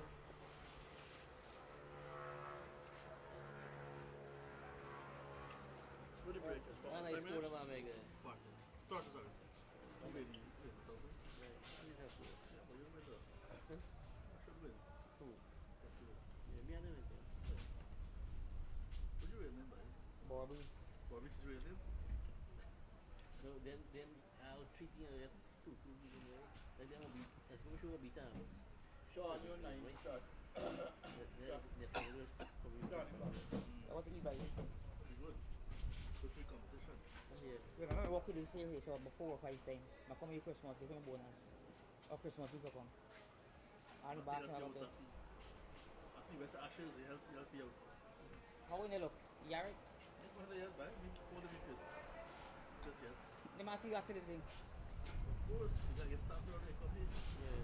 No, man, I set up on us to be easy. What else we gotta do? Huh? No. No, but put on Maruko, umpire, and also ini. That actually even the second getty. There's no lazy. So, What? it's important, man. Very important. For you have a minute, after right president itself, then why you build a form and structure. Yeah. And right president itself, to give her okay with the formation. Right, even when he can't lay, you see. Well, if you can't go there, we can go front then. Can put it there instead? But same thing, you don't want a problem, I think. No, that one there, see that one there, right? We don't get one there, right? He has something solid. Yeah. Right. Commentary box on top, storage at bottom. Yeah, them is good, you know. Now, see, you know, what for them, because Charleston, so, Dr. President about it too. Yeah. Yes, man, Richie. Yeah. I guess score more than that. But who, you know, get to score, whatever problem. Normally the board has got some players. They get paid, you know. That was happened. There's budget fail. But he don't look over that. You let us space it up. Once you get it up, it's a matter. Martino's been wanting something like this, right? Me, you know, remember me there every Sunday, and when I drink and something, I want to meet the players in. They come in, they come in. Martino's been asking for something like this for them. I do it, you put it in for it, you know. Eu já me almoço. Pensa. Não sei. After. So we can do this, Martino will put it in for it. When you're ready. Hey.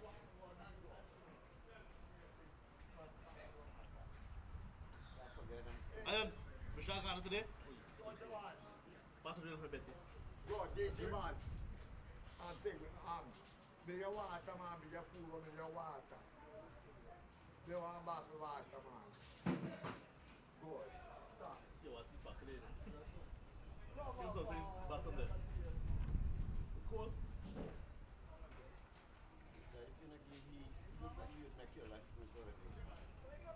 Packing a bottle of water already. You want water. You want water. Are you waiting?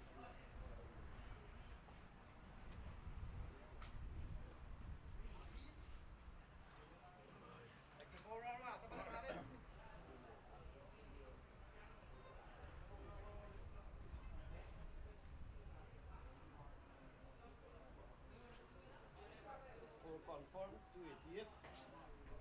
Yeah. Betty come back.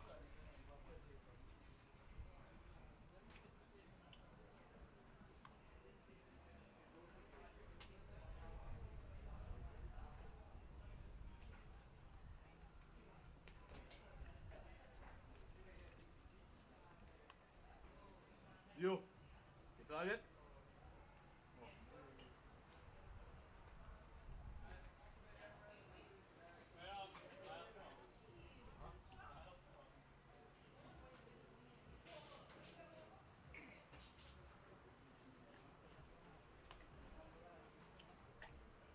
Ramotar.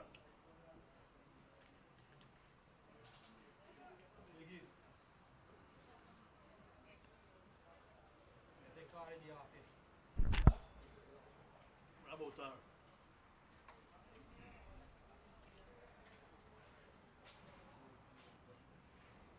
That's a hero.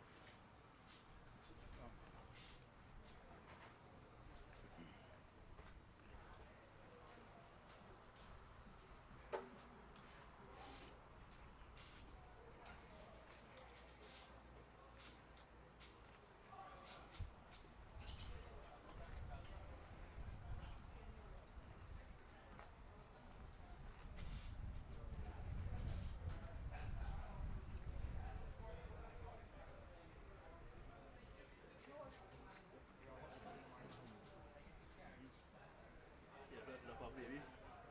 I go police sports club. I go hand in hand insurance.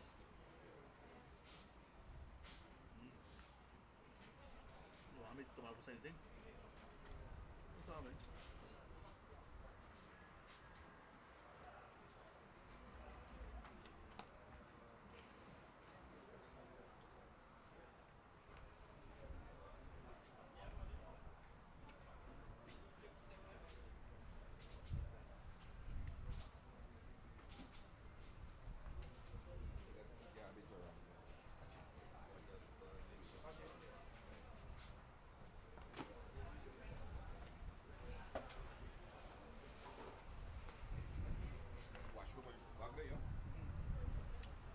Hey.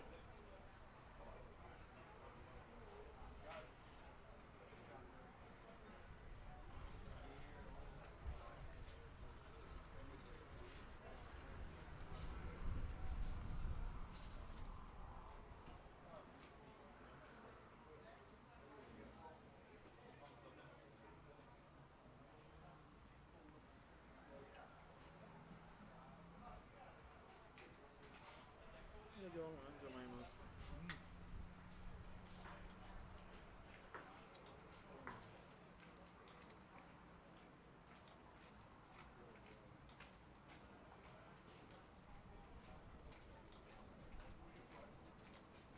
What do you want, mate? What's that from? Sayado.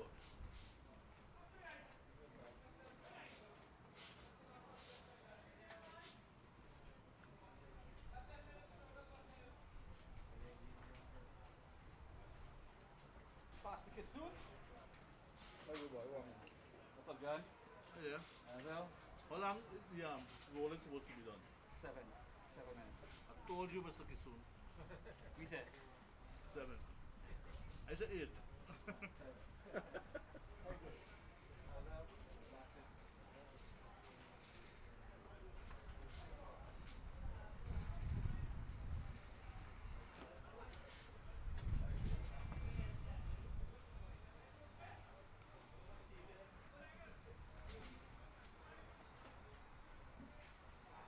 At least it's help you know. You know these things. Yeah, yeah. Of course.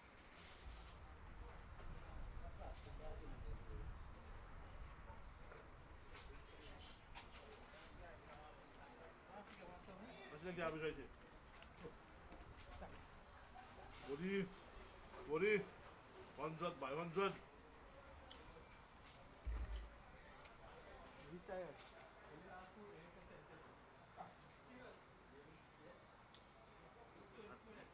I convert 100 50 to 100. He's around hand though, but he can't go on to nothing more really.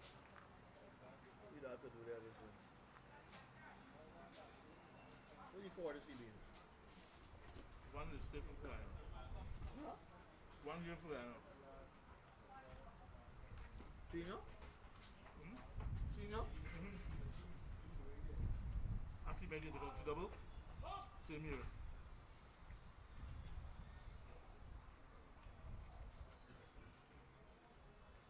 One game we play. Same match Shepherd Vicky Davis though. Oh. So we have 3 wickets.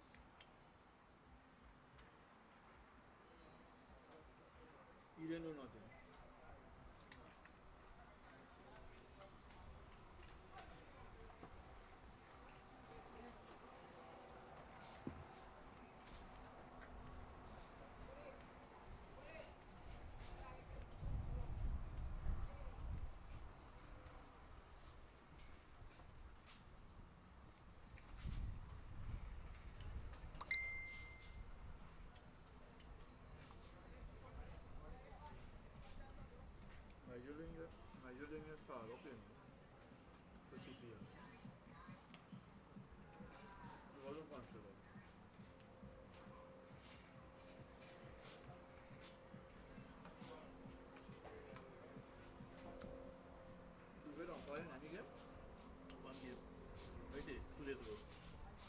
play too.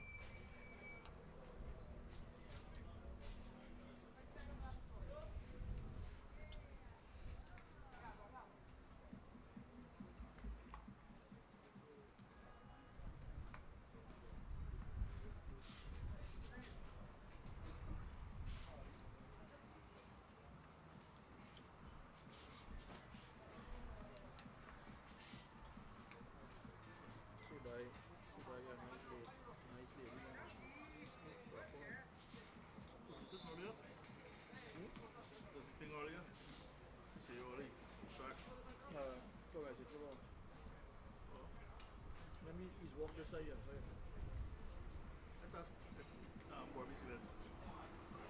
Yeah, be there. He's stationing at it for you. Was a fresh thing.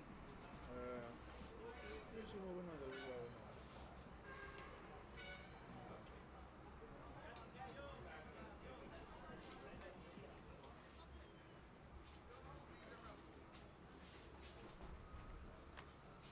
How's the sun?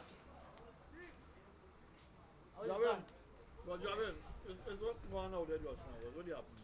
Wow. Checking you over? Yeah, checking. Because I know me six right. I know me six ball right. I could tell you the first ball, slow ball, the second ball, hit four. I could check back over from back and front. So why you have to check it back? No, he come and tell me one more ball. The scorer? The scorer come in and say one more ball. But he said no, there can't be one more ball. Okay. And I check it back from back and from front. So I guess we have to come to the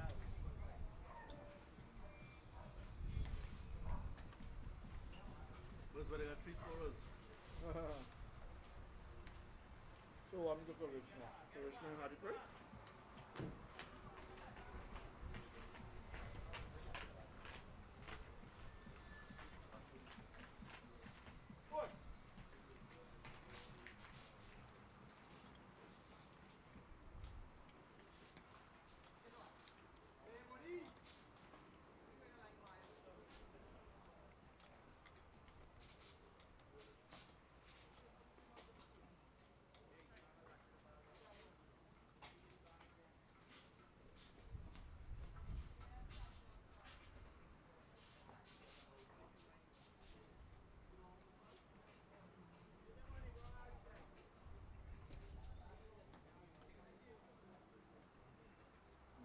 Real lazy ball guy.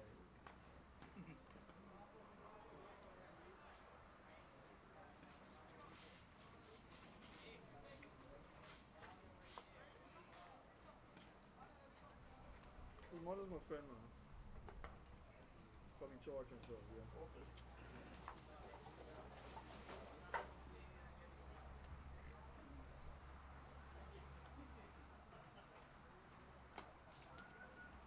Why you check this thing, Sean? This microphone, hold on, God. You never shot. It's shocking, but like to me, that's too bad how you get the shot. Yeah. That's how you're getting a little thing. Boys ready. And as soon as I touch the seat, Most shots was dead, man. This man was very plays. We just been yapping, man. like in your bag, have you? Yeah. Oh, is he Billy? You believe for shock you?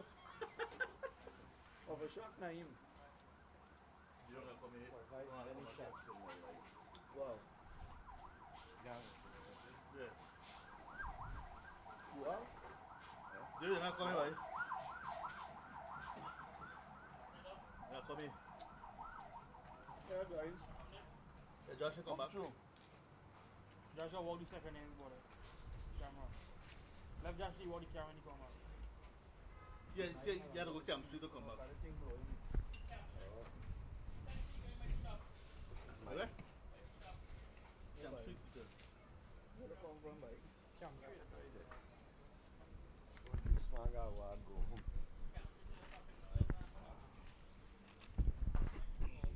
See, right? What's right? Naim. I got to stand up 10 overs, right? You just need to take. The top can drive good. Josh? Yeah. Yeah, man.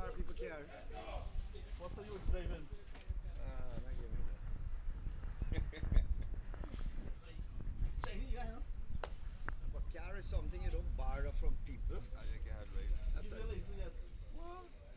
You making joke.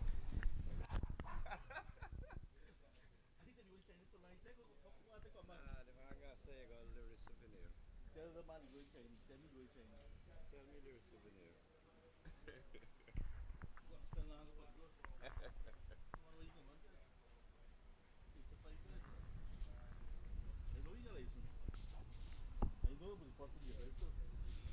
Dubai? Huh? Yeah. First time Josh had a bar people care. Oh. You making joke. Nah, man.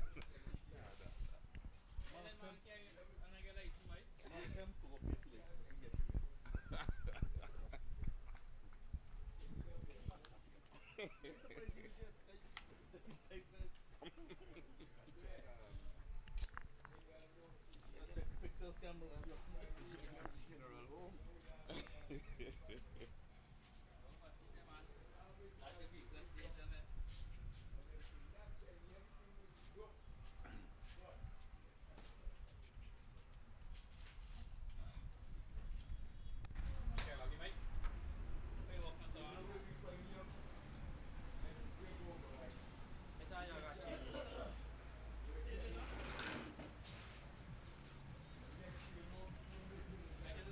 Everything set? Tell me when you're ready. You ready to go? Andrew? I know the opening bat in case you get on I it. think it's Leon Andrews and somebody. Let me see. Rampatab Ramdan. Yeah, you test me? Oh, good. 1, 1, 2.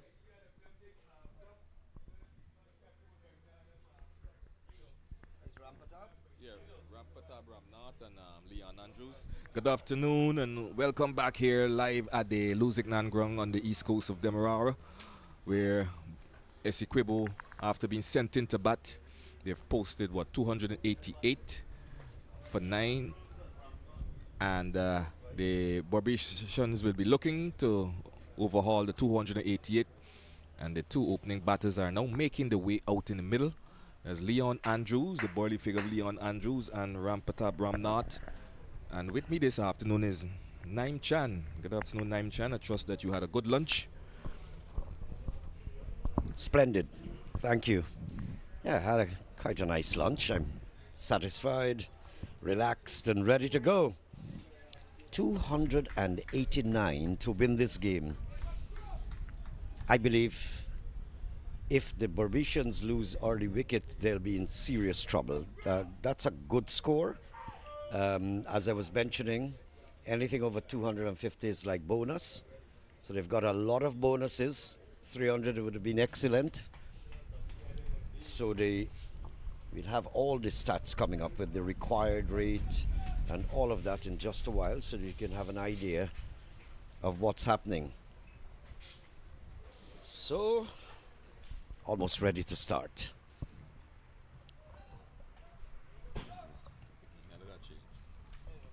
Andrews will take strike. Nice compact forward defensive. He's a burly figure, gets a single. Bad bit of work there. Down at mid-on. Giving a run, taking off the pressure from the batsman. Not exactly the ideal thing to do. But, so, Berbice off the mark there. Sean, still a long road. Yeah, early days yet. Leon Andrews, an aggressive batter. Rampatab Ramnat, we know what he's capable of. He would more or less look to anchor the innings, while Andrews may be the one who will be trying to go aggressively. But they need to be watchful for the very first 5, 6, 10 overs or thereabout. Struck, he must have had a bat onto that. Because he was prodding forward and seemed like very close from our vantage point. We'd probably have a replay of that in just a while. So the required run rate, almost 6. It's a lot of asking. There are no world beaters in the Berbice batting lineup.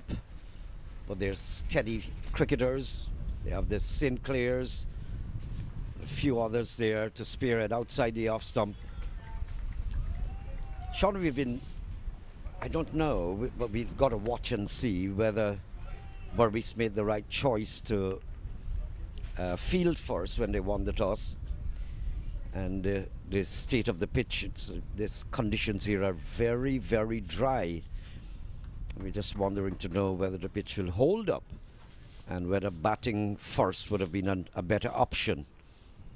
Yes, Naim, I was just about thinking the same thing, and then at the halfway stage I saw the heavy roller was on, so they even make it flat and the ball keeping a bit low. This one make a little bit height, it's up and down, it's beaten, it's Ransford beaten, fast bowler opening the bowling from the bottom end.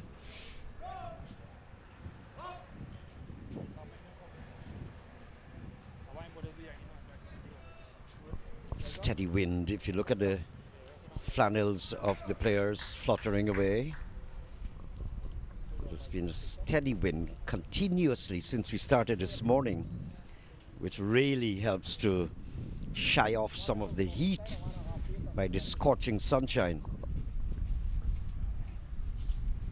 Yes, Naim, and when we get a little later in the afternoon, around 3:30, I think it will be much cooler. I mentioned even the Met Office had requested or advised that anyone doing strenuous activity in the sunshine should have a little extra rehydration. So even the school children.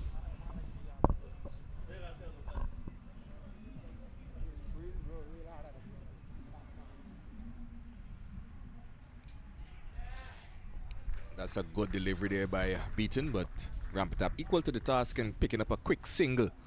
So that brings up the end of the first over. Berbice looking for 289. There are 2 without loss. Leon Andrews is on 1 and Rampata Bramnath is on 1 to start the Berbice innings. Just tell me.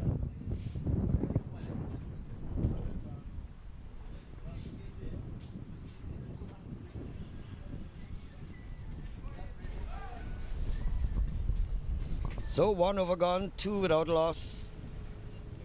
And the required run rate, there you have it, 5.86. So running on towards 6 per over. Just under. Kimo Paul. Maybe Sean can explore a little bit on the bowling attack here for ESSEQUIBO. They've got known bowlers, the Adams, they all can chip in here. Yes, Naim Kimo Paul is known to move the ball around. Very expertly done in previous games, previous matches he's played around the country and for the West Indies. Can use that new ball very well, but he's got a bowl to the left hander in Rampata Bramnath. That's a pacey one there, Naim. Not only pacey, it made a lot of height. I wouldn't be surprised, I didn't look at the umpire to see whether there was a warning issued.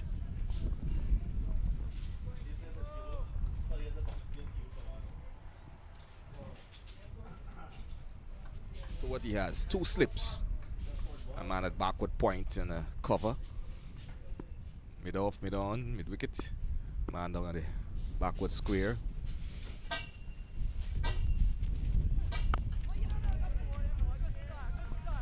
Rampata Bramnath is a very confident batsman. I'd seen him a few times. I like his style. He's very compact, good defense, good stroke play as well. So Berbice would want, and this is what I guess everyone would envisage, for them to get there, it would be an issue of partnership, like what the ESSEQUIBians did. Some very good partnerships. Bodhi and Ramkar on 46. Bodhi and Kimo Paul 73. Anthony Adams and Samson 56. And then Anthony Adams again and Lovell 35. So partnerships will play a great role here, Sean. Yes, Naim, as well as the running between the wickets, the rotation of the strike is what will be needed if they're going to build an innings and build a partnership not just stopping the ball and waiting for the bad ball. You need to rotate, see if you could find the gaps, play with some soft hands and pick up some quick singles in between. Exactly, and we saw that from the ESSEQUIBO side when they batted. Lots of good, excellent running between the wicket. Not a lifter. He's getting the ball to lift appreciably. I see the umpire from square leg is making a little chatter. I'm not exactly sure what he was saying, but that was lifting very high, over the head almost. Yeah, that was a good lifter there. It shows the class of Chemo Paul.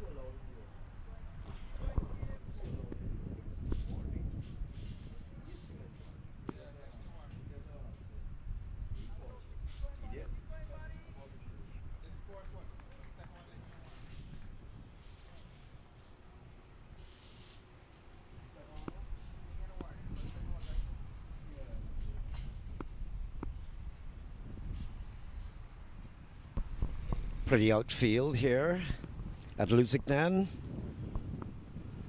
Just maybe about 12 miles from Georgetown heading east. We'd like to welcome all our viewers outside of Guyana as well. Thanks for logging in. What you're doing here is watching the Queensway. They're the official sponsor of the Super 50, Guyana Cricket Board Super 50 overs version. And this is on the inter-county level. So we've got all national stars spilled around the teams. Good ball, flinching there, but it's a wide. Rampatog Ramnot, Chemo Paul is generating some pace.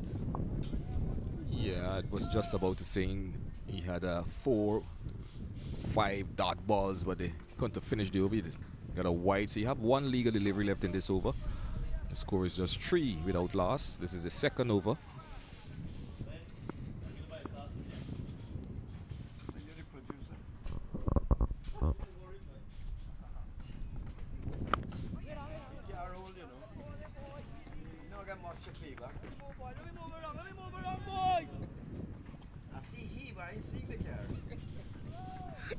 And that brings up the end of the second over, where BERBICE looking for 289. They are 3 without loss.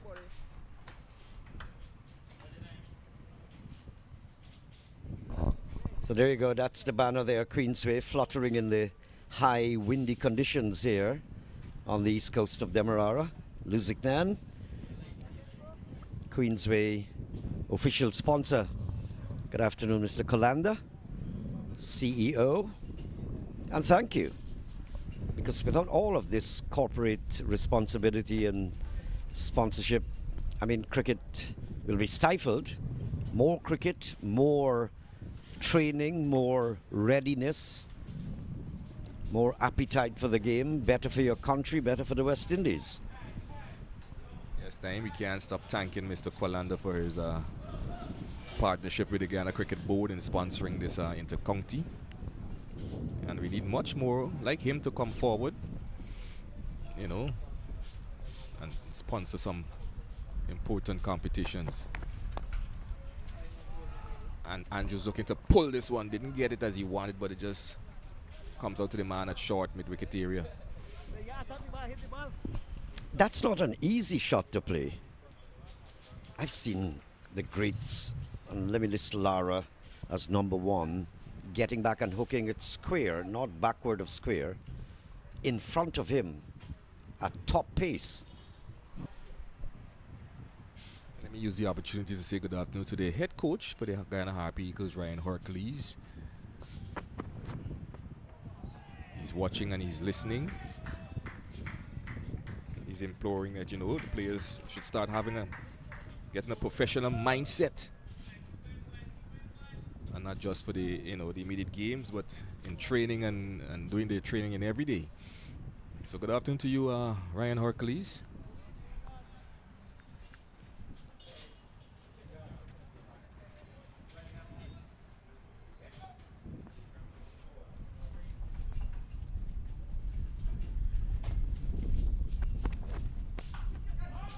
Got it this time.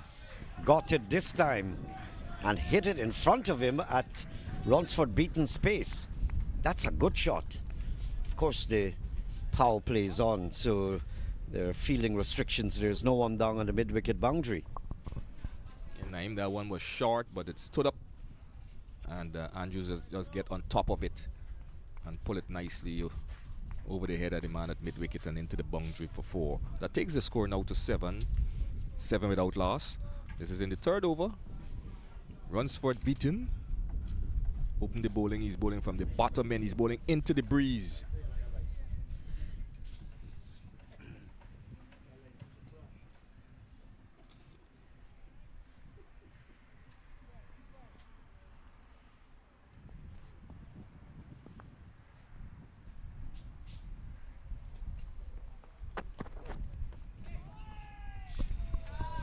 So Ronsford just losing his momentum. He's gone down the leg side. That one was outside the line of the off stick.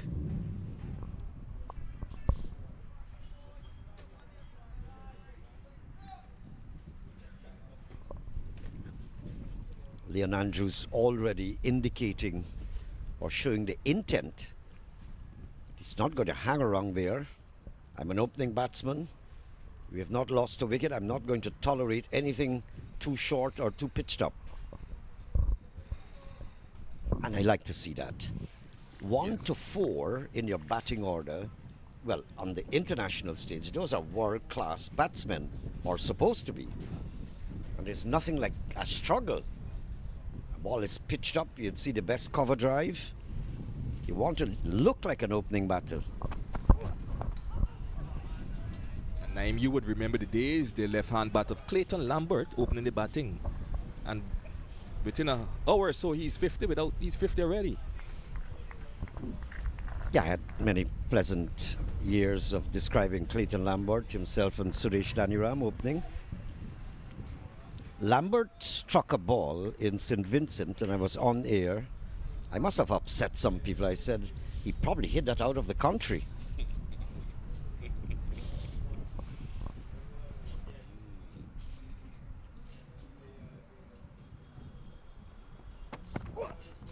And he's bowled him. So Ronsford Beaton strikes.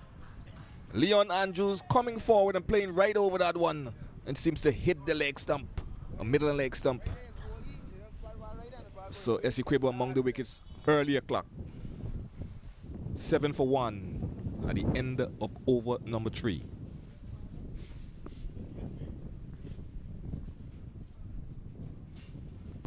Well, he didn't know much about that one. Let's have another look at this. The stumps rock back. There you go. Probably playing over the ball. Just sneaked in from underneath and took the bails off. That was a good delivery because it came back and hit the leg stump of Leon Andrews. There's a left-hander beating a right-hand bowler operating over the wicket, and that one came back in. So Andrews has to go back to the pavilion, and in comes this youngster Naim, Garfield Benjamin, a very good youngster, been among the runs. It's good for him if he can get a good score here today. Well, Garfield, let's see what you've got and what substance you're made out of. But he's got to go for a long period. That's important. Okay. Learning and or adjusting, adapting to the longer version of the limited over version, which is the 50 over. You've got to have an appetite to want to bat. Long ago, when there were no T20s and there were 50 over in ODIs, it looked like very short. And people, pundits would say at that time, in those decades ago, that they're destroying this young man by playing ODI cricket. Now ODI looks, 50 over looks like a test match. Yes, Naim, and for those 50 overs, when you got a score of 225, even 200 was plenty. It was a lot. Yes, actually it was just 200, 250 they would normally score.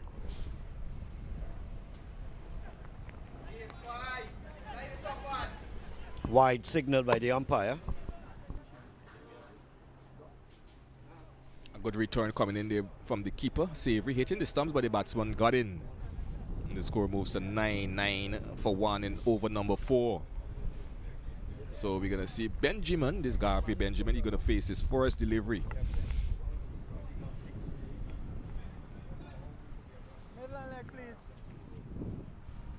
So I guess this will be a good match here. 2-8-9 to get. You have a lot of bowlers for the ESSEQUIBO. You have Chula, you have Mime Khan, you have Anthony Adams. You know, you have a... Even Quinton Sampson can turn his hand around as well. He's done that.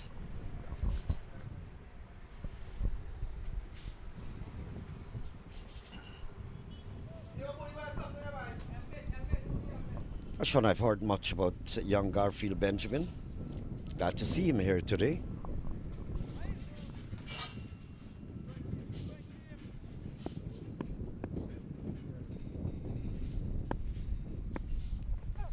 And he's driving, looking to get off the mark, but straight to the man at mid-off.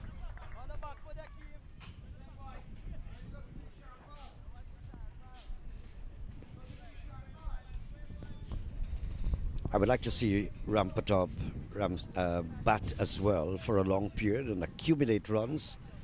I'm also excited with new prospects. You want to wish them well, you want to see their class, and it unfolds with you staying at the wicket and batting. And that one make high over the batsman and a signal wide by the both umpires. But I'm not understanding something here. Is there a race on to see who can pull the ball down into the pitch and the highest trajectory that you can get? Because that's the impression I'm getting. It's not like a bouncer that will hit the batsman or kerfuffle him, can't get out of the way in time and get caught. This is going 2-3 times the height of the batter. Yes, Naeem. Keeper Paul just want to work up some pace, but then again you need to attack the stumps or the when you see the body line of the batter, make him play.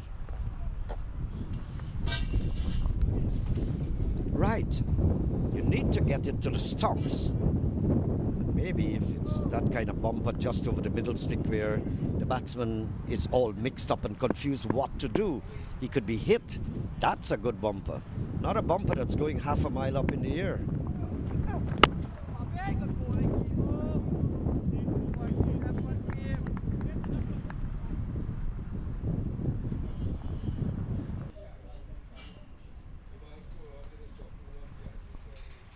Let's look at the flannels of that batsman and Chemo Paul walking away and the wicketkeeper. You'll get an idea of how windy the conditions are. Really enjoyable. And it takes away the heat from this scorching sunshine. Fending there, Garfield Benjamin almost lobbed the catch back to Chemo Paul. And Naeem, if I were the captain now, I think I would have gotten in a forward short leg.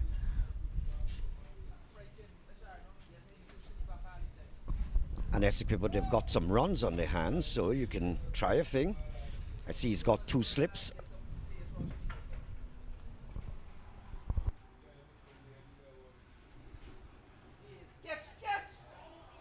And that must be an edge. It gone down, just dropping just in front of the first slip, I think, and down to the third man area. And they come back for 2. We'll wait to see any signal coming from the umpire. None, so he's gotten an edge.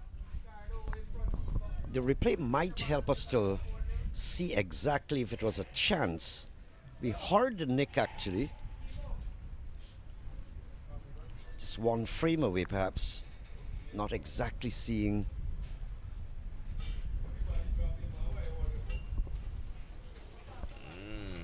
Difficult to say whether it got a glove onto it. And that brings up the end of the 4th over. The score is 12 for 1. BERBICE searching for 289.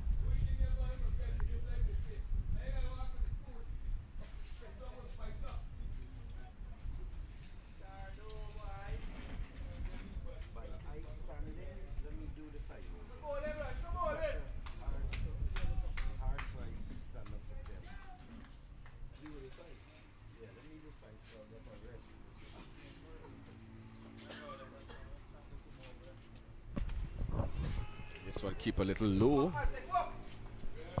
It's not bad, but just it apparently went too wide outside the line of the off stump, giving the batsman a comfort zone actually, where he can see that and leave it alone.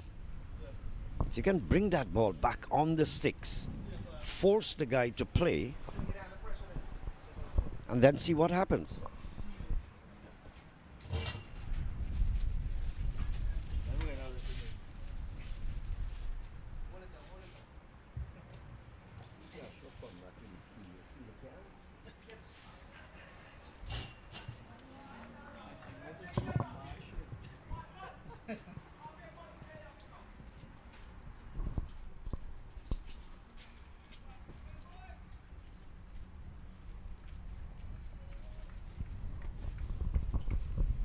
Because the ideal situation here, Sean, is that's why I'm saying you have to attack that wicket.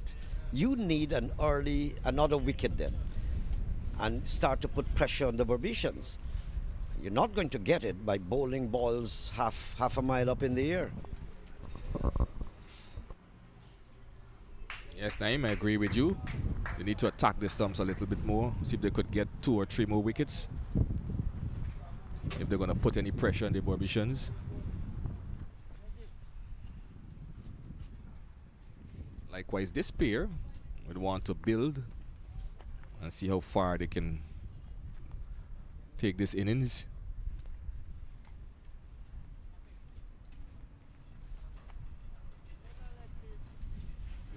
That's what I'm there.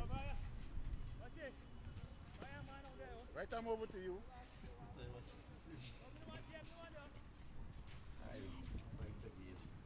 Biting again.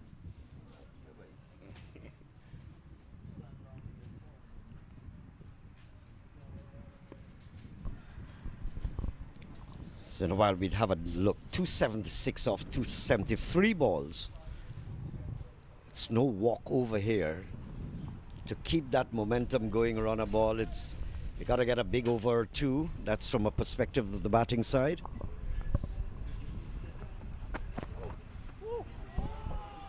That was a very good delivery there by Beaton. So the Berbicians have their work cut out here. Naeem, 2 national fast bowler. They're facing in Runsford, Beaton and Kemo Paul. It's not going to be easy. Well, I'm very excited to see Savory moving in this direction. You've got relatively a lot of runs, 288, and you should be attacking these batsmen. And now I see he's doing exactly that. We saw a lot of that from Veerasamy Permaul, and the other side was batting. Lots of slips in there. This one kept a little low there, but going through nicely. So this end keeping a little low, while the other end the ball is jumping.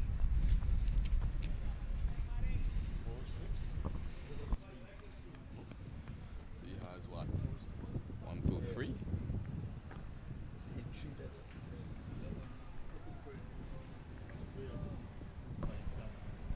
4 slips. But there are actually 4 slips. This is nice cricket with that pace that Ronsford Beaton is bowling with. Down the leg side wide. And if you calculate it carefully, it could be 4.5 slips, looking at the Adams and his size.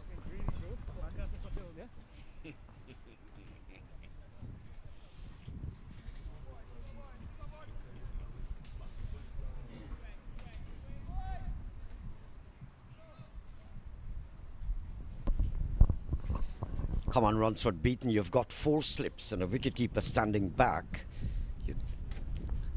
So the ideal thing is to just lurk outside that line of the off stump, pitch it up, invite the drive perhaps. Now that's down the leg side again. That's twice down the leg side, Naeem. There is nobody behind there. They have 4 slips. Just get it right. Just put it in on the off stump.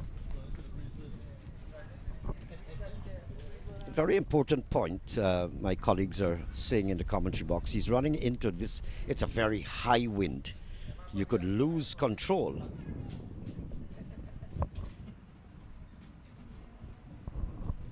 Well, that's what made you a national cricketer. You got to learn to get into all of those conditions.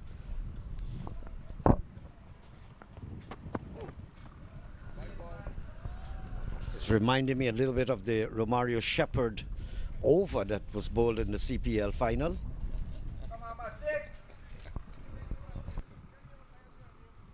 And we also saw Thorne struggle from that end earlier when he was bowling for the BERBICE.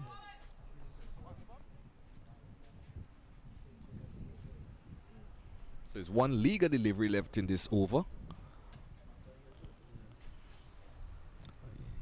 He bowled 5 legal deliveries and then 3 wides.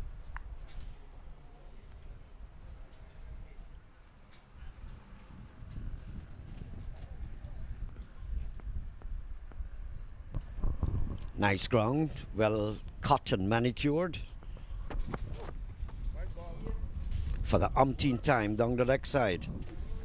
What's that, Sean? How many wides? 4 wides so far, Naeem.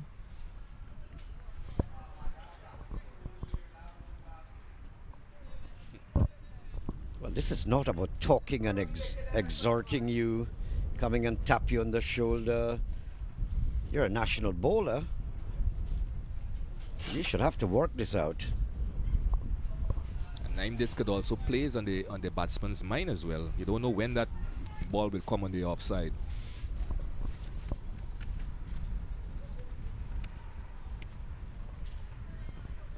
Something might have to change. Cut your run up, change the angle. Something along the way. Now he gets that one right. Now in a T20 game, Sean, when you send down 4 and 5 wides in an over, you're in serious trouble. That's the end of over number 5, 18 for the loss of 1. More from Sean Messiah, and then we'll have a new commentator, John Ramsing. Yes, so 18 for 1 after the 5th over. BERBICE searching for 289. They need to go at 6.02 runs per over. Leon Andrews, as it was the first wicket to go down, he made 5 off of 7 deliveries. That wicket went to runs for beaten. He was bowled spectacularly, his leg stump being rocked back. As I say, good afternoon to John Ramsing.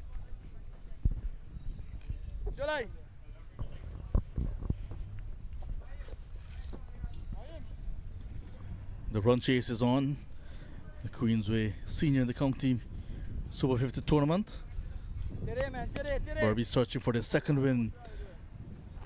They won by 7 wickets chasing against the Select 11 right here at LUSIGNAN. But they're up against a team that already posted a very decent score on the board. So they have the work cut out now. Spin for the first time. Here's Ricardo Adams from the northern end with the breeze behind him. Left arm spin. After 5 overs of pace.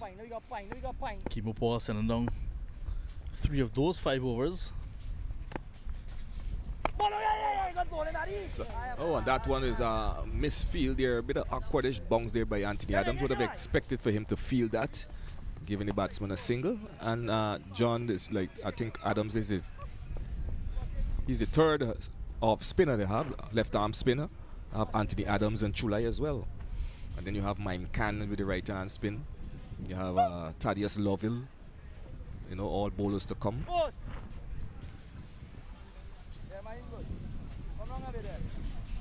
So lots of options.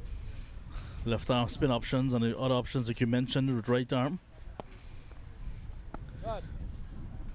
Over number 6. Here is Adams. Oh, good delivery. Beat the batsman and the keeper. Not quite get to the boundary. We have to await the signal, if any at all, from umpire Passad. And he says, byes. That was too good for everyone, beating everyone. Yeah, I was just about to say, I think the first slip was a bit wide. If he had gotten an edge, you know, he would have passed between the keeper and that slip. Good.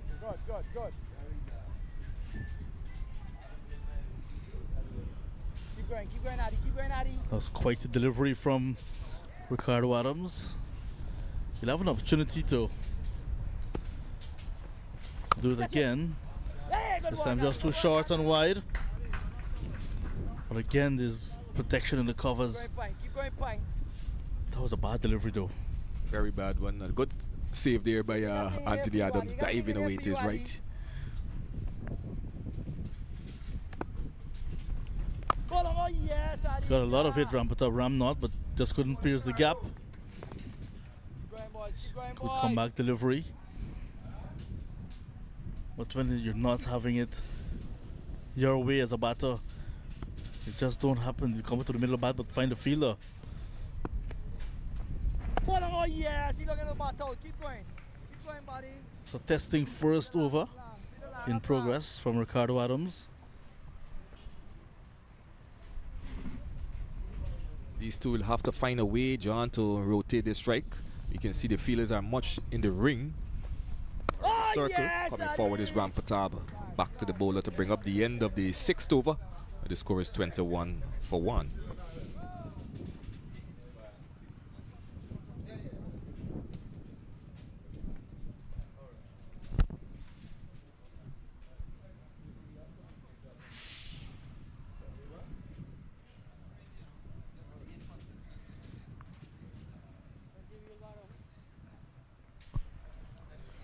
The Sinclairs still to come. Tumani Caesar, Zainal Ramsamy, so lots of batting still. Clinton Pestano, of course, Captain Pamal. Matura on debut, Isaiah Thorne there as well. 21 for 1, 1 wicket down. And just 1 boundary in the innings already. This is over number 7 now. Beaten at the top of his mark. Served 4 wides in the last over consecutively. He's given a chance to correct it. Beauty of a delivery. A waist swing after pitching. Garfield Benjamin knew nothing of that. Yeah, John, that one square him up, as we now see on the replay. And wow, that one pitch and just left him move away. Nice outswinger.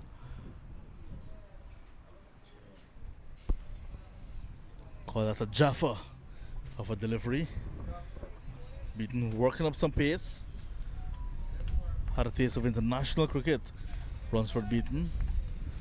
Essequibian parents, but when his mom was delivering, she was in Montserrat.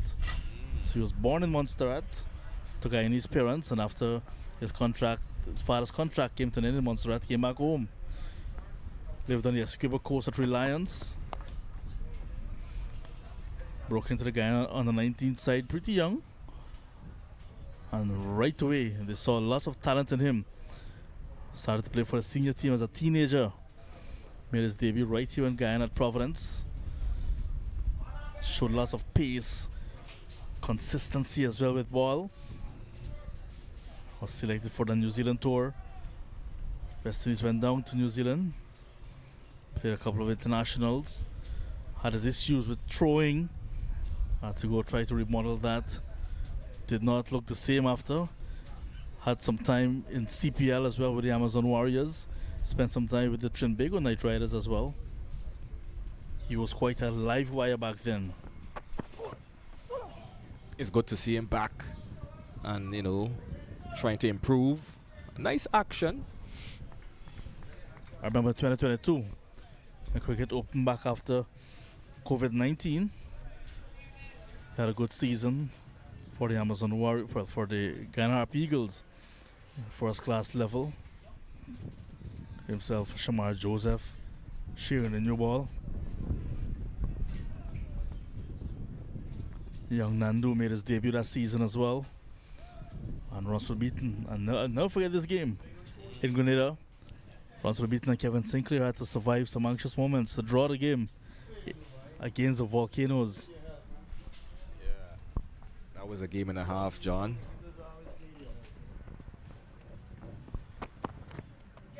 Once again is Benjamin being beaten, but it kept a little low, just up below the knee roll.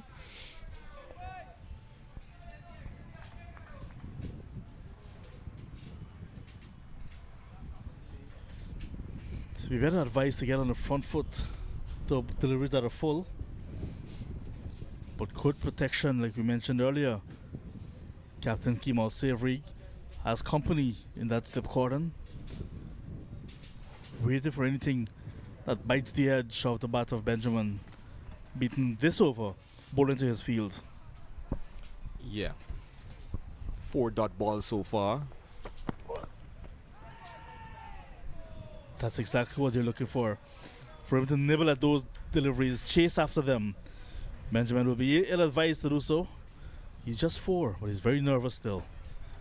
What Beaton has to do is just keep it right there, because Benjamin seems to like fishing in anything just passing outside the half stump. I don't know if that is his leave alone shot, but he's just throwing the bat slightly as to say, okay, let the ball go. He's been following the ball, still searching for it. Wants to feel bat on ball. Not able to do so as yet. So this is tight stuff here by Beaton. 1 legal delivery left in this over. This is his 7th over.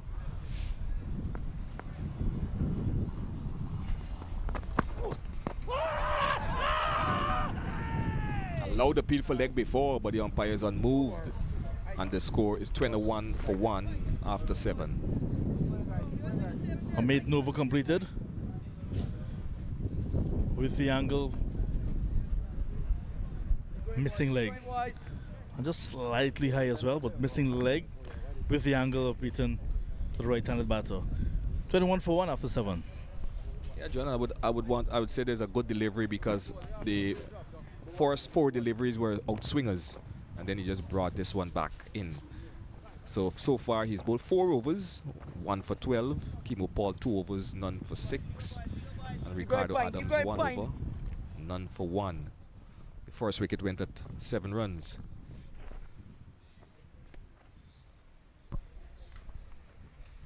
So we're having some candidates for new ball bowler. New ball bowlers for the Guyana Harp Eagles team in the Super 50. Beaton putting his hands way up. As we come back now with some more spin of Ricardo Adams. Yeah, John, I was talking with Naeem. You got Niall Smith. You got Ransford Beaton. You got Kimo Paul. You know. And then we had Isaiah Turn as well. It was banged in nicely by Rampatop Ramnot. He will get his first boundary in over number 8. Another loosener from Adams, punished.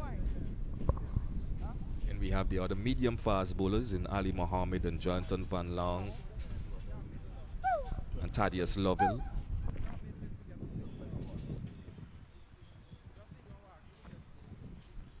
Direct on the edge.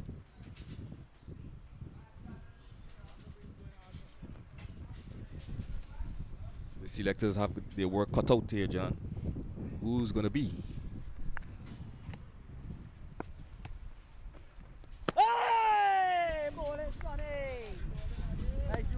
Held it soon after pitching. We saw Chief Selector Amner Sarwan at the Joe Jagmohan ground on the Essequibo coast for the first game, alongside Norvin Fredericks. Runs here now for Ramnot again. Running towards the boundary at third man. Will not get there. Will they come back for the third? No.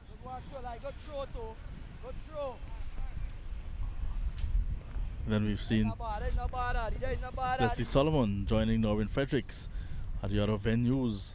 So the selectors are watching the game not only on stream but in person at the venues, having a close look at the guys.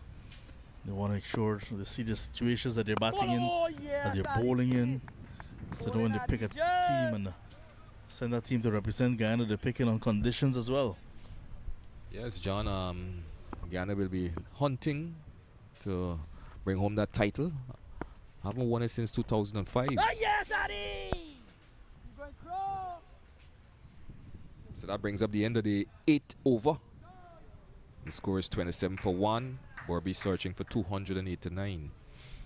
At the crease is Rampatab Ramnat on 8 and Garvey Benjamin on 4. As we see, as you say, the Georgetown rise, the high rise in Georgetown.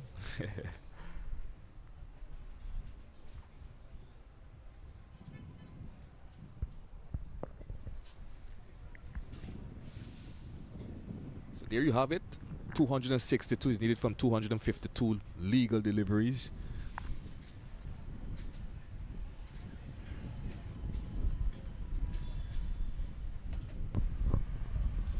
Early days yet in this run chase, but the required run rate already over 6 runs and over.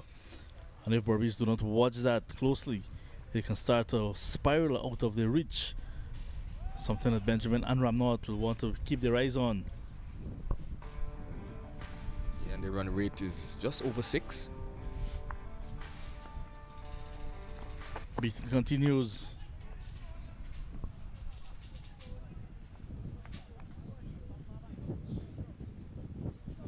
So Beaton is in his 5th over.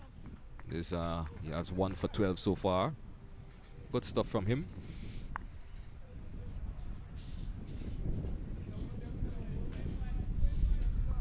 It's good captaincy from Kemal Savory. Even after sending along 4 consecutive wides in his 2nd over, his 3rd over thereabout, Savory's kept him on, knowing that he is the key for a breakthrough. Looking at perhaps also to get a sheen off of that ball on the other end before the spinners can come into play. Benjamin is in and behind this one.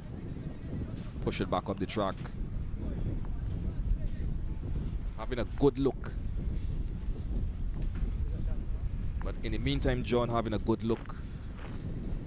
You need to think of rotation of strike, a bit of soft hands. There's nobody in at short mid-wicket. Just turn it nicely there and get a single.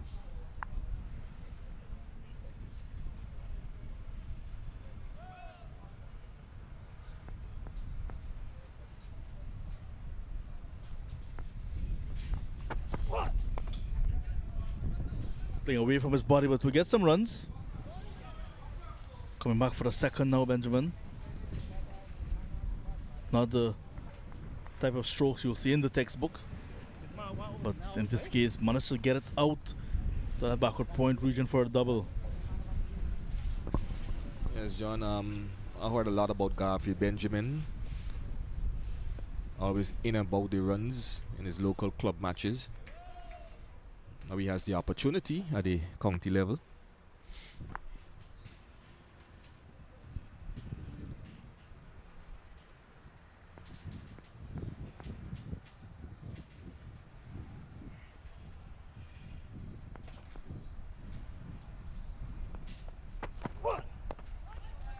That's what I'm talking about. Just turn it nicely through the mid-wicket area. They're going for 1. They're going to go closest to the boundary, and they'll come back for 2.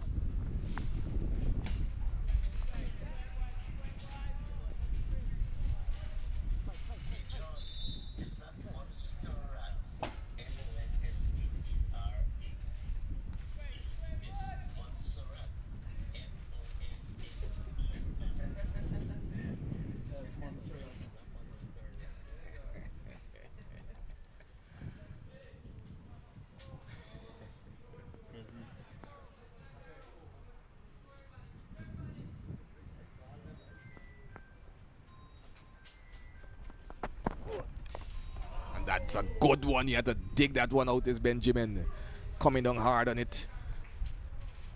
And all Beaton can do is hold his head. He has to reel and come again. The score is 31 for 1. This is the 9th over.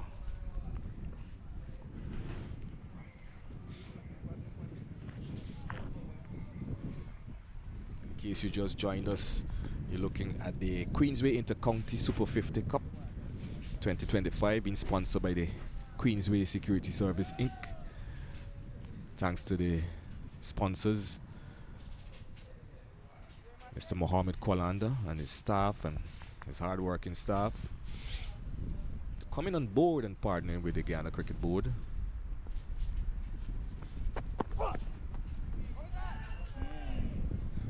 Nice short delivery to end Beaton's 5th after 9 overs, 31 for 1.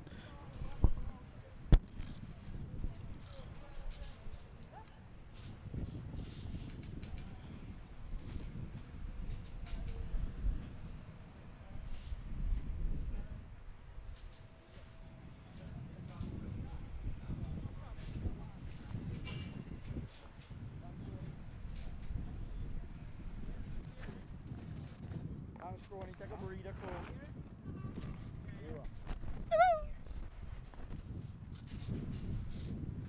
Stay, Crow.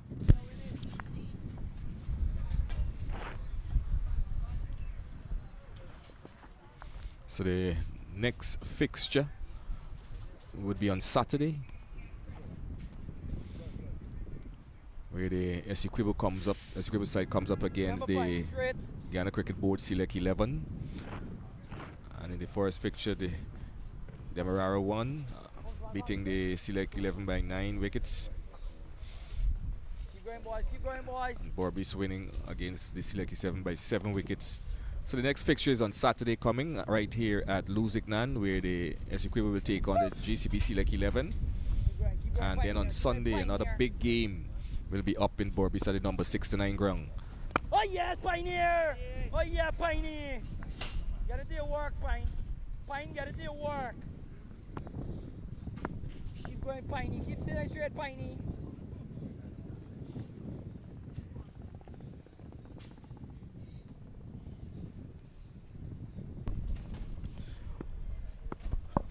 Lots of cricket still to be played. Remember, these games are being used as trials as well. Big appeal, only from the keeper. Initially first caught behind, then a stumping. Captain and wicketkeeper Kemal Savory, always chirpy. Ricardo Adams searching for the breakthrough. He's now into his third over. Very hot conditions here now at LUSIGNAN. The afternoon sun. Very dry outfield. Final over of the first power play in the run chase. 289 is the target. Keep going, boys. Queensway Inter-County Super 50 Cup.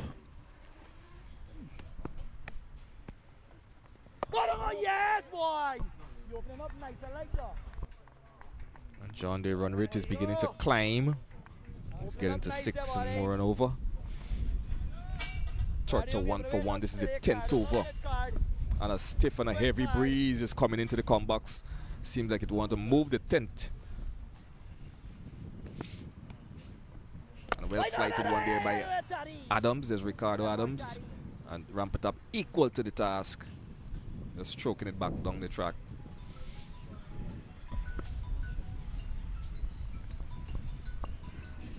Both batters on 8. 31 for 1.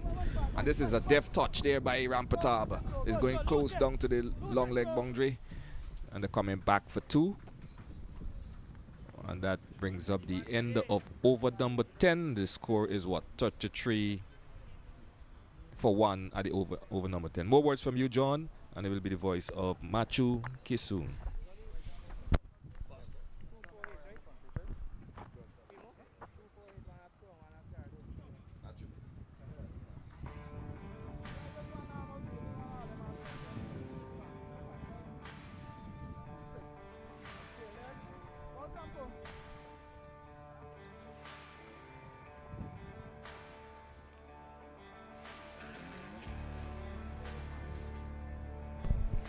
Highlights of the power play in this run chase, not much in terms of a highlights package.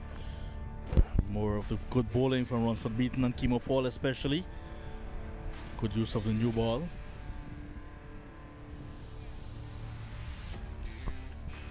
Runsford Beaton, the man who was born in Montserrat, not Montserrat like some people would say, Montserrat. The little island, volcanic island in the Leeward Islands. Visible from Nevis, also visible from Antigua on some clear days. Good afternoon, Machu Kisun. Hi, John Ramsing. Good afternoon to you. Good afternoon to everyone, all the viewers, listeners. Who did we used to call Monster in the game of cricket? Who was it? Was it Andrew Light? Andrew Light Senior. Yeah, Andrew Light, the late. His son plays some cricket. Andrew Light Jr. as well. Nowhere near his father, but a nice guy. Very nice guy. Ball coming off the edge there, falling just short of the field at second slip as Kimo Paul is back for his third. Bodie usually with the gloves. This time he's in the slip cordon. Low full toss. Runs here now for Benjamin.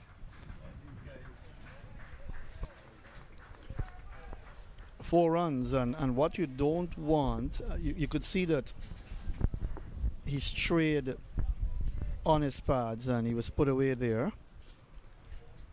Garfield Benjamin come back. He's no, he's a good cricketer. He's been around for a while for BERBICE. Ramnath as well is good. They lost Andrews earlier, bowled by Beaton for 5. It was 7 for 1 then. And I had to ask John if it's the Andrews I know that plays for GDF. You said yes. Yes, I couldn't actually believe that he was in the team. But I thought you would have corrected me when I called a name earlier, if you'd heard me. But probably you were sleeping as well. I was referring to all the time Silas Tyndall from BERBICE that Ian Bishop spoke about, not the young man Thaddeus Lovell. Yeah, I got mixed up with the names there. So well, to be fair, I was not always listening every time Ian Bishop is on here. So I'm not sure if at some point he would have mentioned Thaddeus Lovell. Yeah. But he spoke highly of Shamar Joseph initially. Correct. And then Thaddeus Lovell. Then Silas Tyndall. He's here, he's in the squad, 50-man squad. I had a chat with him and I apologized to him. I said to him, I mentioned another name instead of your name on the broadcast, on live streaming, and I need to apologize to you.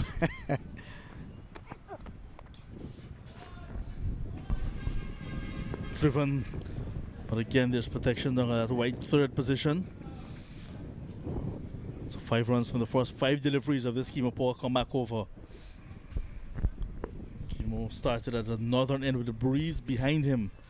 Now he's running into this high wind. Kimo Saxicali Paul. Not chemotherapy. But here is a question I normally would ask. I don't know, Sean Messiah missed that as well earlier when I mentioned about Thaddeus Lovell when it should have been Silas Tyndall, but that's all right. All done and dusted. My apologies to the viewers and listeners. Maybe Thaddeus Lovell will become someone good in the making along the way, but Ian Bishop spoke well of him. 11 overs gone, 38 for the loss of 1.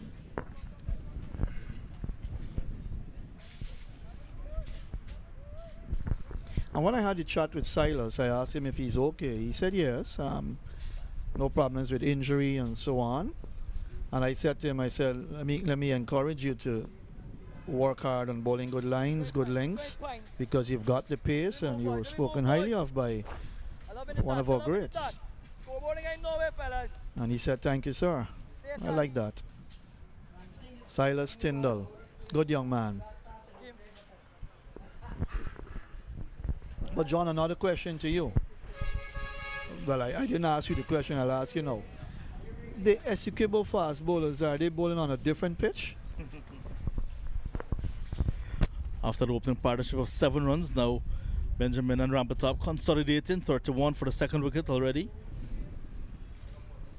It's better use of the new ball. And as the experience of Kimo Paul and Ransford Beaton, 2 guys who are committed to their craft and knows what's at stake in terms of what's next. Selection for the Harp Eagles. Succession program for young fast bowlers as well. And perhaps succession to the international team again as Ricardo Adams continues. Yeah, they used the pitch well. Of course, the heavy roller was used. And they've used the pitch well. Kimo Paul bowled very well from the north end of the ground. They're going to take a quick single here. Bit of hesitation. That run was on. It was on. Definitely on. A little bit of hesitation there from Rampatop Ramnath in coming through for that run. But yes, they used the pitch well. And they both bowled well. And Beaton picked up the first wicket, of course. The one and only wicket of fallen thus far.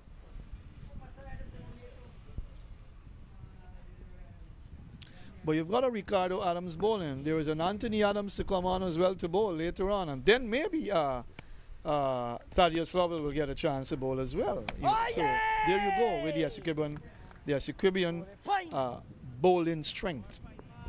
and what they can do in this game. On this track, I'd love to see Goldstrand Chulai as well. Mayim Khan is the off spinner. So they'll have options Mafiki soon. I don't mind, keep going.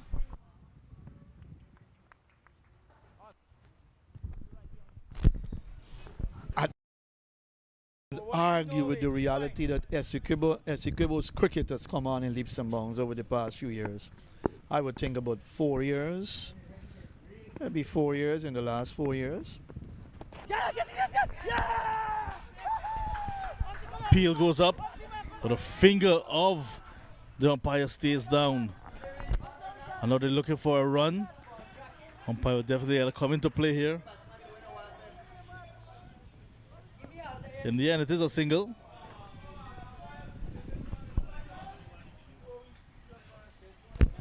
Javed Prasad would have none of it. A good umpire, you would have none of it. Watch the replay.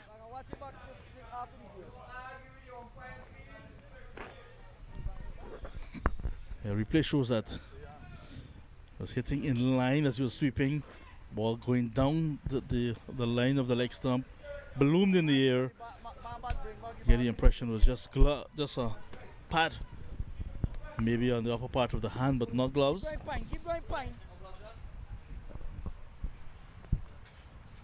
Another good decision from umpire Javed Prasad. How's that?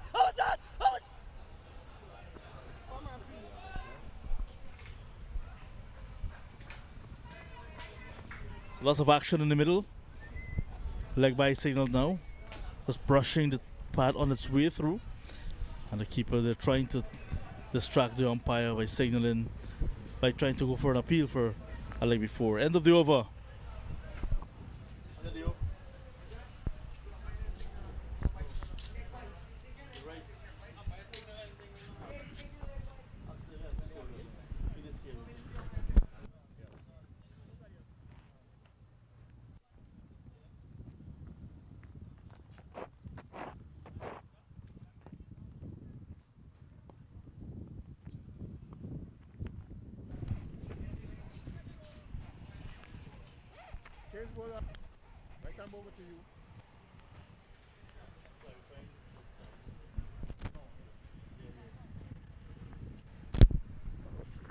Right, so beaten with that wicket of Andrews, man for 16. No wicket yet for Kimo Paul nor Ricardo Adams. 10 extras. 43 for 1 at the end of 12 overs. That run rate 3.58. And it's obvious that the required run rate would creep up. So it's gone past 6. 246 runs needed in 229 balls. 228 balls.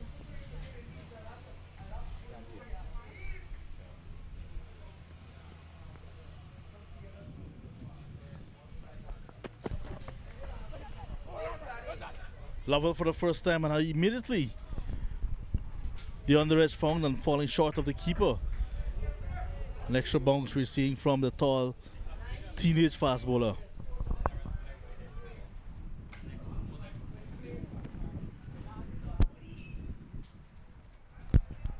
Yeah, good first ball. Just a bit wide of the off stump. And he reached for it. Got bat on it and it bounced just in front of Savory.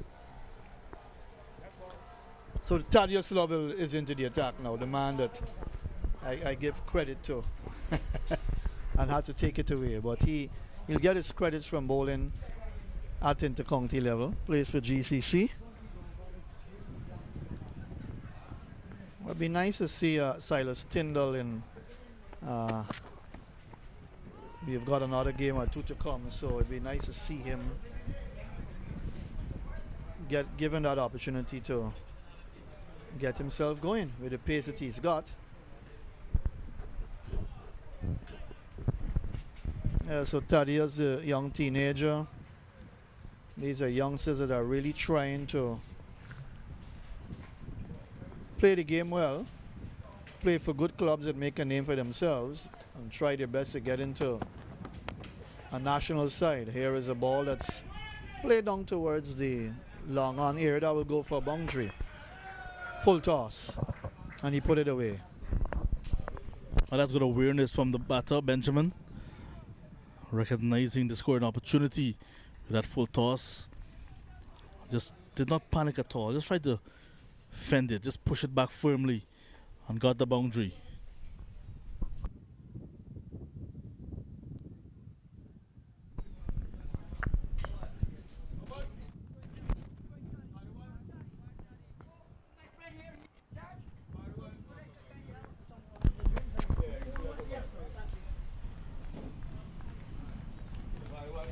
What's a delivery?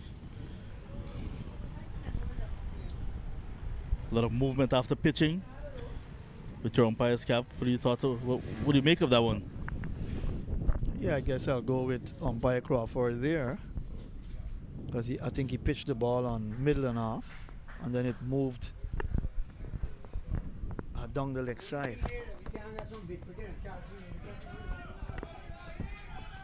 More runs now for Berbice.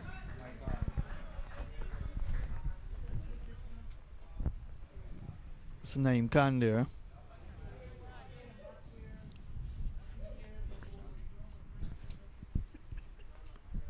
So they're closing in on their first 50. Remember, the target is 289 for Berbice. They've lost 1 wicket so far. Wicket of Leon Andrews very early in the plot. Single taken down towards cover to bring up 50 for Berbice after 13 overs. 50 for 1.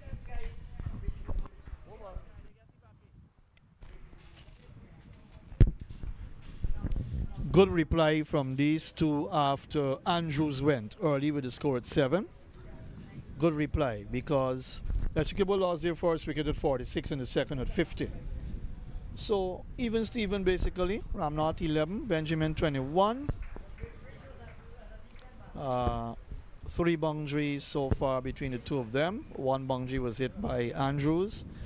Ramsamy Caesar Sinclair, the 2 Sinclairs to come along the way. So they've got batting to come, because we know what Kevin Sinclair can do. He showed us a glimpse of it in the last game right here. Taking on the bowling of the select 11. 13 overs completed. The required run rate still over 6 runs and over. So lots of work for Berbice to do. Adams to continue. Lots of viewers in this game. Matthew Kisoon, Ryan Hercules, head coach of the of the Harp Eagles, glued to his device, looking at what his troops are offering today.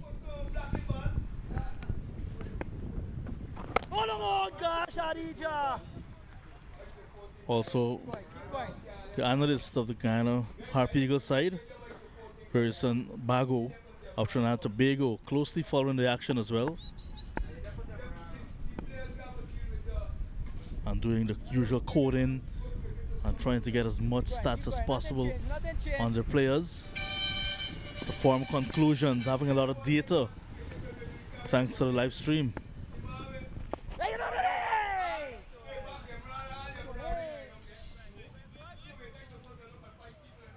That's okay, fellas. Keep going, boys.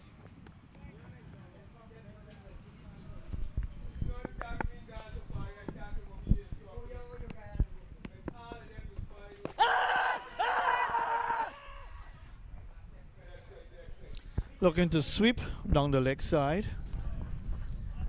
Kemal Savory, an attacking captain with the fast bowlers on. 4 slips, attacking with 4 slips initially.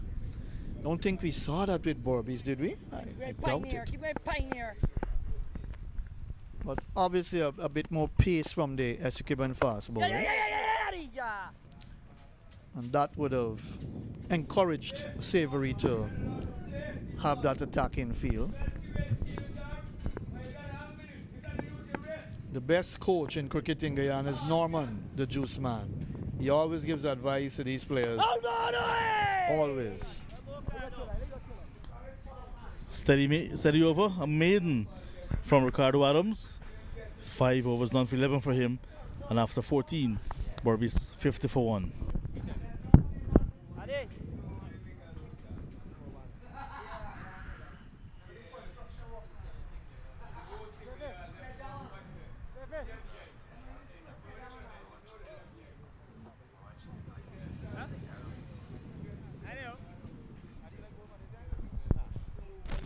Now you look at those stats there, Van Lang and Junior Sinclair, Ronaldo, Ali Mohammed in terms of wickets columns. 7-5 to Junior Sinclair, Ali Mohammed 5, Richie Lucknow 4, Thaddeus Lovell 4, who's bowling now. Chandrapal Ramraj 2, all the others 2. Pestano, Ricardo Adams, Ransford beaten.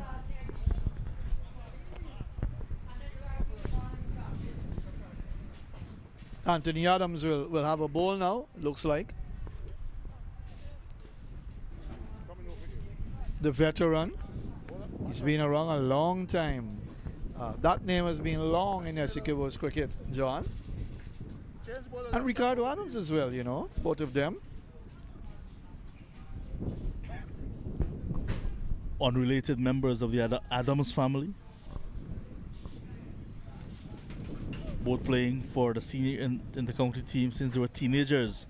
Now well into their 30s. Not quite mid-30s as yet, but been playing at this level for more than half their lives. Also, Kevin Bodie.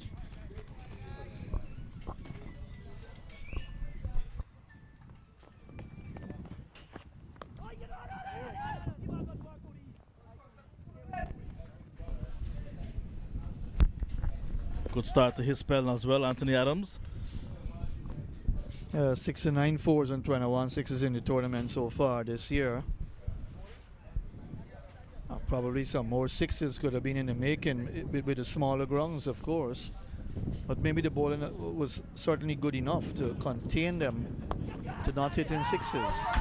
Look at that return catch. And what a way to see the back of Rampatop Ramnath hitting in the air. And look at that, the ball almost went past him when he grabbed it with his right hand. Not a stronger hand, his right hand, Anthony Adams. And immediately breaking this partnership. An impact for the champion left-arm spinner, like we were speaking of. 50 for 2 in over number 15.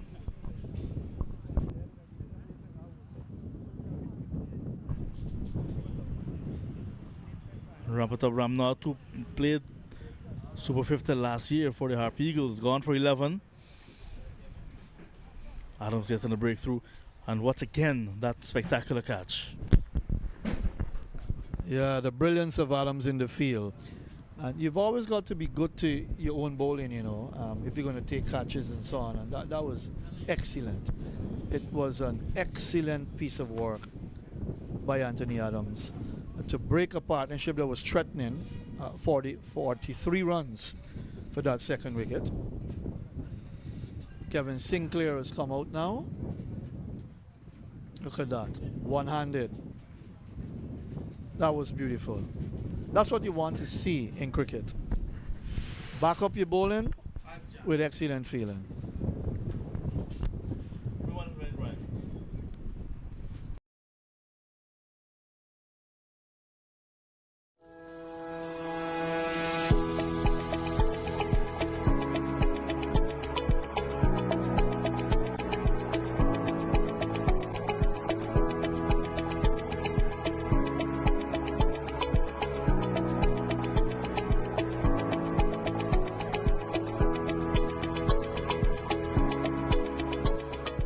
I'm Lancelot Khan, Chief Operating Officer of Queensway Security Service Incorporated.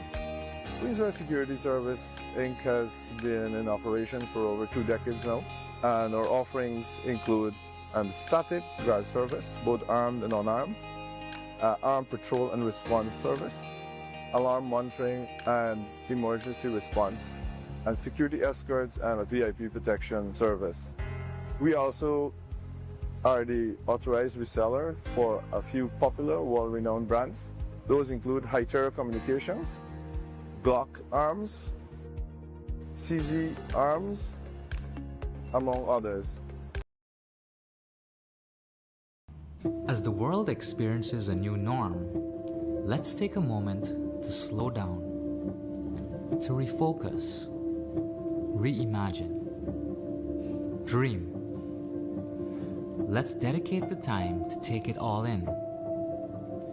We are gaining a fresh understanding of how connected we truly are, and gaining a new appreciation for all we have. The freedom to explore new places, meet new people, experience new things. We have much to be grateful for and to look forward to. Our friends and loved ones, the memories we share, the new experiences we will have, the new friendships we will make. Those days will return, and when it is safe to travel again, we will be here waiting for you, waiting to say, welcome back to nature, welcome to Guyana.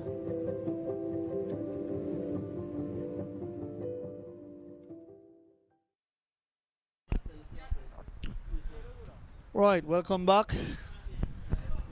Good out there. Our sponsors, Queensway Security Services, for this intercounty tournament this year in Guyana. Right, 50 for 2. Anthony Adams has struck in his very first over. In his third delivery. Kevin Sinclair comes out to do battle, the test player.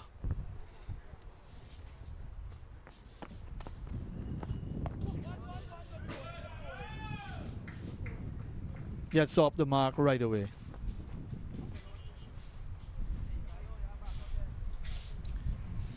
Garfield Benjamin looking to steady it, the innings, 21 from 41 balls.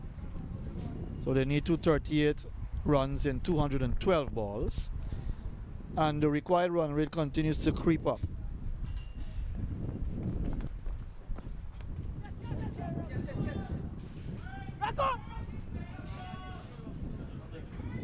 And that's a shot from Benjamin. Picked it up from the leg stump and helped it for 6. It's a good stroke by him. 27 he's gone up to now.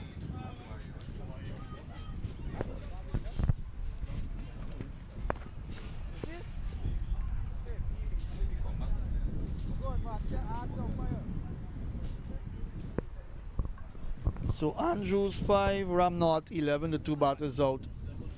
No need for BERBICE to panic at this stage, simply because they're not doing that badly, actually. That's going to carry all the way to the boundary for 4. Nice shot there. Shot sort of a jab and punch. Yeah, on the back foot. Nice shot there, Garfield Benjamin. He's gone to 31. He looks very good. And in company with the experienced Kevin Sinclair, it should be foremost on their mind to keep their wickets intact. It's very important. So in the meantime, just to tackle this required run rate, if they can just keep turning over the strike, the 1s and the 2s would be so welcome. Try to retain those wickets until you get the loose ones.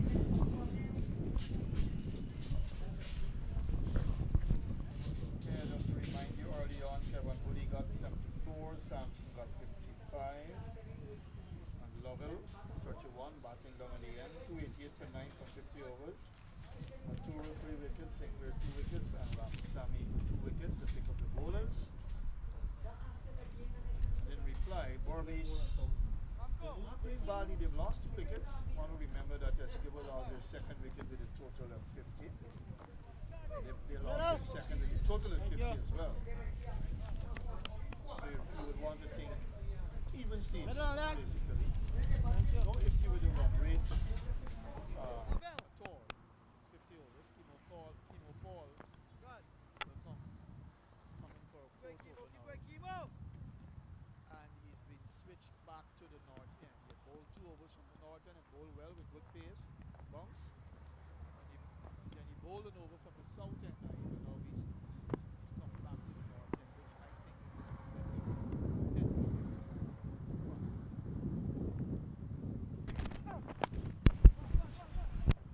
is that will carry towards the boundary. I think that will be leg by. No, it came off the bat actually. Surprised. Swaying down the leg side there, Kimo Paul. Really trying to dig away and dig in and get some pace. And in the process, he's just straying down the leg side. Kimo Paul also had what you were calling out those contributions for ESSEQUIBO. Had a very, very important 37 which changed the face of the game actually because he was pretty aggressive. Cracked, mid-wicket, 4 runs. Savage, too short there, Chemo Paul. And Sinclair was in behind. He's not going to bowl anything lopsided to Kevin Sinclair. And that's what he did on that occasion, short. And he had all the time in the world to pick that one up. In fact, he must have seen it so long, could have seen that the ball was made in Pakistan or made in England. There were also some very, very good partnerships when ESSEQUIBO batted. Bodie and Ramkarine 46, then Bodie teamed up with Chemo Paul for the big partnership, 73. Then Anthony Adams and Sampson posted 56, and then Anthony Adams and Lovell 35. So good knocks, individual.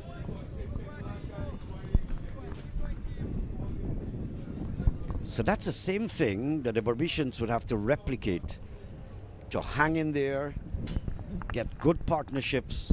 That's what's going to win the match. If every now and then a wicket falls, you're going to start seeing trouble. Is that an aircraft? Helicopter?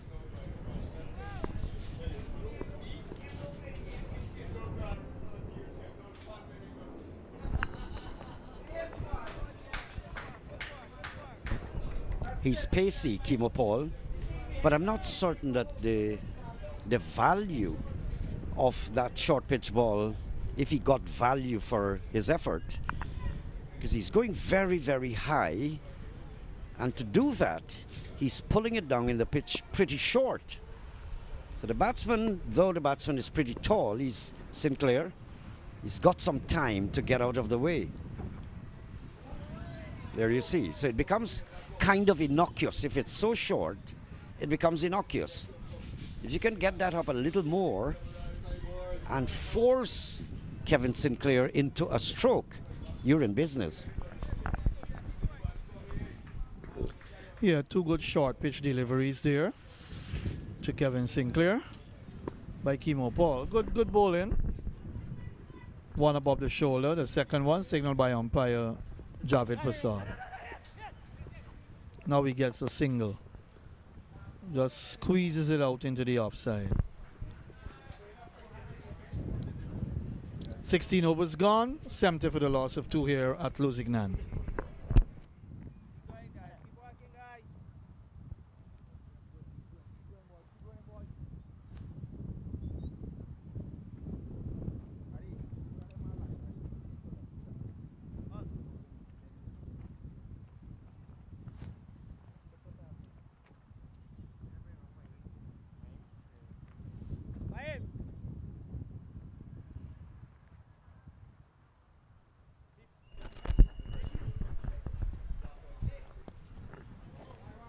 So match summary for you, 288 for 9 from 50, ESSEQUIBO.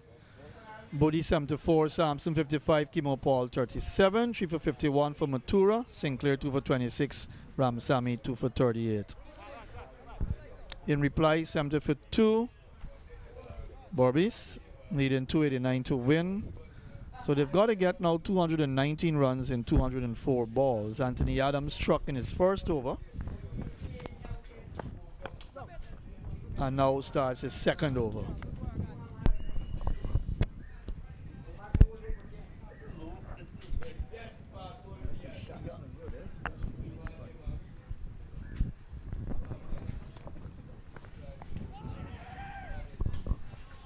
That's brilliant, Kevin Sinclair.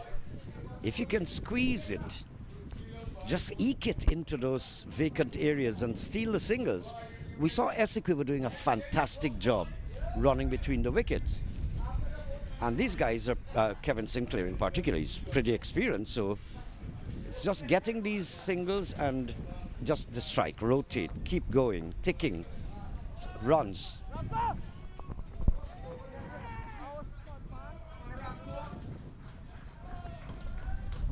That was a good bit of running there. Just going for the first one very quickly and opening the space and the way for a second. Good.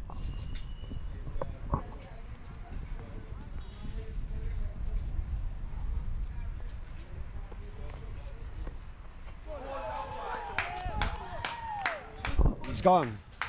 Garfield Benjamin, this is a big blow for Berbice. Garfield Benjamin, we were expecting he would have stayed there for a while. 33. Comprehensively beaten. I think he played over the ball as well. We'll be having a second look at it. Anthony Adams.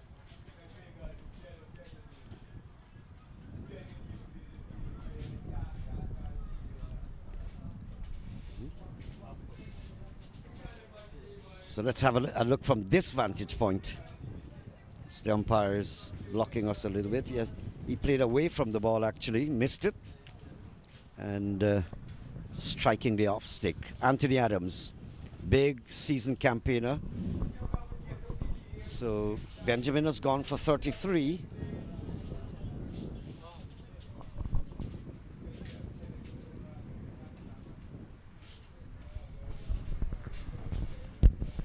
In a little bit of trouble now, 73 for 3. Not in terms of run rate and required run rate, current run rate and required run rate, but in terms of wickets column, Zainul Ramsamy comes out to partner Kevin Sinclair, who's on 11. But if Adams continue here with such a fine spell so far, he's picked up another wicket. So in his 2 over spell so far, he's picked up a wicket in each over. So if he continues like this, Berbice can slip into further trouble. But using all his experience now, Anthony Adams, good work by the captain Kimmel Savory to marshal his forces well. And ESSEQUIBO, you just sense they're just a little bit ahead right now in the game. It's just the phrase poetic justice comes to my mind when you look at ESSEQUIBO. They were the underdogs, they were being trampled upon. The cricket has gone forward by leaps and bounds.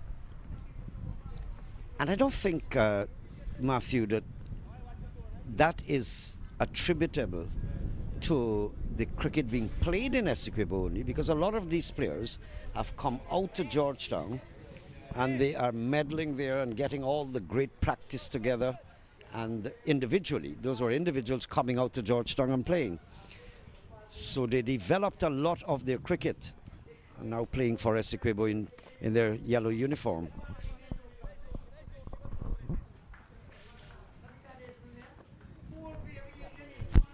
I understand they're giving some careful thought to playing 2-day cricket in ESSEQUIBO. They're giving some careful thought to it. But I know the government, they're coming out, they're going to be bigger inputs, new competitions, and they want the longer version, so not the T20s, to force these players into getting habitual or adaptable to the longer version.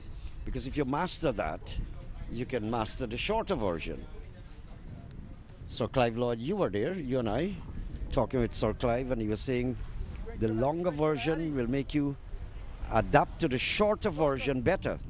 But if you're specializing in the shorter version, it's hard to adapt to the longer version. So more competitions will mean more cricket, activating, putting on the switch in the schools. Gulcharan Chulai, new bowler. Oh yes, oh yes! Chole, I like that ball in there for you, Chole. And then gradually there'll be an upward movement in the standard of the game, from which inevitably the West Indies will benefit. Oh yes, Chole! Chulai, left-hand orthodox spinner. Kevin Sinclair will be a main man out there now, along with Ramsamy, to steady the ship for Berbice. They've lost 3 wickets. Ah, Chole! Had to reach for that delivery. So Chulai, keep going, Chuli, keep going, Chuli. a lot talked about him. Seems to be a good bowler. Oh yeah, one good bowling, son. Nice okay, Sonny.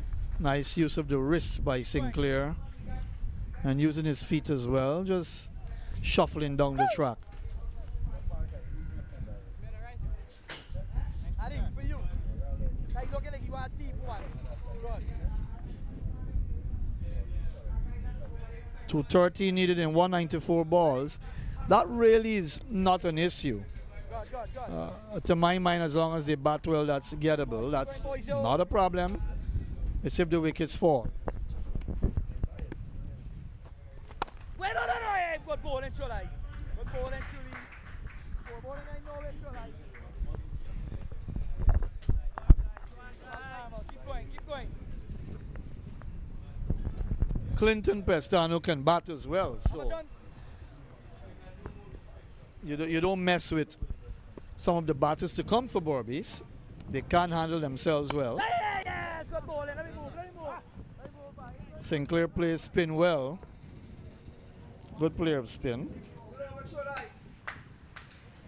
18 overs gone, 77 for the loss of 3.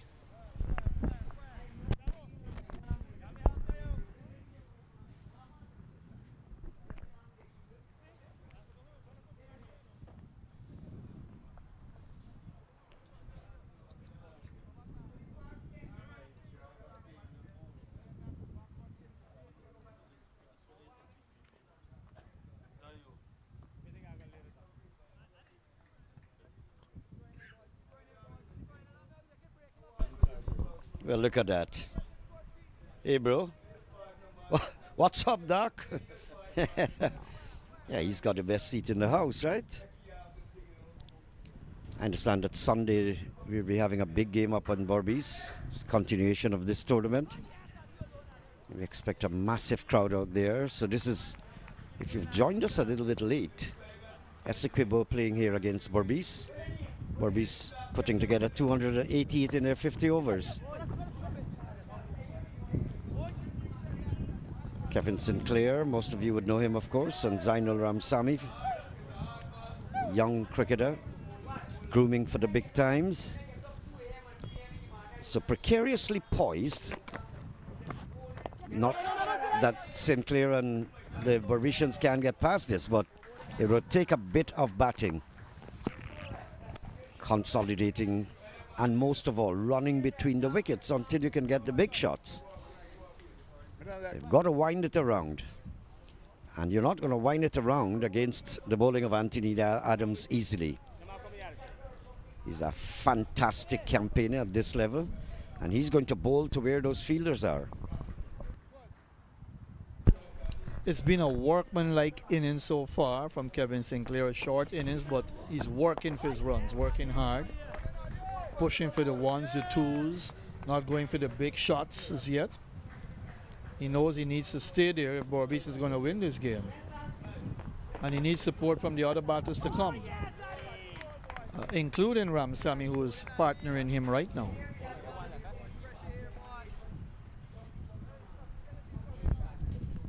One of the names, Naeem, that you feel somewhere along the line has lost it a bit in terms of West Indies consideration, Kevin Sinclair. Lost it a bit. Adams, on the other hand, 2 for 18 from his 3 overs, 19 overs gone, 79 for the loss of 3. Well, this journey that Kevin Sinclair is on, you don't, unless you're a real superstar, and the little geniuses, the Rashid Khans, the world-class players, when they enter the fray, they keep their spot. Kevin Sinclair would have to continue to play consistently and focus on his game and just keep scoring, taking wickets. And the selectors, they're there waiting. But they're not going to automatically just select you all the while. Adi, yes, I believe it. Right. Ajay Buri. Oh, yeah, one. That's good bowling. That's good bowling. But he looks pretty comfortable. Good bowling. And the running is good. Keep going. He looks just a little taller than I'm accustomed to see him. Yeah, pretty tall, young man. Cholo. Just following up on a little that you were saying there about Kevin Sinclair. Yes, these days they look at so many things now before you can get into the side. So it's not, so it's not if you're playing regional 4-day cricket anymore. To be honest, there are other considerations now that we never thought maybe would have been taken into consideration before picking someone to get into a West Indies side now. Oh yeah, stop it! Good work, good work, good work. But that's the game. That's the whole complexion of West Indies cricket now, and it's all what you would call a desperation sort of approach to finding cricketers who they believe can be ready-made, become ready-made very quickly to make an impact. Oh yeah, no, right there. I've been hearing so much about the blueprint. Go, Taddy, Ryan go. Hercules and of course CWI. A lot of categories to test you on. You're a spin bowler. How many dot balls have you been bowling? How many? You're a batter. How many half centuries? Under what conditions maybe? Are you mentally strong? Now that's gone. That's not mentally, that's physically strong. Pick that up in the sweet spot. That is a pressure shot. That is a pressure Slug shot. sweep You just have straight to over spin mid from wicket. there. Favorite stroke for many batsmen. You just have to spin, youngster. Keep going. When he gets going, lovely to watch, Kevin Sinclair. Good timer of the One more ball, behind here, eh? good flowing What are they cover doing? drives, on-side play as well. You look at that replay, picked him up beautifully. Down on the right knee, and slammed it. And that's another one. A little bit straighter this time.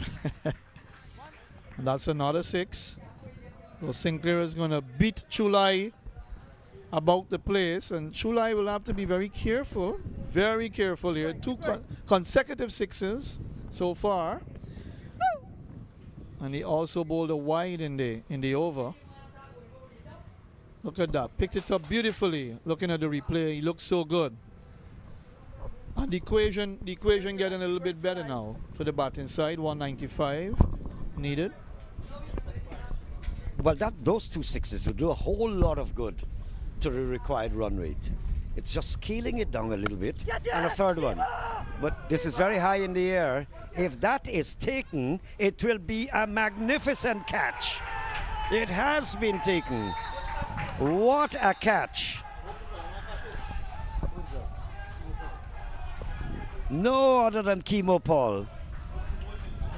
You can have a lovely replay of this.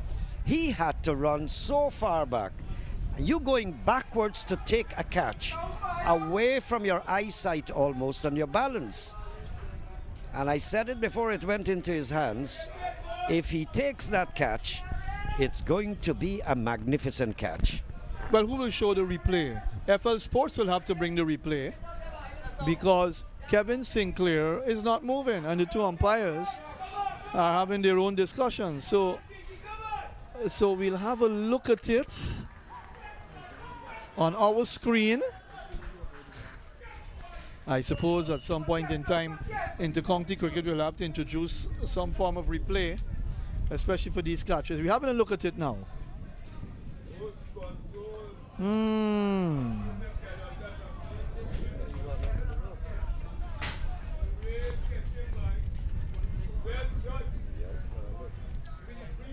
I can't draw a conclusion from that as yet. With my eyes looking at it. Well, the fact that a new batsman is coming in, but look at the effort. It's whether or not he went over the ropes. No, but when his foot went over there, the ball wasn't in his hand. He had thrown it up in the air. Saw that. Joshua will bring that back up. You see, his right foot went over that rope, but the ball was not in his hand. Yeah, he threw the ball in the air and then came back over. We're looking at it one more time now. Running to his right, took it. Let's look at was that coming right forward. threw the ball in the air, then put the right foot over the rope, then brought it back in. Ball was in the air, and then took the catch. That's correct. That's absolutely correct, and Kevin Sinclair is gone. It's not only correct, it's magnificent.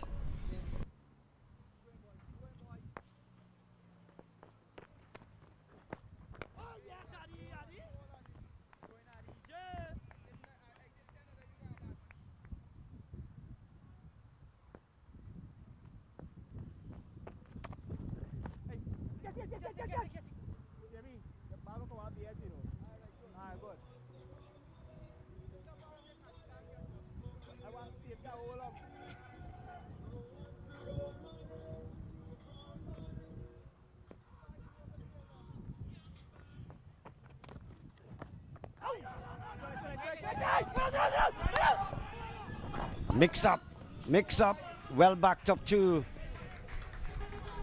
by Quinton Sampson. So the action is really picking up. Lots of tension out there. It was such an easy-going, easy-paced game all the while.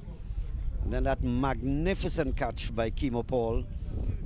Then a missed run out and all sorts of things are happening out there.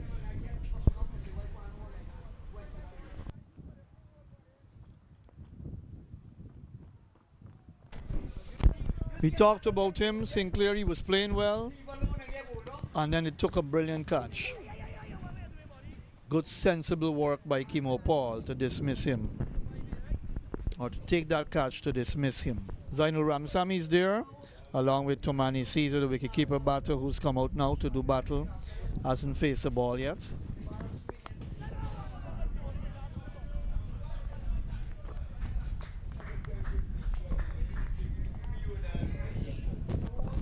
BERBICE can find themselves in a spot of trouble because that required run rate with the exit of Kevin Sinclair, it's going to climb gradually, and that means with them losing wickets spasmodically, like 4 have gone, they lose another one, the pressure turns on. So Savory has got all the reasons to put pressure on these 2 batsmen out there. They're new. Tomani Caesar, Ramsamy has been there for a while. So crowd him a little more. I see there's a solitary slip and a backward short leg. I may have wanted and opted for a man in front, especially to Tomani Caesar. End of 21, 95 for 4. Keep going, boys. Keep going. Keep going.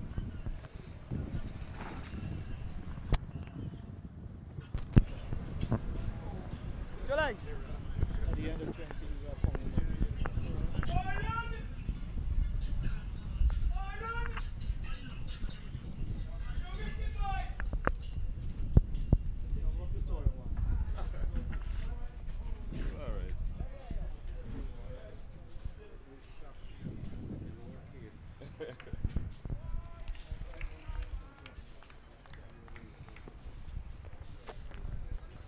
Yeah. Keep going, huh? Keep going, boys. Keep going, Chuli. Keep going, Booty.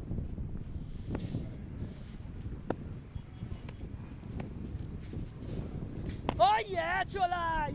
Oh, yeah, Chulai. Sean, how are you doing? I'm good, Naeem. Just saw a spectacular catch there by Kimo Paul to send back the dangerous Kevin Sinclair. He was looking ominous. I love it, Pine. Chulai getting the breakthrough. Scored 95 for 4. BERBICE searching for 289. Stop it! And that's a nice drive by Ramsamy through the cover. It's gonna go towards the boundary, and the fielder just pull it back inches inside the boundary to come back for 2. So good work there by the fielder there.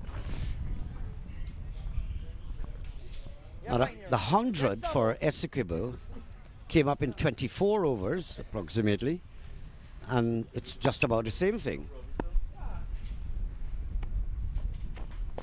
Yeah, that one, good bowling. That's lovely. Good bowling.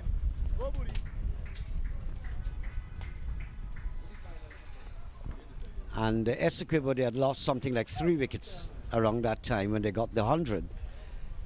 Berbice, they would have lost 4 already. Top order batsmen. So they're just about even Steven, but something is telling you that Berbice, if you're to give someone to who would have the edge on this game, I think it would be ESSEQUIBO at the moment. Yeah, I agree with you, Naeem. They got the edge. Runs on the board is runs on the board. Oh yeah, July! Oh yeah, Sonny! And these two will have to do some serious rotation of the strike and see how far they can carry this innings.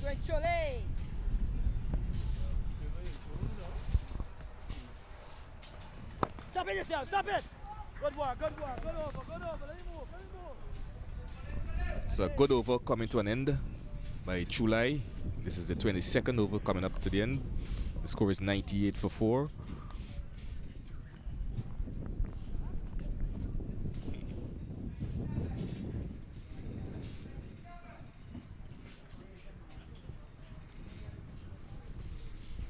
So Anthony Adams is going to continue. He has 4 overs. He bowled 4 overs before this one.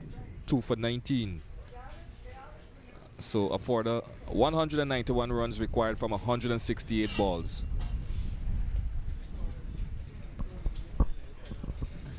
So Anthony Adams has got 6 overs remaining. So he's still got a lot of overs in the bag. Ricardo Adams, another fantastic campaigner. He's got a lot of overs left. You still have Ronsford Beaton. Can come back on. Kemo Paul.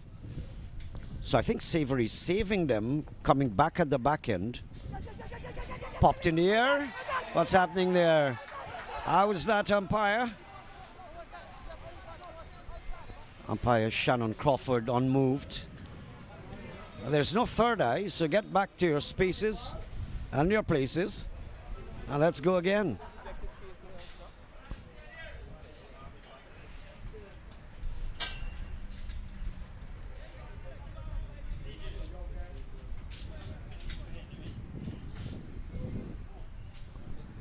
Looks like the pad. Yes, Naeem, it looked like the pad.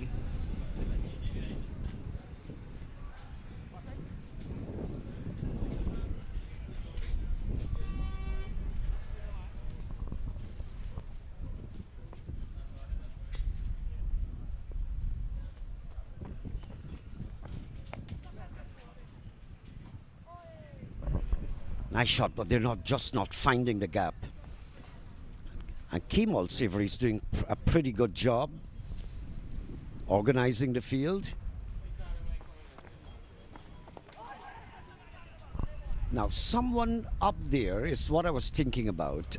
Either silly mid-off, or quite possibly a forward short leg, or a silly point. Agree with you, Naeem. They need to have somebody there at forward short leg. Puts a little more pressure onto these batters.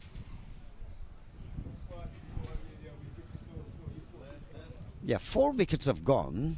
These guys are not hitting the ball around. So you have the luxury. You have the luxury of just using 1 or 2 fielders and have that psychological attack on the batting side. Just putting some pressure. You notice those strokes with a silly point or a silly mid-off? It would have been additional pressure. Yeah, I quite agree with you, Naeem. Savory have other ideas. You need to keep the pressure up. 4 wickets down, you're just 98 for 4. This is the 22nd over coming to an end.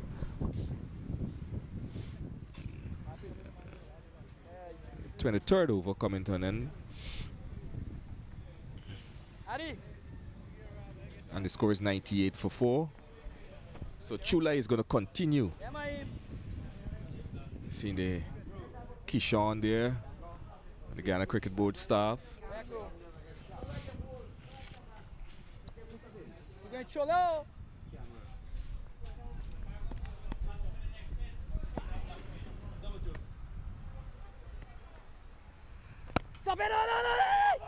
And Caesar stroking this one down the ground for a quick single. Oh, hey! Bowling. Not bad, not bad. Keep going. Back to basic.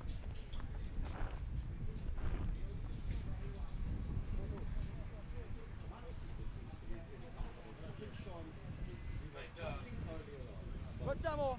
Yo. New point, new point. Good, good, good.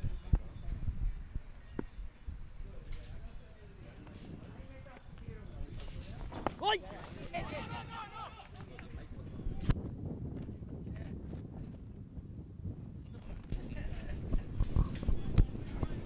Yeah, we were talking about the state of the pitch. I think we were expecting it may have crumbled a little bit, but it seems to be holding out a little bit. Catch it, bye, bye! Yes, and that's a nice drive by Zainal Ramsamy. Trapped there by the boot by Saxon. And you get one. So good feeling here by the ESSEQUIBIANs.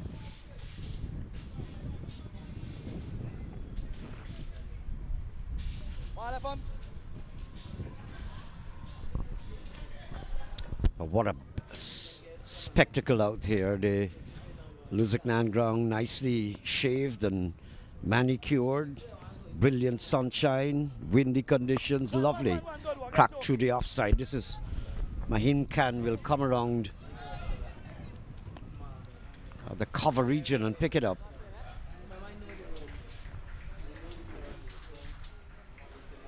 So the required run rate just climbing. It's gone over 7 now. Yeah, I think we're going to get a score change in a minute. I think it's stopped. And that's in the air. Will he be caught? Yes, he is. Good catch there by Anthony Adams. Running to his left. So Ramsamy has to come back to the pavilion. Good catch there of the bowling of Chulai.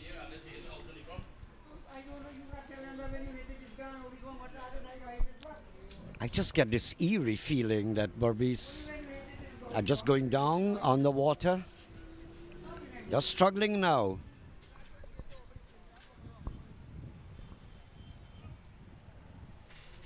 And in comes Junior Sinclair.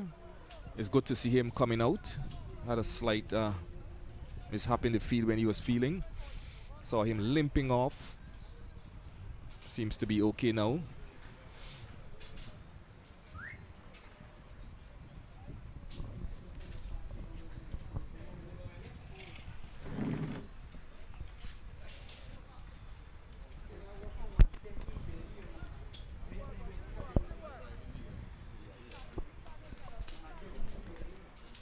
It's a bit of refreshment, change of batsman. The players seizing the opportunity just to meddle around, share ideas.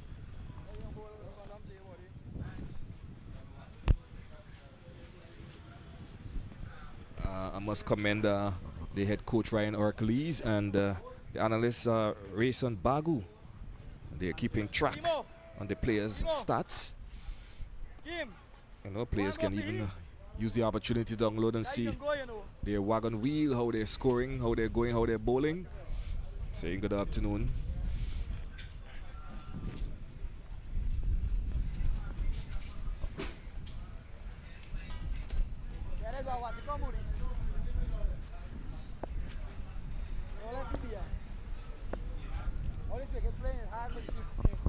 Junior Sinclair. Chulai from the top end.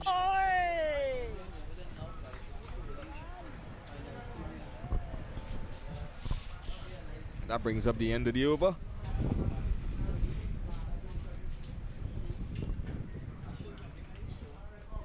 So a consistently strong breeze coming across the ground from the get-go this morning. Nice cooling breeze. Would put you to sleep. All you need is your hammock, Naeem. Yeah, absolutely.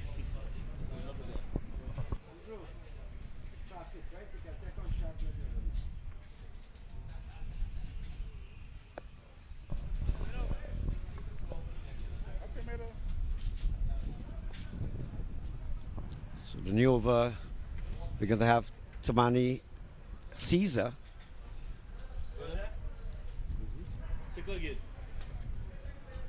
Anthony Adams, as I mentioned, always in the game. 110% when he plays. That's what you get from him.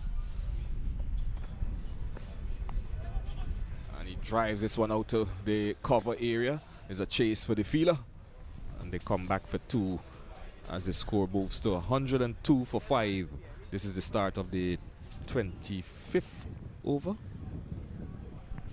The St. Clairs are very tall young men, so they put a lot of pressure on their colleague batsman at the other end.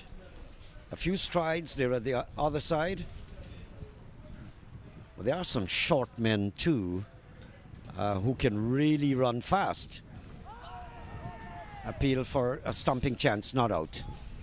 I don't know if Sean Messiah, I'll tickle your brain a little bit. Gus Logie, Alvin Kalicharan, even from a Guyana angle to young Sheikh Mohammed.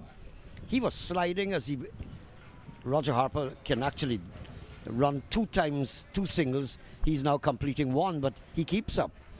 So there are some short people who have really mastered the art of running.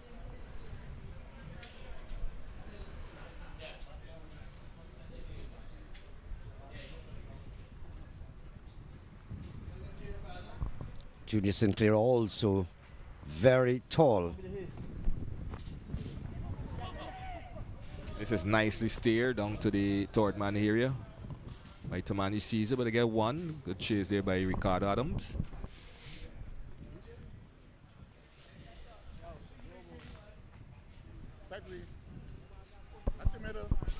Again, good afternoon to Mr. Kalanda for a wonderful decision to invest in what we call corporate responsibility and getting the inter-county game and tournament well off. So game on here outside the line of the leg stump. I wouldn't be surprised if Anthony Adams is looking for that faster ball, just sneaking past him outside the line of the leg stump, having him out of his crease.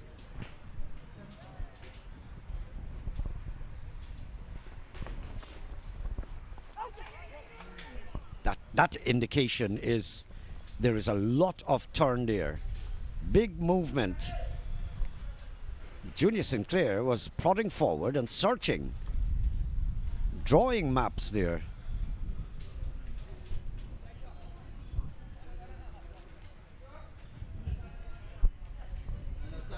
$100, eventually coming up 24 in the 25th over.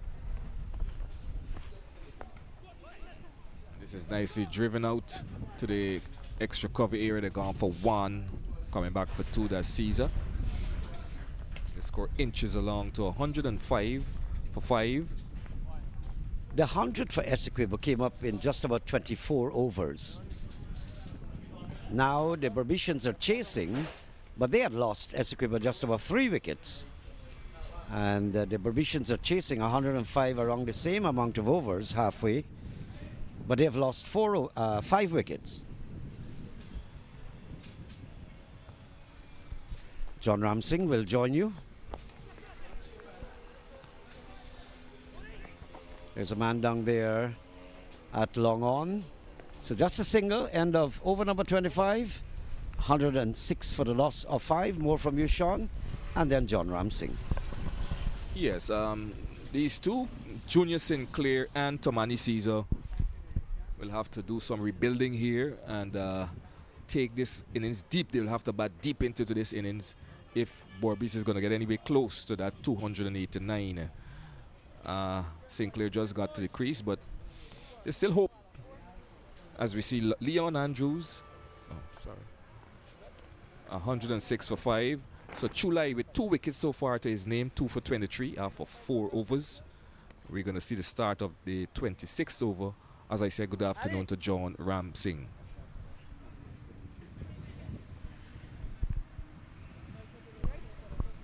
Once again, good afternoon to you, Sean. Good afternoon, everyone. It's the halfway stage in terms of overs bowled. 25 completed, 25 to go. But still a far way for this BERBICE side. If they're going to get to their 2nd victory in this year's tournament. Still have a match in hand after this one, a big one on Sunday at the number 69 Vikings Sports Club ground. And John, I heard that is your favorite ground, number 69. Lovely. It's the best. Good stuff from Chulai. He's been very consistent Come on. and picked up crucial wickets. Keep going, Truly. A little bit of a fumble from Quinton Sampson backing up. Oh, the ball went into the boundary. Lots of work for Berbice to do. But you can sense that they're a bit top heavy with bats. Hey! Half-hearted. Let's just save here. Good So bowling. Chulai continues to bowl good here. He's did it in the for the Guyana on 19, on the 17. Came through the ranks. West Indies on 19 as well. Hey! Hey! Tournament will continue on Saturday. Go point.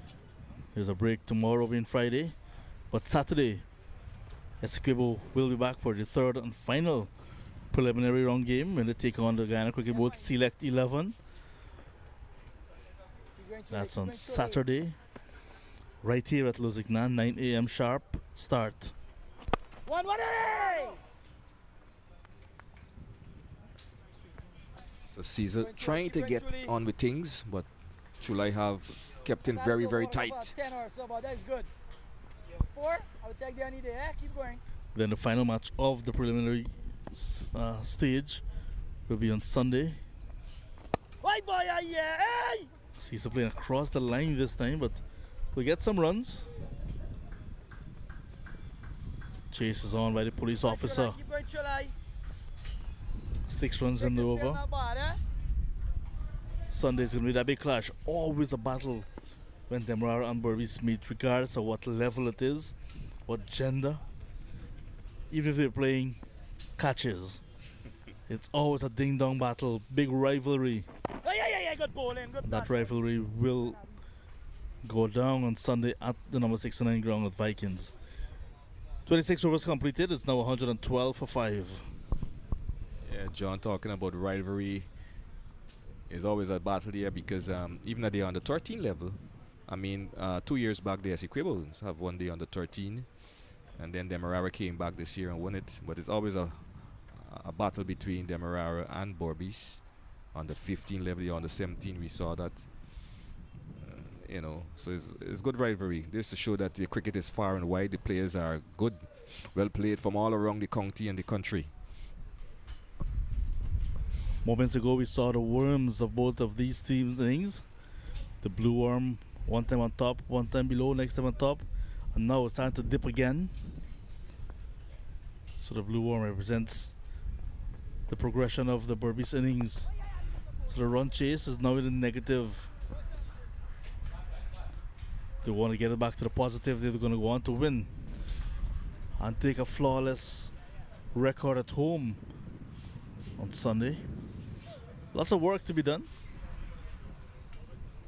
If Berbice lose this game, it makes the tournament wide open still, because we expect ESSEQUIBO to beat the Select 11 on Saturday. That'll give them 2 wins. Demerara, the defending champions, already with 2 wins. And if Berbice want to come back into the tournament and they beat Demerara on Sunday, 3 teams will have 2 wins each. Then it goes to those bonus points that they all collected along the way. Tight. And at this stage, I think Demerara is just in front by a point. Let's see the points table in a minute.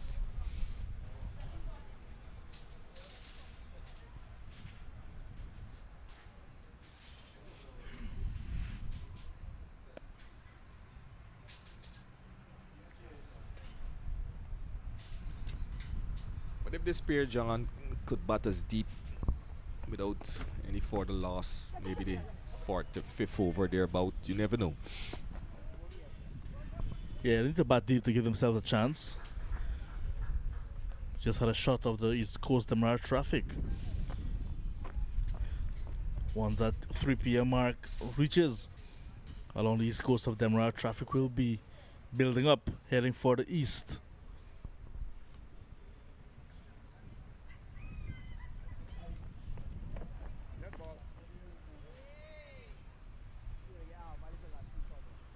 Caesar pulling out of the stroke. He's been there for 17 deliveries. Looks busy without scoring heavily. Just 16 so far.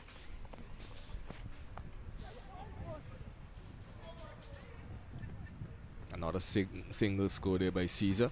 And the ESSEQUIBO is using the left arm spinners. Then we saw Ricardo Adams. Then we see Anthony Adams. And then Chulai. Ultraran Chulai. We yet to see any right hand spin. They have the right arm spin of who? Maim Khan.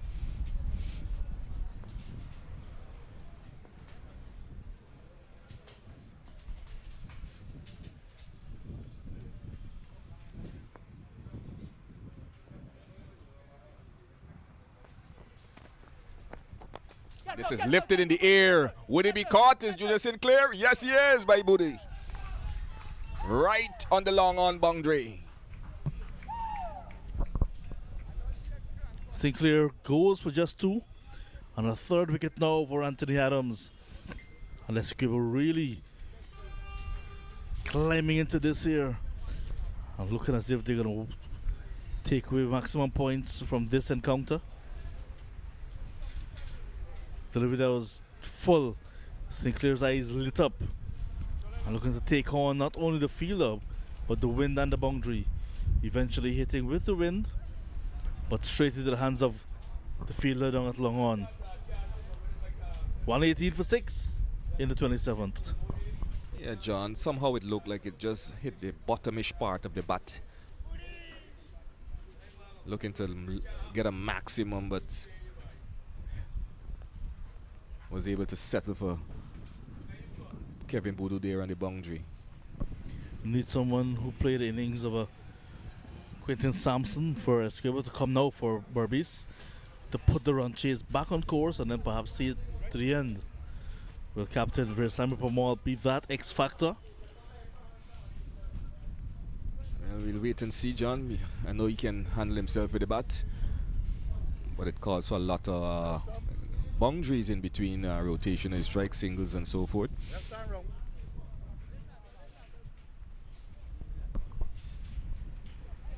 A few seasons ago, we'd have had Anthony Bramble, and he can score quickly, and he can change a game in an over or 2. Yep. But he has since retired. Had a nasty blow to his eyes just before retiring. And since then, have not been the same. He saw things differently. Yes, John, that was a sorry state for him.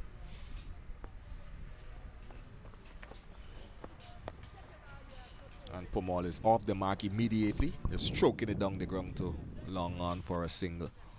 So Anthony Adams is in his 7th over. So far 3 for 32.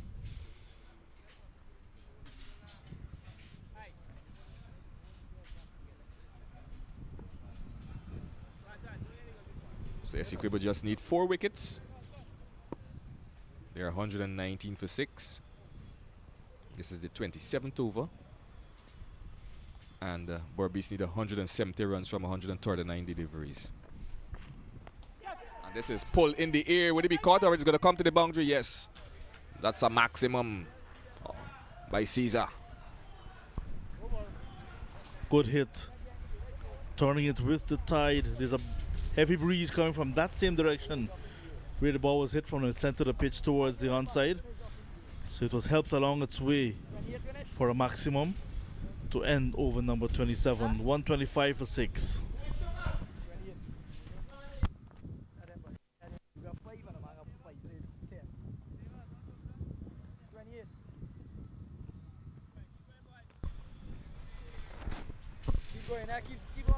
Wicket stumbling at 7, 49, 72.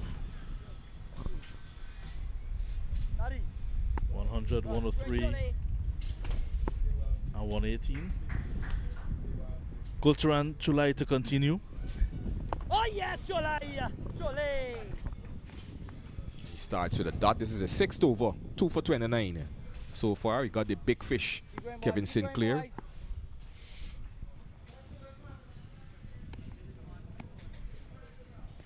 no, wait a minute.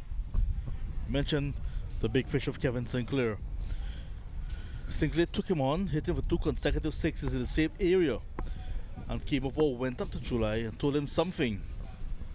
There was Sinclair again, trying to hit the ball again in the same area for the 3rd consecutive time, holding out to Queensway, who was right back on the boundary and took one of those fantastic catches where you had to juggle, go out of play, come back in play. And that was the end of Sinclair. But I think what Queensway told the bowler was enough to set it up and to get the wicket, the big wicket of Sinclair. But a very close attempt for leg before here as well, because hitting on the back foot halfway up. Big appeal, umpire said not out. This is excellent bowling here by Chulai, and once again, this was a nice one, pitching outside the half stump. Put more out of flash and went through to the keeper. So that plan was well executed there, John. Good plan there by Kimo Paul and Chulai. Buddy. And this is a maiden over here bowled by Chulai. 6 overs, 2 for 29, 125 for 6 after 28 overs.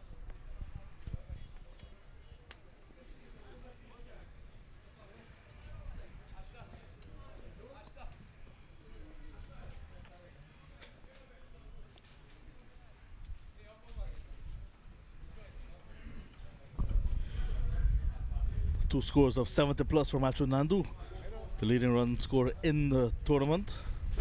176 for the left-handed opening batter. Adams to continue.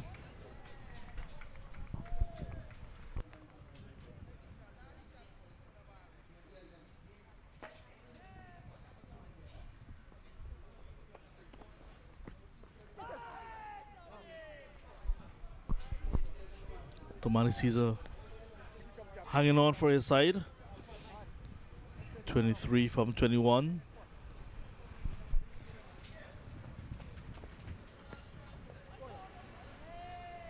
E2 John, Tomani Caesar went out to play for the Guyana on the 19 a couple of years back.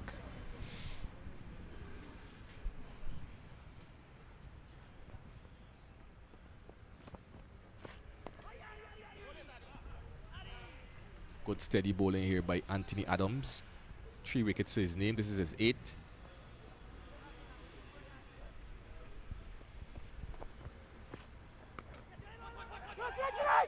And they're going for a quick single in the return coming into the keeper's end.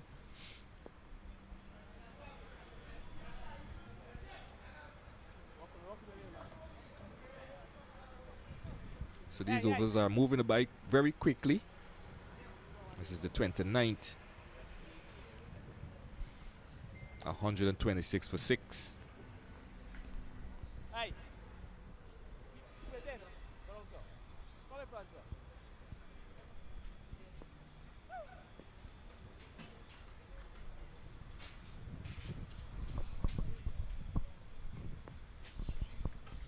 Adams will want to finish well. Just a single conceded. Slight bounce, slight turn. And another single. 127 for 7. 127 for 6.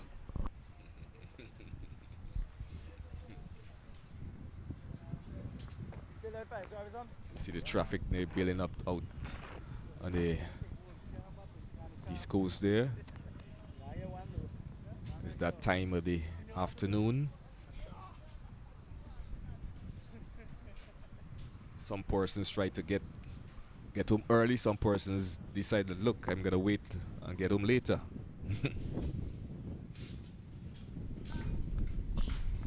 And some persons join the line.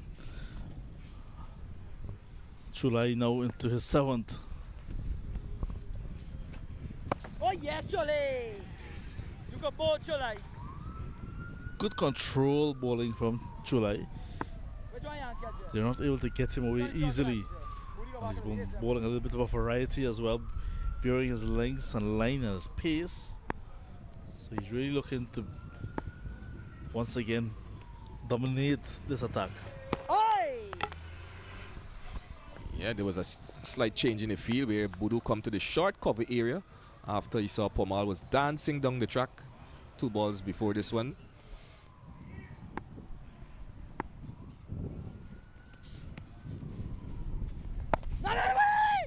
Just punches this one out to the man at the extra cover area. Comes to his left is Adams, but they get 1 in the end. The screws are beginning to tighten here on the Borbicians by the ESSEQUIBIANS. And I know the 2 president from the Berbice Cricket Board, Dr. Cecil Bihari, looking at this match, as well as president from ESSEQUIBO, Dilip Singh. Good afternoon to you guys. Catch it! Catch! Oh, and that could have been a cordon bowl. Chulai stuck in one hand out, it didn't stick. And the batsman capitalized on 2 runs.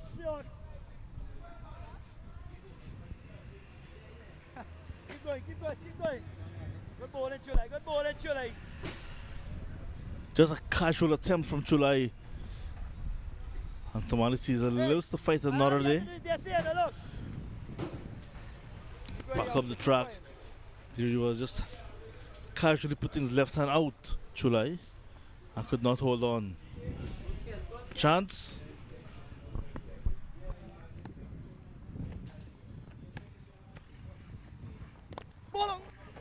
This one getting a bottom edge and going down to the fine leg area. And the batsmen get 1. This is the 30th over bowling. 131 for 6. Run rate required 7.83. They're going at 4.39. Still have Clinton Pestano to come. Buddy, good. If they continue to bat at this same rate for the rest of their innings, this is stumping now. I was about to make a point. Same time, Sami Pamal, captain, ran down the track and missed the ball altogether. And the keeper and captain came out safely, took the bills off. 8 gone now. 131 for 8. I'll take my leave of you, John, and Machu Kisoon. Will come more words from you, and we'll hear the voice of Machu Kisoon. Easy dismissal.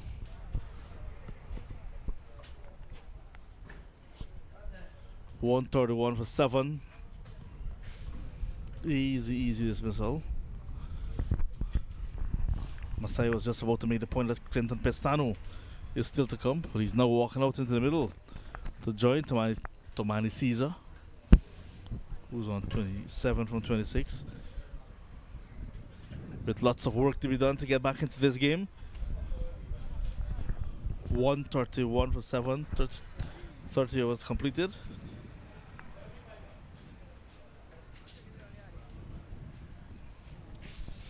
$20 overs to go. Welcome back, Matthew.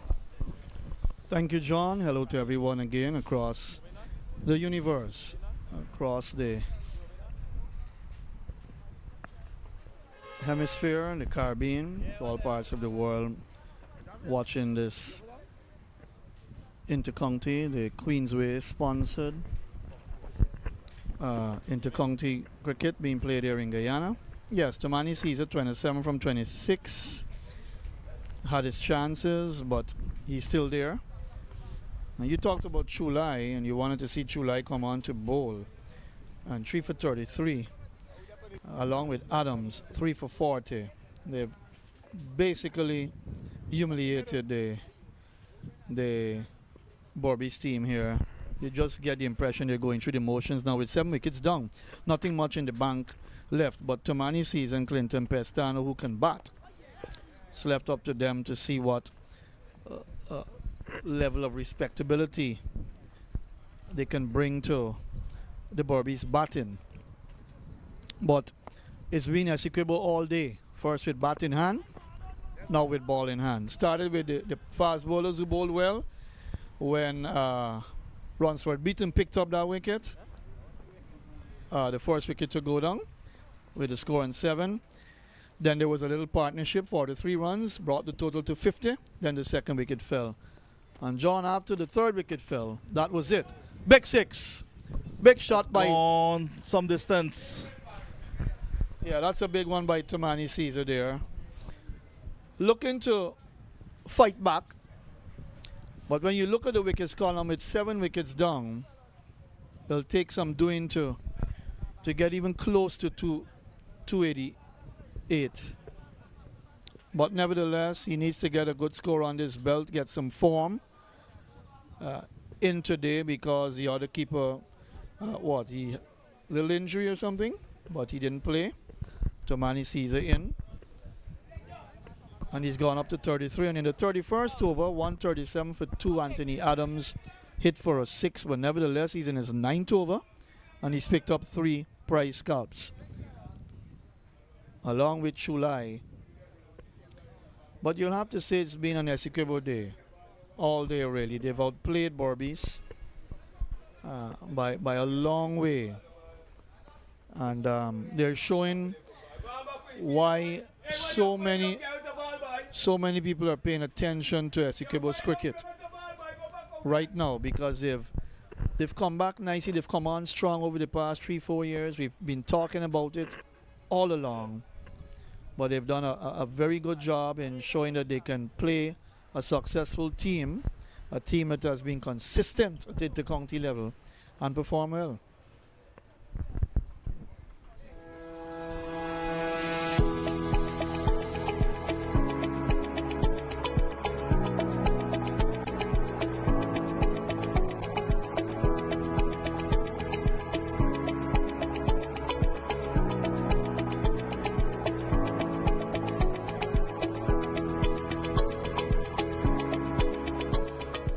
I'm Lancelot Khan, Chief Operating Officer of Queensway Security Service Incorporated.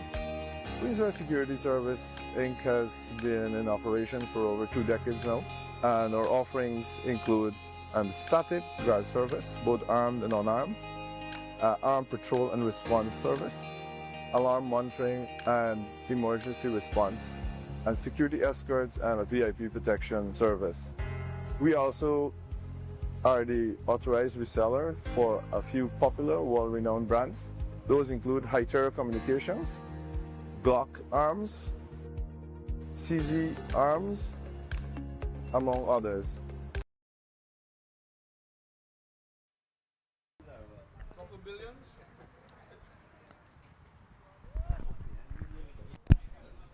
All right, we're back with the action. BERBICE 137 for 7 in the 31st over. Look at that summary. Budi 74, Samson 55, Kimo Paul 37, 3 for 51, Matura, 2 wickets apiece for Sinclair and Zainul Ramsamy. In reply, BERBICE 137 for 7, 33 to Garfield Benjamin, Tomani Caesar as well as on 33, and Kevin Sinclair got 27. Good catch from Kimo Paul to dismiss him on the boundary.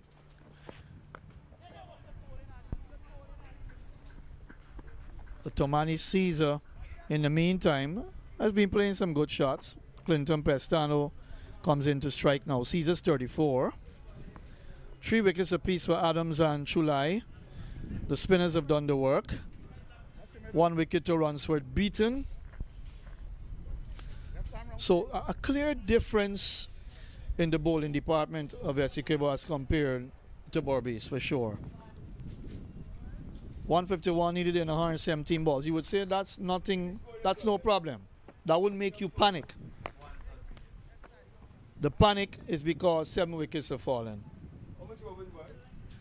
BERBICE have been rocked back by some good steady bowling from the experienced Anthony Adams and a young man that John Ramsing is impressed with, Mr. Chulai.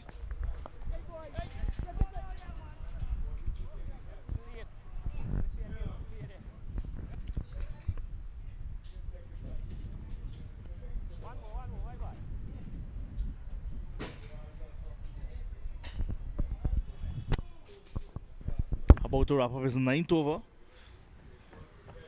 Former captain of ESSEQUIBO senior side, Anthony Adams. Single to Pestano, who's now off the mark. 139 with a loss of 7. 31 overs completed.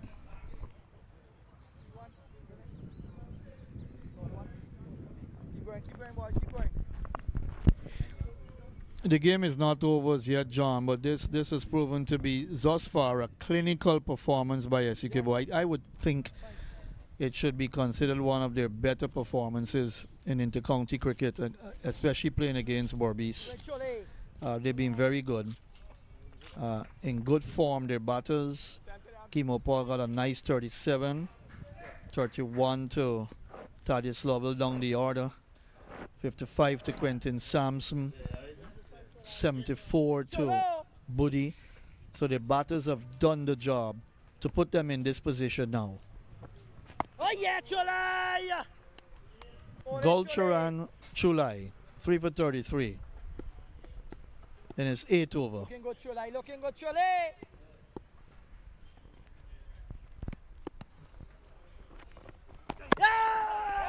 That's brilliant. Absolutely brilliant. That ball pitched and turned big, John Ramsing. Looking to pull, and that's the end of him. Stumped. Clinton Pestano. Beaten all ends up. Look at that replay. Absolutely brilliant from Chulai. Not a chance for him at all. It was brilliant work by the keeper. Captain and wicketkeeper, look at that. Lightning fast from Kimo Savory to see the back of Clinton Pestano. Just a single. Chulai also on the verge of getting a 5 wicket haul. Umesh Mathura is a new batter.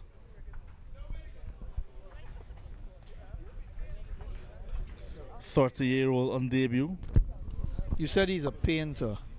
Well, he'll have to paint a beautiful picture here for BERBICE to make a little comeback in this game, which is not impossible, to be honest.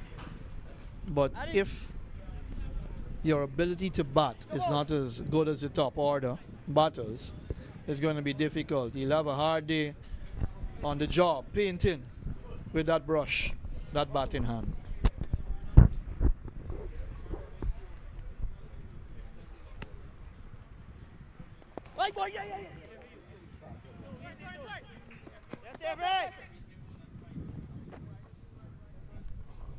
Caesar on 34. Not only that, they have to preserve their wickets. They have to keep an eye on the scoring rate, BERBICE, which is climbing with every dot ball or every non-boundary ball. 8+ now required per over.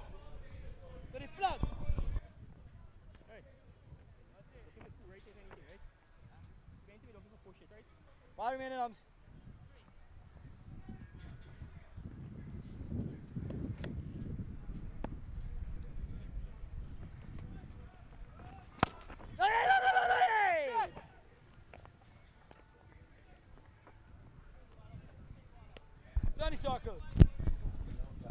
So a win here for ESSEQUIBO puts them in an even better position because they've got to play the Select 11.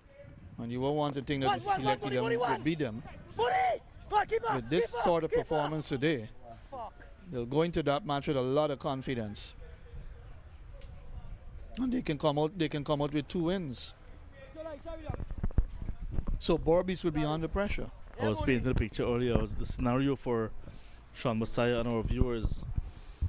Each of the top teams, all 3 teams, can finish with 2 wins each. And the top 2 teams will be decided by the bonus points accumulated, whether for batting or bowling or fielding or both, or all 3. And ESSEQUIBO would have picked up some here today. Some very valuable bonus points, for sure. The thing is, you want to see good cricket. You know, sometimes we put a lot of stake on teams, whether BERBICE, ESSEQUIBO, Demerara, but you want to see good cricket, even from the Select 11. 32 overs gone, 142 for 8.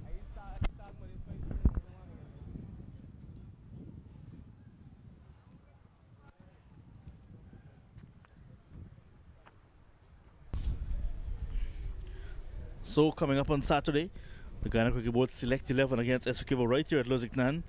And then a day later, BERBICE will be back in action against Demerara. That game is scheduled for the number 69 Vikings Cricket Club ground. Equation 147 from 108 balls. That's the assignment now for BERBICE.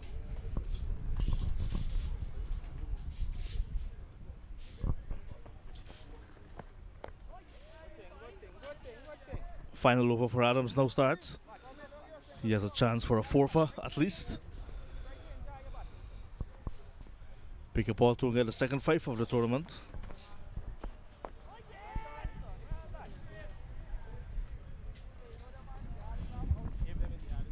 How funny this game of cricket is. Adams has always been consistent down through the years, but difficult for him to have remained a prominent fixture in the Harpy Eagles team. Cricket's a hard game, isn't it? And if you're looking at consistency, especially in regional 4-day cricket, to get into a West Indies Test side, well, a lot of considerations have been thrown out the door now, basically. Which, in my estimation, when I look at it and judge the situation, is not really right. Not correct, but that's the way they've chosen to go. The think tank of West Indies cricket has been a bit different now on the different side. So even if you play a lot of 4-day regional cricket and you perform well, does not mean you'll get into a West Indies side. Wow, it's all change. You call that drastic changes, John Ramsey? Maybe not the right term to use or phrase to use, but that's it. It's a cruel game, cricket.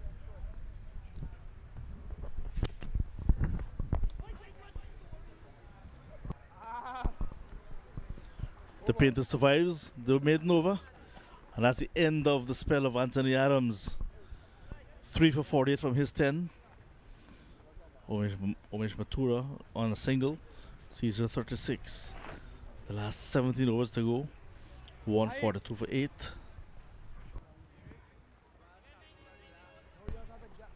Look at the bonus points. Demerara 12, BERBICE 11. And that's gonna really, those bonus points will make the difference. Yeah, it would be nice for this young man to get a 5-4, 4 for 36 from 8. He's got 2 overs to do it. 2 wickets to fall for BERBICE.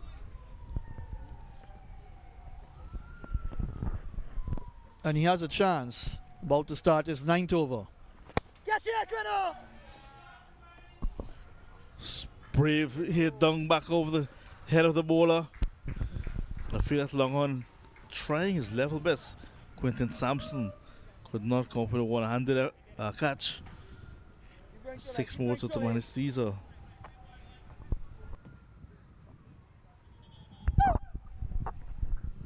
Yeah, top scorer so far for BERBICE.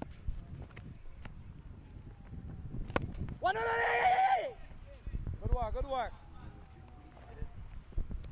Keep going, Chole. Yeah, he's played some nice shots in his innings so far. Looks solid, looks good. Times the ball well. Nice use of the wrist as well. A little bit of misfeeling. They're going to get a second run now. Ronsworth beaten in the deep.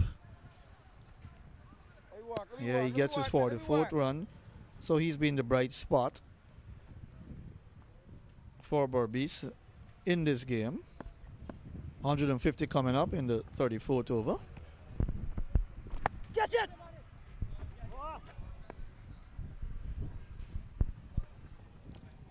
Basically looking to drive, looking to force the pace in terms of his batting skills and pick up the runs. 45 to him now.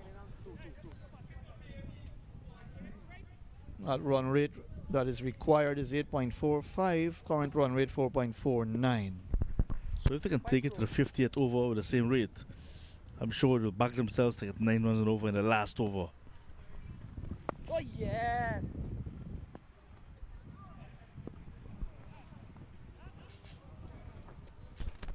But really, John, nothing much in the batting bank. Nothing much in the batting bank.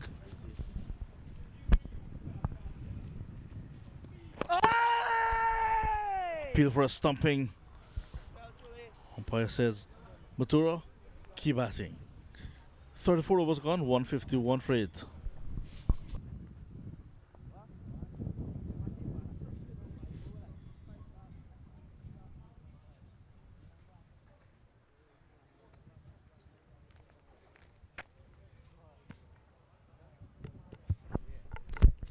Yeah, a good day at the cricket wheel will come to an end not too long from now. And you look at what has transpired so far. Demerara won two games so far. That's your middle. ESSEQUIBO about to win what, their first game? And Berbice says they've won a game already. So Change the bowler. Right time wrong, please. this year's intercounty tournament seems to be even more interesting because of the contest, the competition. What has been happening so far has been very good. The Select 11 generally an experimentation side with younger players and so on, but the focus is always on Berbice, Demerara, ESSEQUIBO. But I suppose good performances from the individual players in the Select 11. Suppose the day will come and a Select 11 will beat all the other teams. Mahim Khan into the attack for the first time.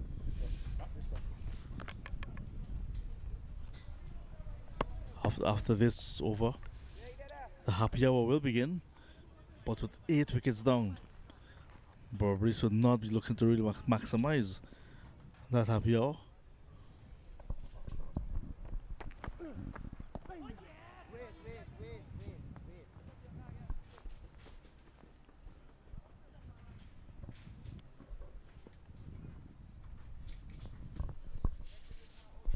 Still a far way to go. 138 more to be exact. In the air. Looking to clear the fielders. Will not do so, but will get a boundary. One bounce. 155 now for 8.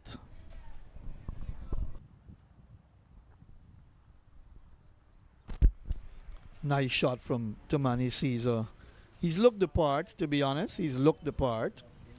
One away from a half century for Tomani Caesar. That was a lovely shot. I was able to find the gap nicely on the onside. No chance with the field long on. Nor long off. Coming together. A ball went between them. Half century to Tomani Caesar. Brilliant. Absolutely brilliant from the young man. From 40 deliveries. Fine knock coming up for him. He's been the bright hope for Berbice. And John Ramsing has been a good innings indeed. 2 4s and 3 6s in that innings. Warm congratulations to him. Did not play as a keeper in the last game. And this time with the gloves behind the stumps, did very well. And now again in front of the stumps, getting a half century. Well played.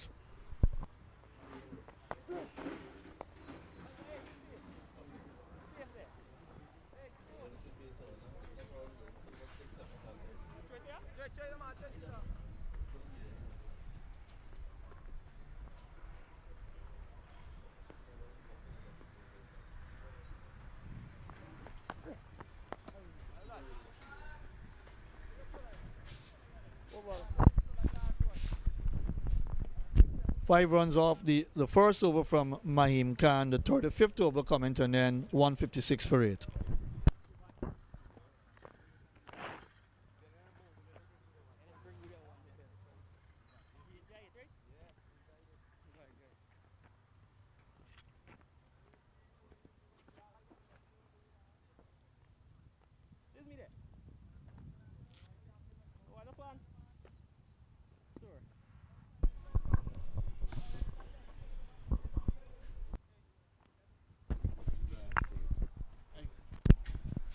Right, John Ramsing has left. Naim Chan, the veteran, is back in. Naim all elementary now, basically what's going on here. Tomani Caesar having a nice time out in the middle, getting some form, getting to half century. But with 8 wickets down, you don't really expect a miracle comeback from Berbice. Welcome, Naim. Yeah, that'd be asking too much. I think they batted their way out of the game. It's all about partnerships, and we weren't seeing that. They had a collapse here and a collapse there in very close proximity of each other, so they weren't building an innings.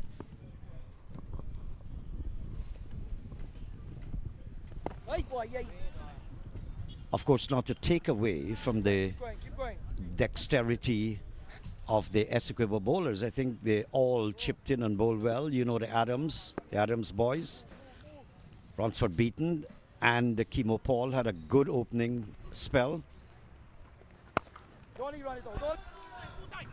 It's empty out there, good territory. It's not going to go over the ropes though.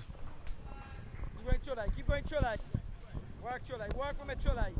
But that's what ESSEQUIBO beat them with. Bodie, he featured in 2 or 3 partnerships, 73, several other partnerships with Kimo Paul as well. Yes, what story. And that's what placed, and I mentioned anything over 250 will be bonus. And they got to 288, so good score. Oh yeah! And Naim, a bright spot for ESSEQUIBO would be Chulai. In his final over, he's got 1 delivery left to complete his spell, 4 for 48. He's been exceptional.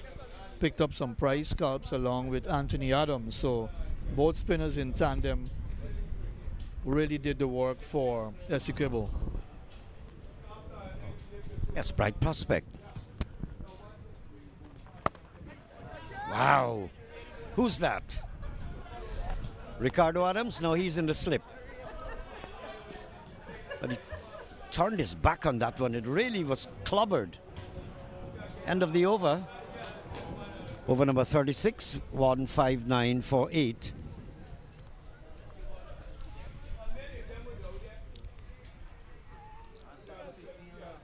And just looking back in retrospect, Matthew, I'm wondering what's going through Veerasamy Permaul's mind, because he opted to allow ESSEQUIBO to bat first.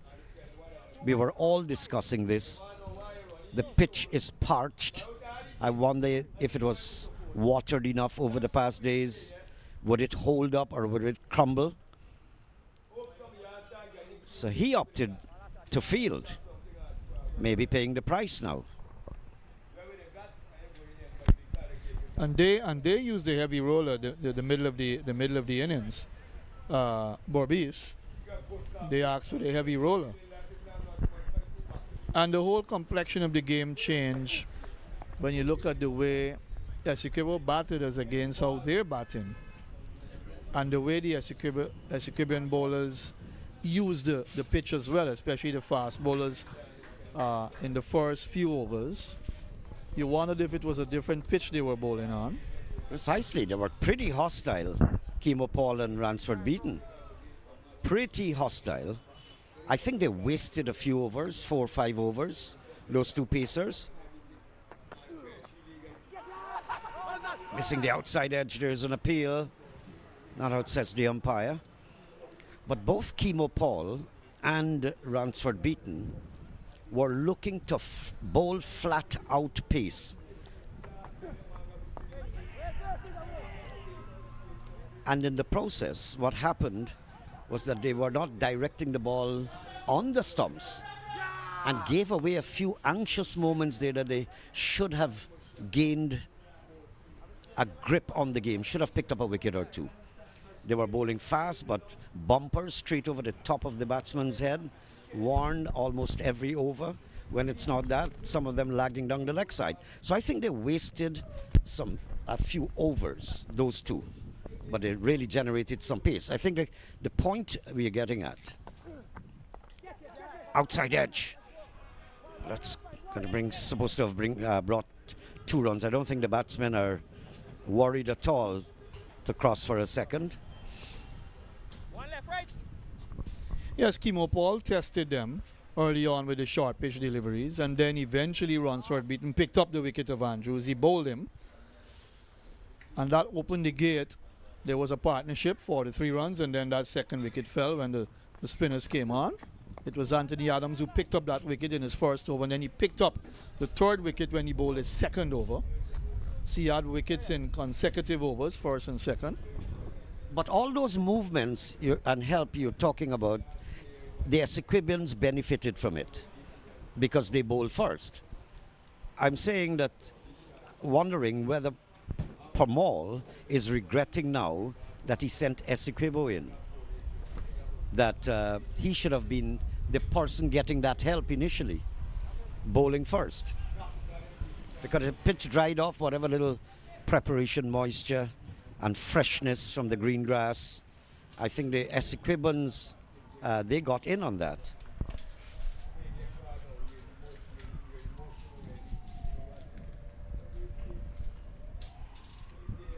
Yeah, the thing is the Berbice bowlers did not bowl as well as they should, because you remember Isaiah Thorne bowled quite a few wides when he started. He didn't get it right at all, and that would have probably affected momentum. He just bowled a couple of overs and then he was taken off, and then he came back for another over 2. So he was expensive. I think he bowled about 4 or 5 overs, so about 42 runs, something like that.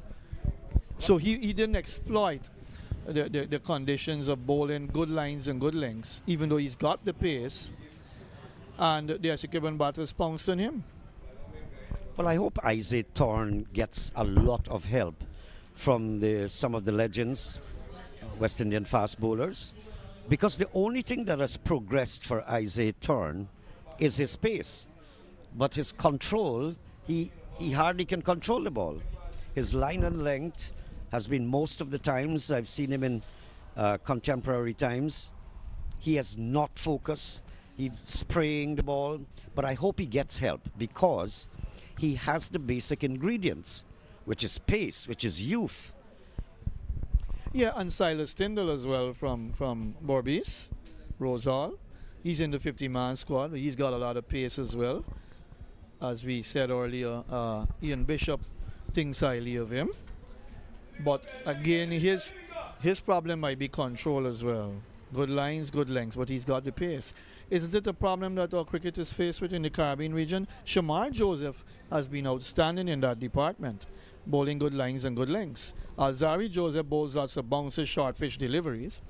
And the other guy, Jaden Seals from Trinidad and Tobago, he's bowled very well too. Growing in experience, got some experience playing in England as well for one of the counties. And that's what you want. Well, we expect that when people start their career, they're going to have hiccups. You may not be bowling line and length correctly, but some of them can be practically wayward. I recall Malcolm Marshall was the coach for the West Indies somewhere in Australia, I think it was. And he was complaining that these guys, those were the days of Mervyn Dillon, that crop of fast bowlers.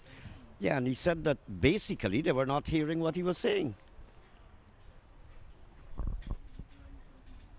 And you're absolutely correct about that, indeed, because I think some of our fast bowlers who came on after the Malcolm Marshall era and so on, they just did not adapt and listen and try to follow advice given by those bowlers, in the past. Even Colin Croft would have given some advice to fast bowlers. And you get the impression they just ignore these guys who've done very well in West Indies cricket. Well, they had an abundance of the legends, abundance of talent that they could have passed on. But it's whether the young people either it doesn't register when they get the advice, or the advice is not going there. Yeah, that's a no ball and a free hit there. Ransford Beaton brought back on. to bowl his 6th over in the 38th of the innings. When Caesar's on strike, he's 52. Good half century to Manny Caesar.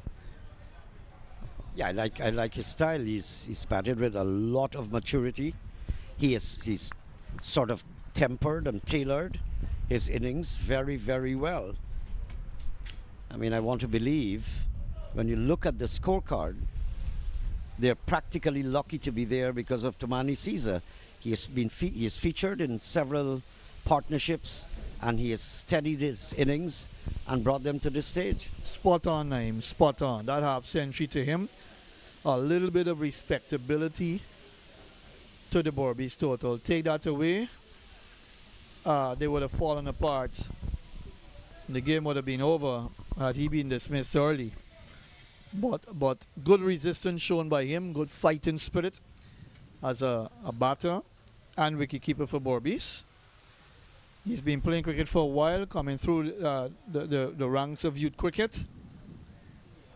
So I would think it's time for someone like Caesar to perform even much better, to perform well, to put in consistent scores and consistent performances even with glove on. Once given the chance with gloves on, of course, but his batting has shown improvement, and we have seen this in this game. Well, just in case you joined us a bit late and you have been logged into our broadcast, this is the Queensway Super 50 Intercounty Tournament, Senior Intercounty Tournament, and the two teams out there are Berbice in the red, ESSEQUIBO yellow. Berbice won the toss this morning, asked ESSEQUIBO to bat first. And what now, on reflection, whether they made the right choice or not, but they had some very good knocks from the ESSEQUIBO side. They lost their first game, so they came into this game looking for a victory, and they seem to be on the verge of getting it. So some of the scores for ESSEQUIBO: 74 by Kevon Bodie, beautiful knock, elegant. This guy is a class act, and ask me why he has not climbed the ladder progressively to the big stage. I really can't answer it, but he played I think just one game for the national team a few years back, and his cricket has faded away, and he's scoring at this level now, but simply can't find his way back into the national side. But he made 74, brilliant knock, or 110 balls. Then he had some other innings, 55 from Quinton Sampson, 37 from Kemo Paul. But the important thing in the ESSEQUIBO innings is the partnership. Bodie and Ramkaran posted 46, Bodie and Kemo Paul 73. And then Bodie got out. After then it was Adams and Sampson, they put on 56. And then Adams and Thaddeus Lovell, they put on 35. So I think that is what took the game up and bring ESSEQUIBO right on track. All right, they're going to do a bit of marking, and we'll take some time off as well. Join us in Guyana for a Diwali celebration like none other. Deep Jile fills the night as thousands of diya brighten homes and communities. The Rangoli Utsav brings color and creativity, while the Diwali motorcade lights up the streets with floats, music, and dance. You must visit the Indian Monument Gardens. Discover the Mahatma Gandhi statue in the promenade, or step into a mandir to connect with history and heritage. Beyond the celebration, discover the story of Diwali. Craft your own diya or rangoli and enjoy the flavors of traditional sweetmeats and dishes. Feel the rhythm of Indian dance as lights, culture, and community come together in harmony. Discover an unforgettable Diwali experience in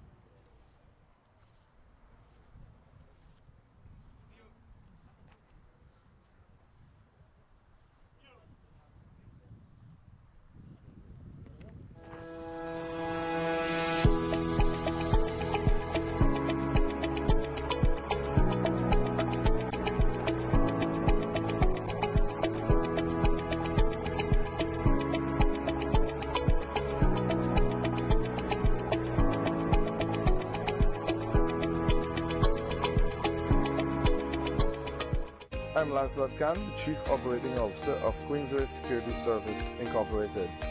Queensway Security Service Inc. has been in operation for over 2 decades now, and our offerings include static guard service, both armed and unarmed, armed patrol and response service, alarm monitoring and emergency response, and security escorts and a VIP protection service. We also are the authorized reseller for a few popular world-renowned brands. Those include High Terror Communications, Glock Arms, CZ Arms, among others.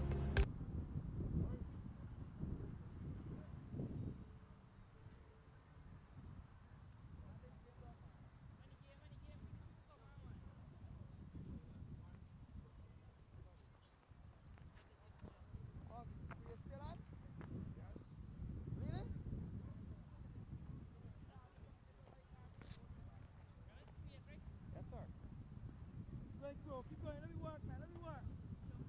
Stop, right?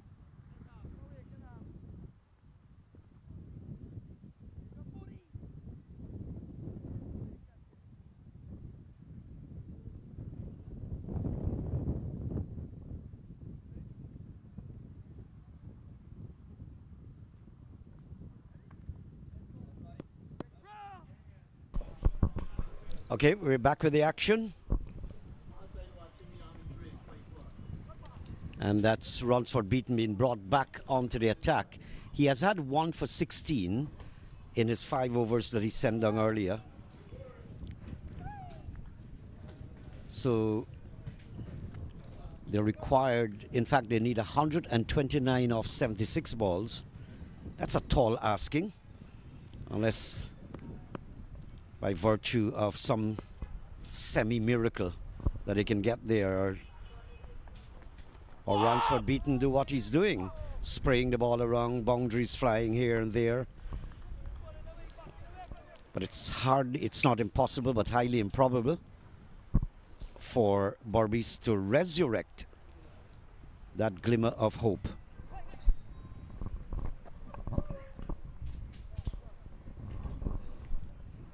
But Lordy, have we been blessed with sunshine and windy conditions just coming across our faces in the commentary box.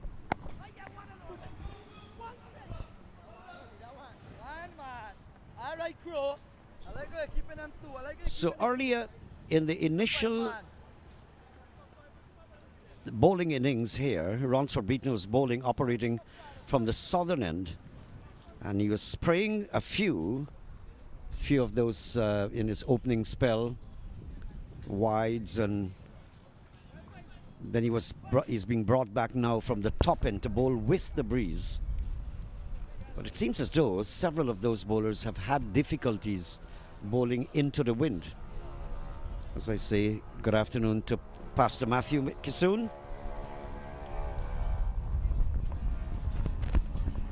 Yes, Naeem, it's been a great day in terms of the weather and also a good day of cricket. Favoring ESSEQUIBO thus far. They've dominated this game with bat in hand and now ball in hand.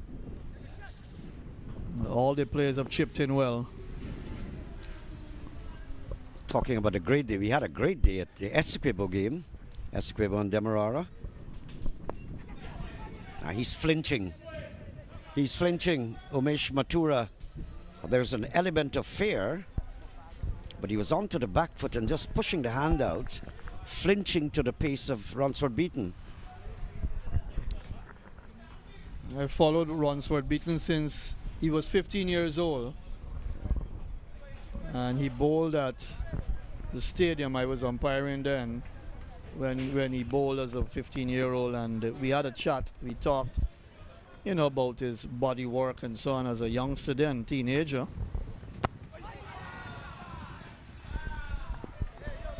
And to get that kind of pace, and knowing that, let's say, the bottom half of your body is a little bit weak, that's where we got some problems with little back injuries and so on.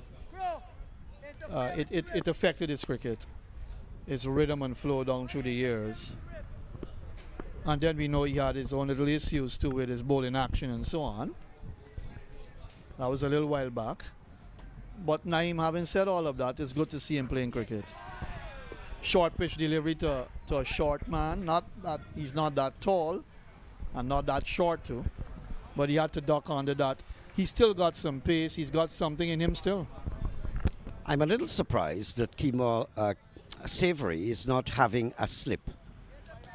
Matura is in all sorts of confusion, as you can see. At least a slip. Okay, forward short leg, silly point, all right. There's a backward short leg as well. He's struck, he's coming on the back foot. Must have had a bat onto that. Good fiery over there from Ransford Beaton. That's 1 for 38, his 6th over. At the end of over number 38, 162 for 8. Yeah, 1 for 18 for him from 6 overs. The Berbice batting, Tomani Caesar stands out, 53 from 50. Garfield Benjamin got 33 from 45. And Kevin Sinclair, 27 from 22. Good bowling for Chulai. Anthony Adams completing their spells. 4 for 48 for Chulai and 3 for 48 for Anthony Adams. Early on, 288 for 9. Good score. Excellent score by ESSEQUIBO. And thus far, they've defended it well. They've picked up 8 wickets. 12 overs remain. But two wickets left in the bank for Berbice. Mahim Khan. Squaring it into the offside. Lots of shoulders there. Tomani Caesar getting a boundary. He's really opened up with the passage of time. Started off just like anyone else, a little bit shaky. And then he got his sight in, got his rhythm. And he has stayed there and performed and given an excellent yeoman service to Berbice. Suffice to say, it might all be in vain. I spoke too quickly, I guess. I should have paused. Tomani Caesar, friend in the commentary box says it kept extremely low. Yes, it did. Took him by surprise because after he had completed that stroke, just look at the replay there, he was flat down on his knees because it took him by surprise, Mahim Khan. We saw a few of those too from Veerasamy Pamal. So I think it's Nat King Cole that sang that song. The end is near. So that's the end of Tomani Caesar. Good knock by him, 57 from 52. 3 4s and 3 6s. Good strike rate, 109. Mahim Khan picking up that wicket, 166 for 9 in the 39th over. So a good innings, good fight back, good resistance from the wicketkeeper batter has come to an end. Isaiah Thorne, the last man in now. He will have to partner Omish Mathura for this final wicket. See what further resistance they can put up. Don't worry with the runs at this stage of the equation. 123 in 70 balls, all elementary. It makes no sense to them at this stage. It's if they can bat a little bit more and show some decency in the batting department. Well, a friend of mine invited me to a few servings of paku. That's a local fish here. And so Isaac Thorne will do us a favor. If you can just bring the curtains down for us. But it's a total pity, a waste of talent. Isaac Thorne, young, strong, tall, just a bit overweight to me. I mean, Patrick Patterson was pretty top heavy.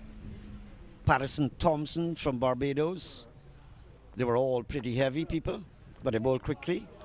But Isaac Thorne, I would have liked to see him just throwing off some weight. He was struggling there to complete the second. Yeah, big guy, probably has a healthy appetite. Strongly built, you can see it in his bones and so on. I wouldn't make a big issue out of that. What I would want to see Isaiah Thorne do is to work on his fitness and work on his line and lengths. He's got the pace. Where's the line? Where's the lengths? To speak for it.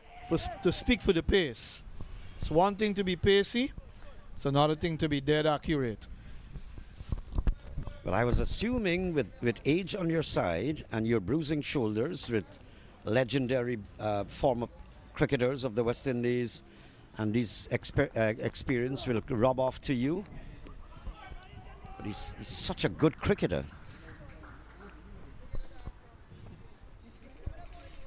Unlike Shamar Joseph, very wiry.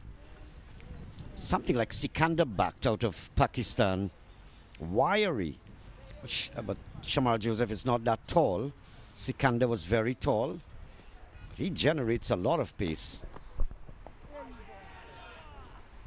But as you were saying all along in commentary earlier, Sir Curtly has done some work with Isaiah Thorne because he's seen something in him that he likes.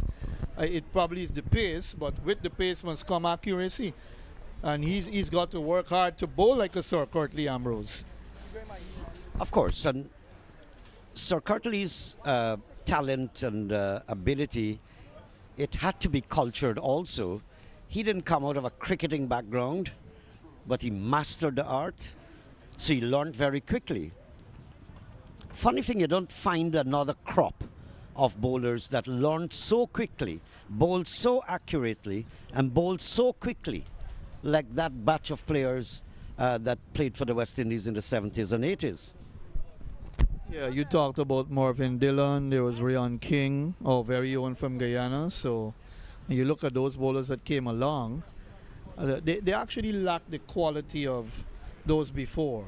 The Ambrose, Walsh, they lack the quality. I think Lyndon Joseph, he was probably the fastest in the West Indies when he played for Guyana.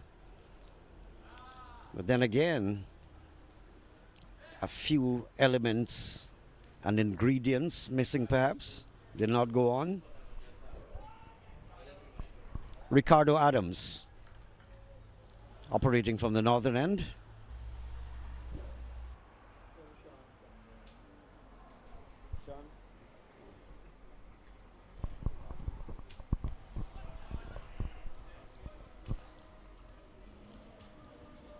So I'd love to see, with all that talent, like Isaiah Thorne, that he just reaches the big stage.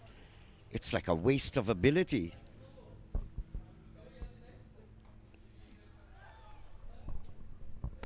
And Naimi can bat, he can bat. But I think all Guyanese would want to wish that for him, to be honest.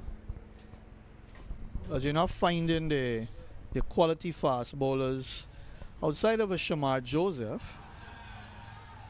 Right, you're not finding the quality. Good bowling here. They're going to get a single now. That should be a leg by. Struck on the pad out appeal from the players, the ESSEQUIBONs. Leg by signal now by the umpire, Javed Prasad. So, yes, when you look at some of the fast bowlers coming out of Guyana now, we talked about Silas Tyndall. He's one with a lot of pace. You've got a young man from ESSEQUIBO, Claudius Tyndall. And that's the end of the game. Looking for the drive off the outside edge. A catch taken at point. And ESSEQUIBO have triumphed in this game against BERBICE here. Matura going for 3. Isaiah Thorne will be unbeaten on 3. 170 all out in 39.5 overs. Ricardo Adams picking up that wicket, 1 for 11 for him. And so they've won by 118 runs. ESSEQUIBO beaten BERBICE here handsomely at LUSIGNAN. Tremendous booster for them, Naeem Chan, as they play the Select 11 on Saturday morning.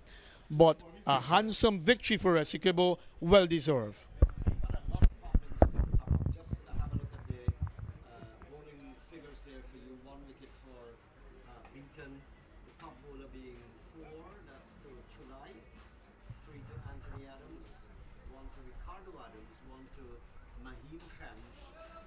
the basic wicket takers. But more trouble could come because Berbice is clashing with Demerara in Berbice. On Saturday, select 11 is said on ESSEQUIBO. If ESSEQUIBO wins there again, it puts a lot of pressure on Berbice. Berbice would need to win that game in Berbice. That's their home ground. I understand Shimron Hetmaya might be available for that game. So you might have a large crowd out there. So some good knocks coming from ESSEQUIBO. Kevin Bodie 74, Samson 55, Kimo Paul 37. ESSEQUIBO winning the game by 118 runs. I don't know, they're going to do their homework, discuss this game, whether Verasamy Kamal decided to field first, if that was a mistake, or where did they actually go wrong. So that's the story. ESSEQUIBO winning the game and against Berbice, and so the players are all making their way off the field. So we'll be making our way off of the LUSIGNAN community centre ground. So we have our co-commentators, Sean Messiah, we've got Matthew Kissoon, and of course John Ramsey. My name is Naim Chen, and we have our technical team as well. God bless you. Have a great night. He might be enough from your crowd in. I ain't there none. So you're not nothing at all. You haven't heard back? Yeah. Well, that's the story. ESSEQUIBO winning the game by a handsome margin and beating a top team in the country. The players are all gathering around now. We had some exciting batting. We mentioned about some of the scores from Kevin Bodie and others. Kevin making 74. The big contribution. Chulai getting the most wickets. He picked up 4 wickets bowling for ESSEQUIBO. So the ESSEQUIBANs winning this game after losing their first game. Now they're coming up against the Select 11. They're likely to win that on Saturday, quite possibly. Squibbo's got a formidable team, and that puts Berbice under severe pressure because if they lose against Demerara again, they have only won 1 game. If they lose on Sunday coming, then problems for them. ESSEQUIBO then winning by 118 runs. The final things and going through the process, the players outside or the middle, just chatting away about the victory. ESSEQUIBO, good victory. On behalf of my co-commentators, Sean Messiah, Matthew Kissoon, and John Ramsing, and of course our great technical team who have been doing all this work here today. My name is Naim.